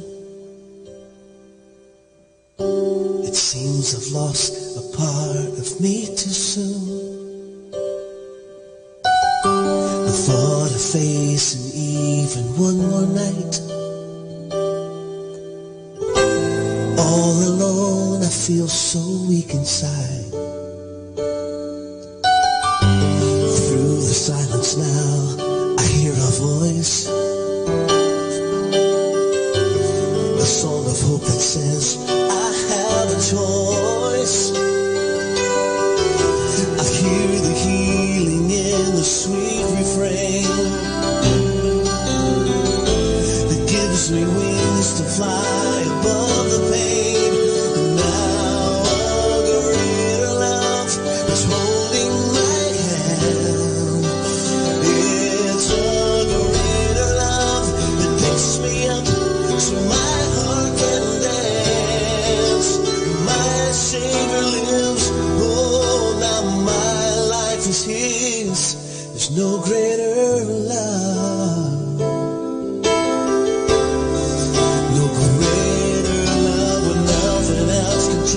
changed me. God, you gave me life again. When I thought someone could save me, I found myself and I found a friend. Now a greater love is holding my hand. It's a greater love that lifts me up so my heart can dance. My Savior lives, oh now my life is His. No greater love, no greater love.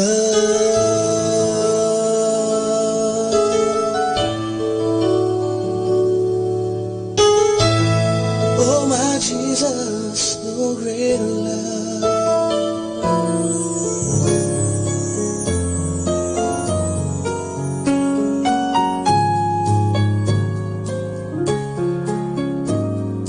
Di lamang sa tinapay ang tao mabubuhay, ngunit sa bawat wika na mula kay Bathala, tayo ay tinobos niya, tangan at kinalinga, isip, puso at diwa, katawan at kaluluwa. Di lang din panalangin, tanging kakailanganin, tayo'y magkaagapay ng ang buhay na abay. Sa hirap makaahon, sa sala makabangon, at magsisipag-alay ng mga buong buhay. Di lang din panalangin, tanging kakailanganin, tayo'y magkaagapay ng ang buhay na abay. Sa hirap makaahon, sa sala makabangon, at magsisipag-alay ng mga buong buhay. Amen. Psalm 84, verse 10 talks about being in the presence of God. It says, better is one day in your presence than 1,000 or 10,000 elsewhere. Think about that. When we come into this place of worship, we need to put aside everything else. And then we need to make sure we come prepared to worship Him. Because the presence of God is an amazing privilege to be in. Let's think about that. Let's sing about that. Right out of that scripture. Better is one day. Better is one day. Better is one day than thousands elsewhere. Better is one day. Better is one day. Better is one day, thousands elsewhere. Better is one day in your courts. Better is one day in your house. Better is one day in your courts, thousands elsewhere. Better is one day in your courts. Better is one day in your house. Better is one day in your courts, thousands elsewhere.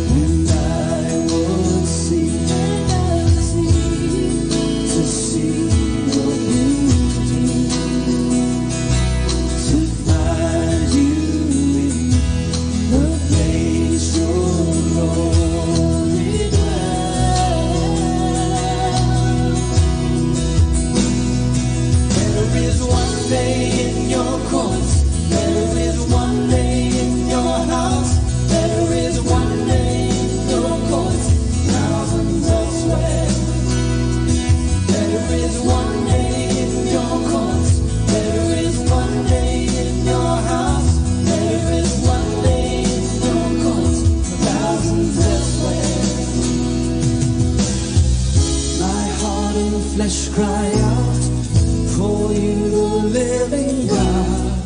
Your spirit's water to my soul. Oh, to my soul. I've tasted and I've seen. Come once again to me. I will draw near to you. I will draw near to you. To you.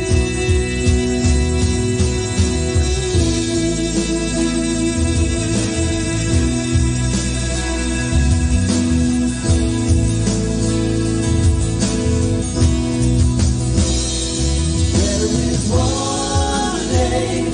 There is one day. There is one day.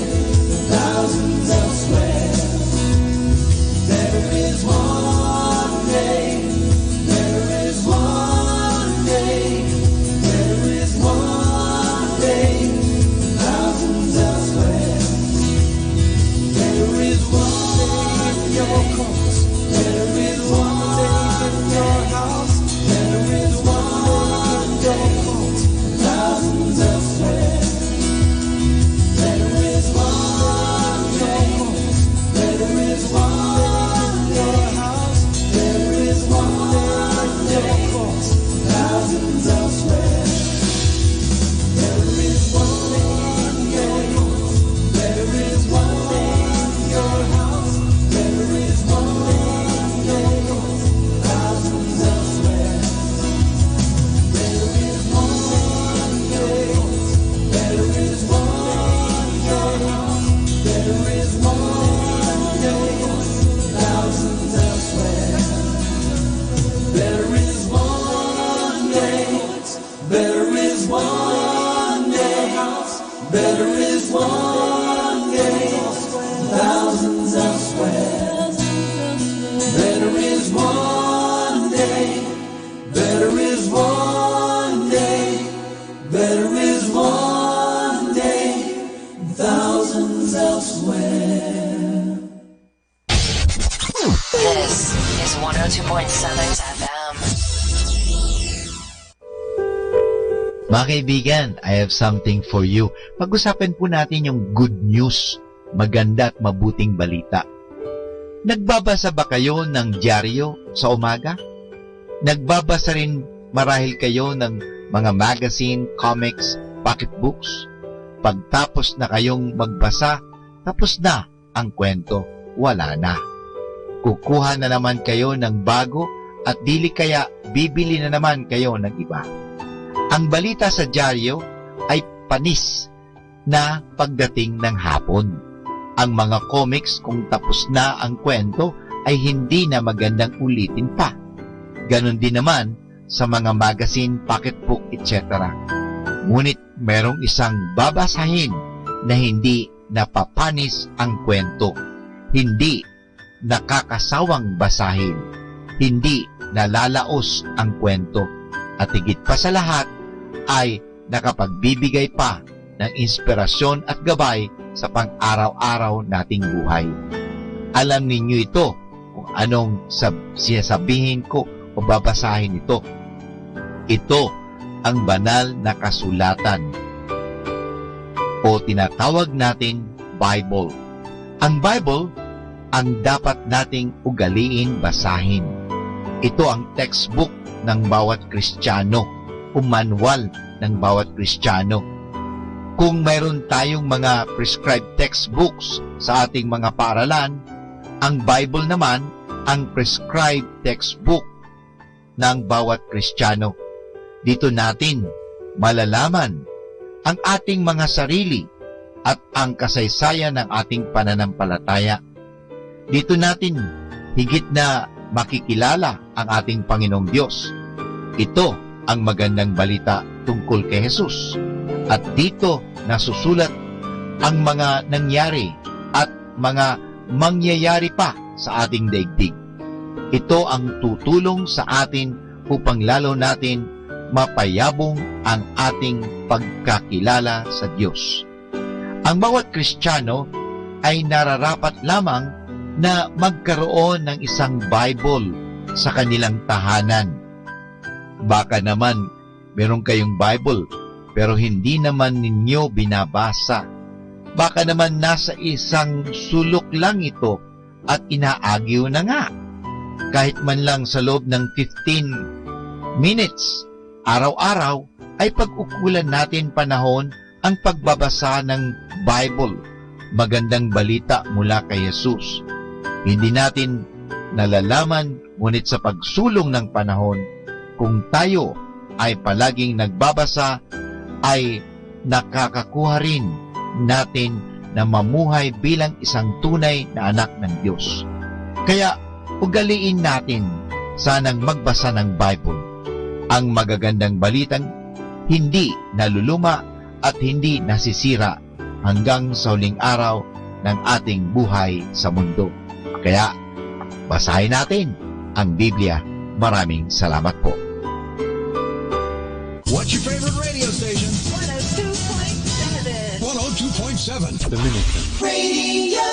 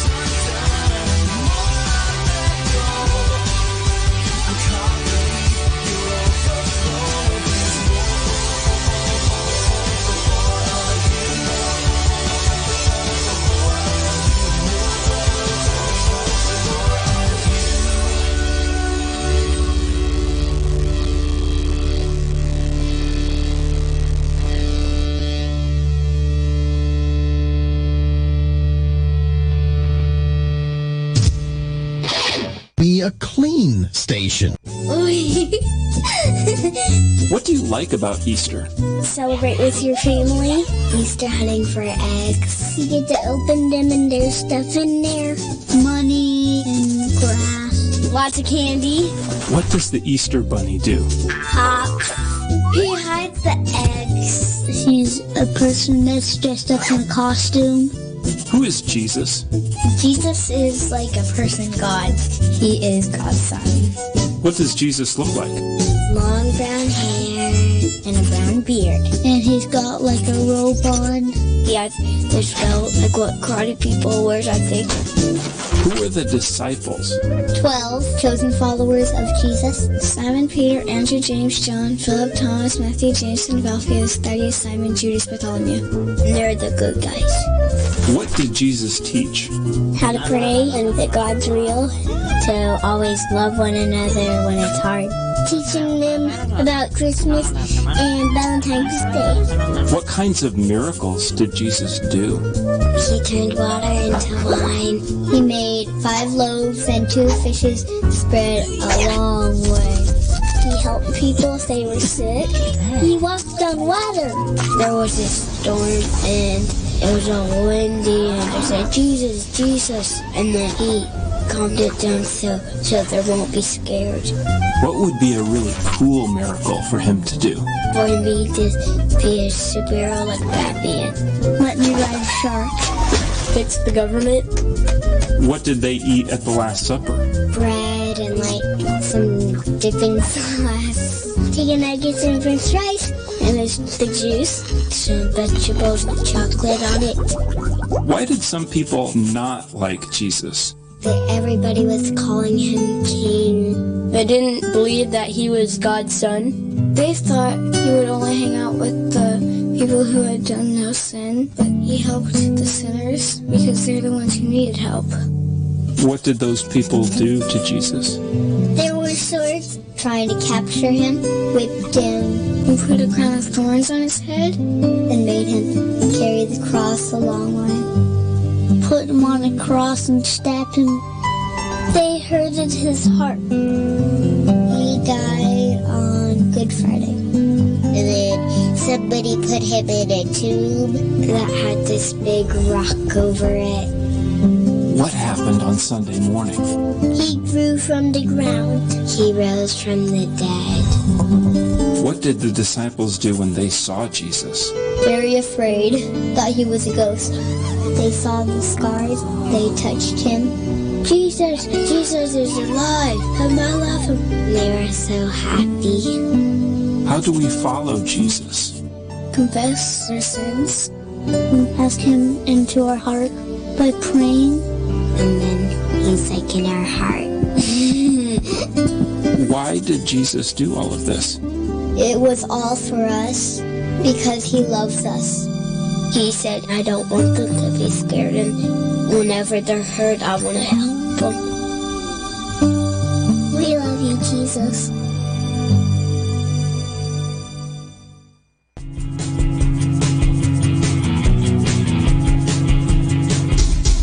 You are listening to 102.7 FM Manawag Dominican Radio. May kasama ka, si Jesus, si Maria, at kami.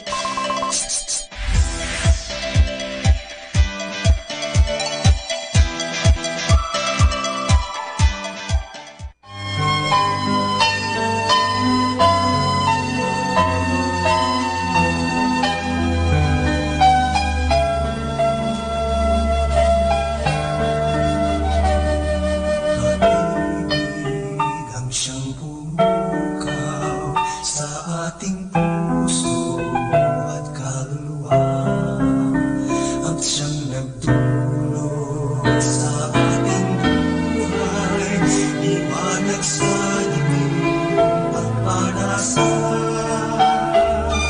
Pag-ibig ang siyang mukulot natin, di mapapawi kailan pa man. Sa puso't diwa, tayo'y isa lamang, kahit na tayo ay magkawalan. Pagkat ang Diyos natin, Diyos ng pag-ibig, magmahalan tayo't magtulungan. At kung tayo'y bigo, ay huwag limutin na may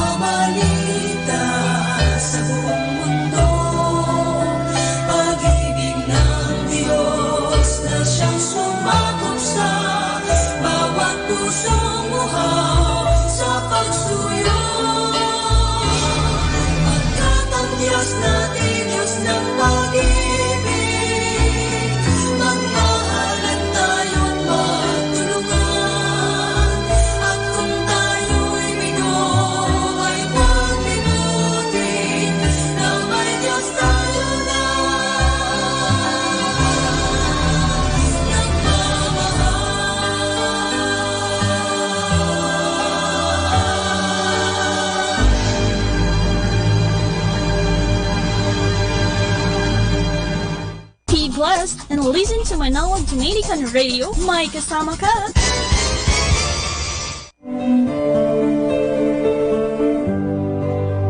Si Jesus ang salita ng Diyos. Siya ay Diyos kasama ng Ama at ng Espiritu Santo.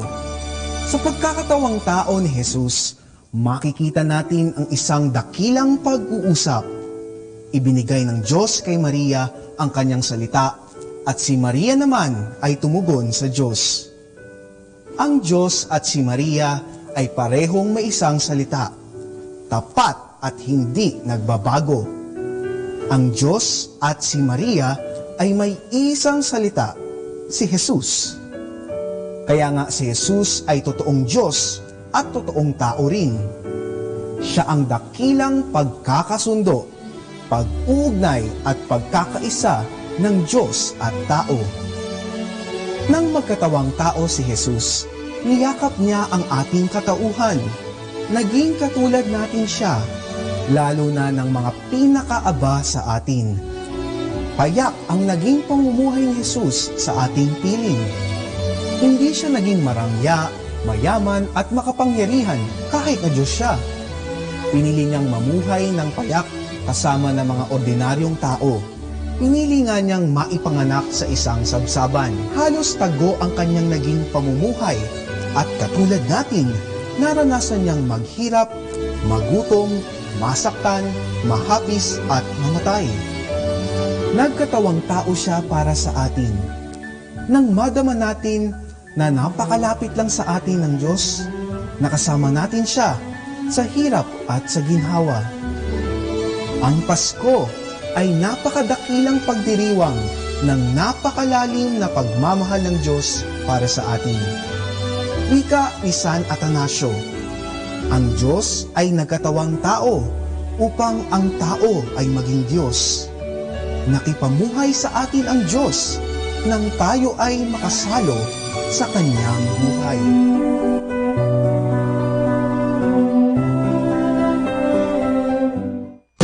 Afternoon is not only the middle part of the day. It is the time to complete our essential tasks and go ahead in life.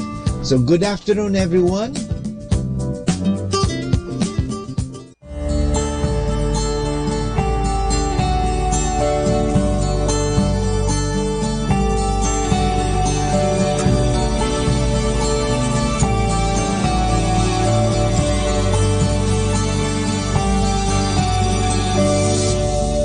I can remember when he left. It's still pounding in my chest. The pain I felt when he said goodbye. All the nights I tried to call, 'cause I needed a father's love to cheer me up, to lift me up, to be my guide. I try to find my worth in things that didn't work. My confidence was broken. I was hopeless, but God, you have made me new. You've restored my heart and turned these ashes into life. Oh God, you have pulled me through, and everything I was is gone and washed away for good. I'm a new man in you.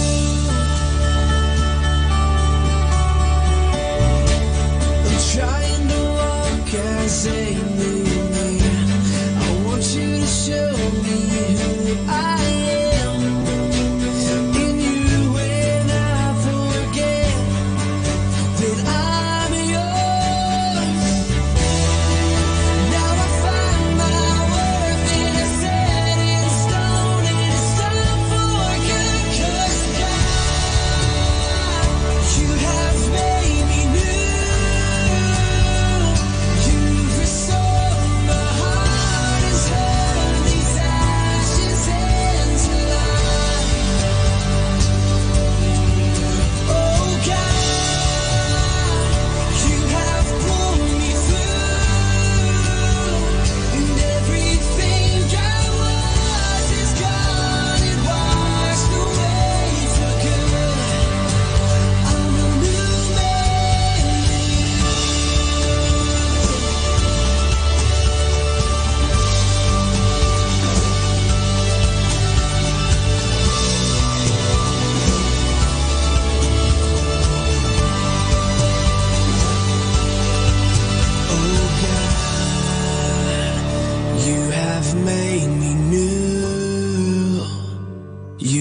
restore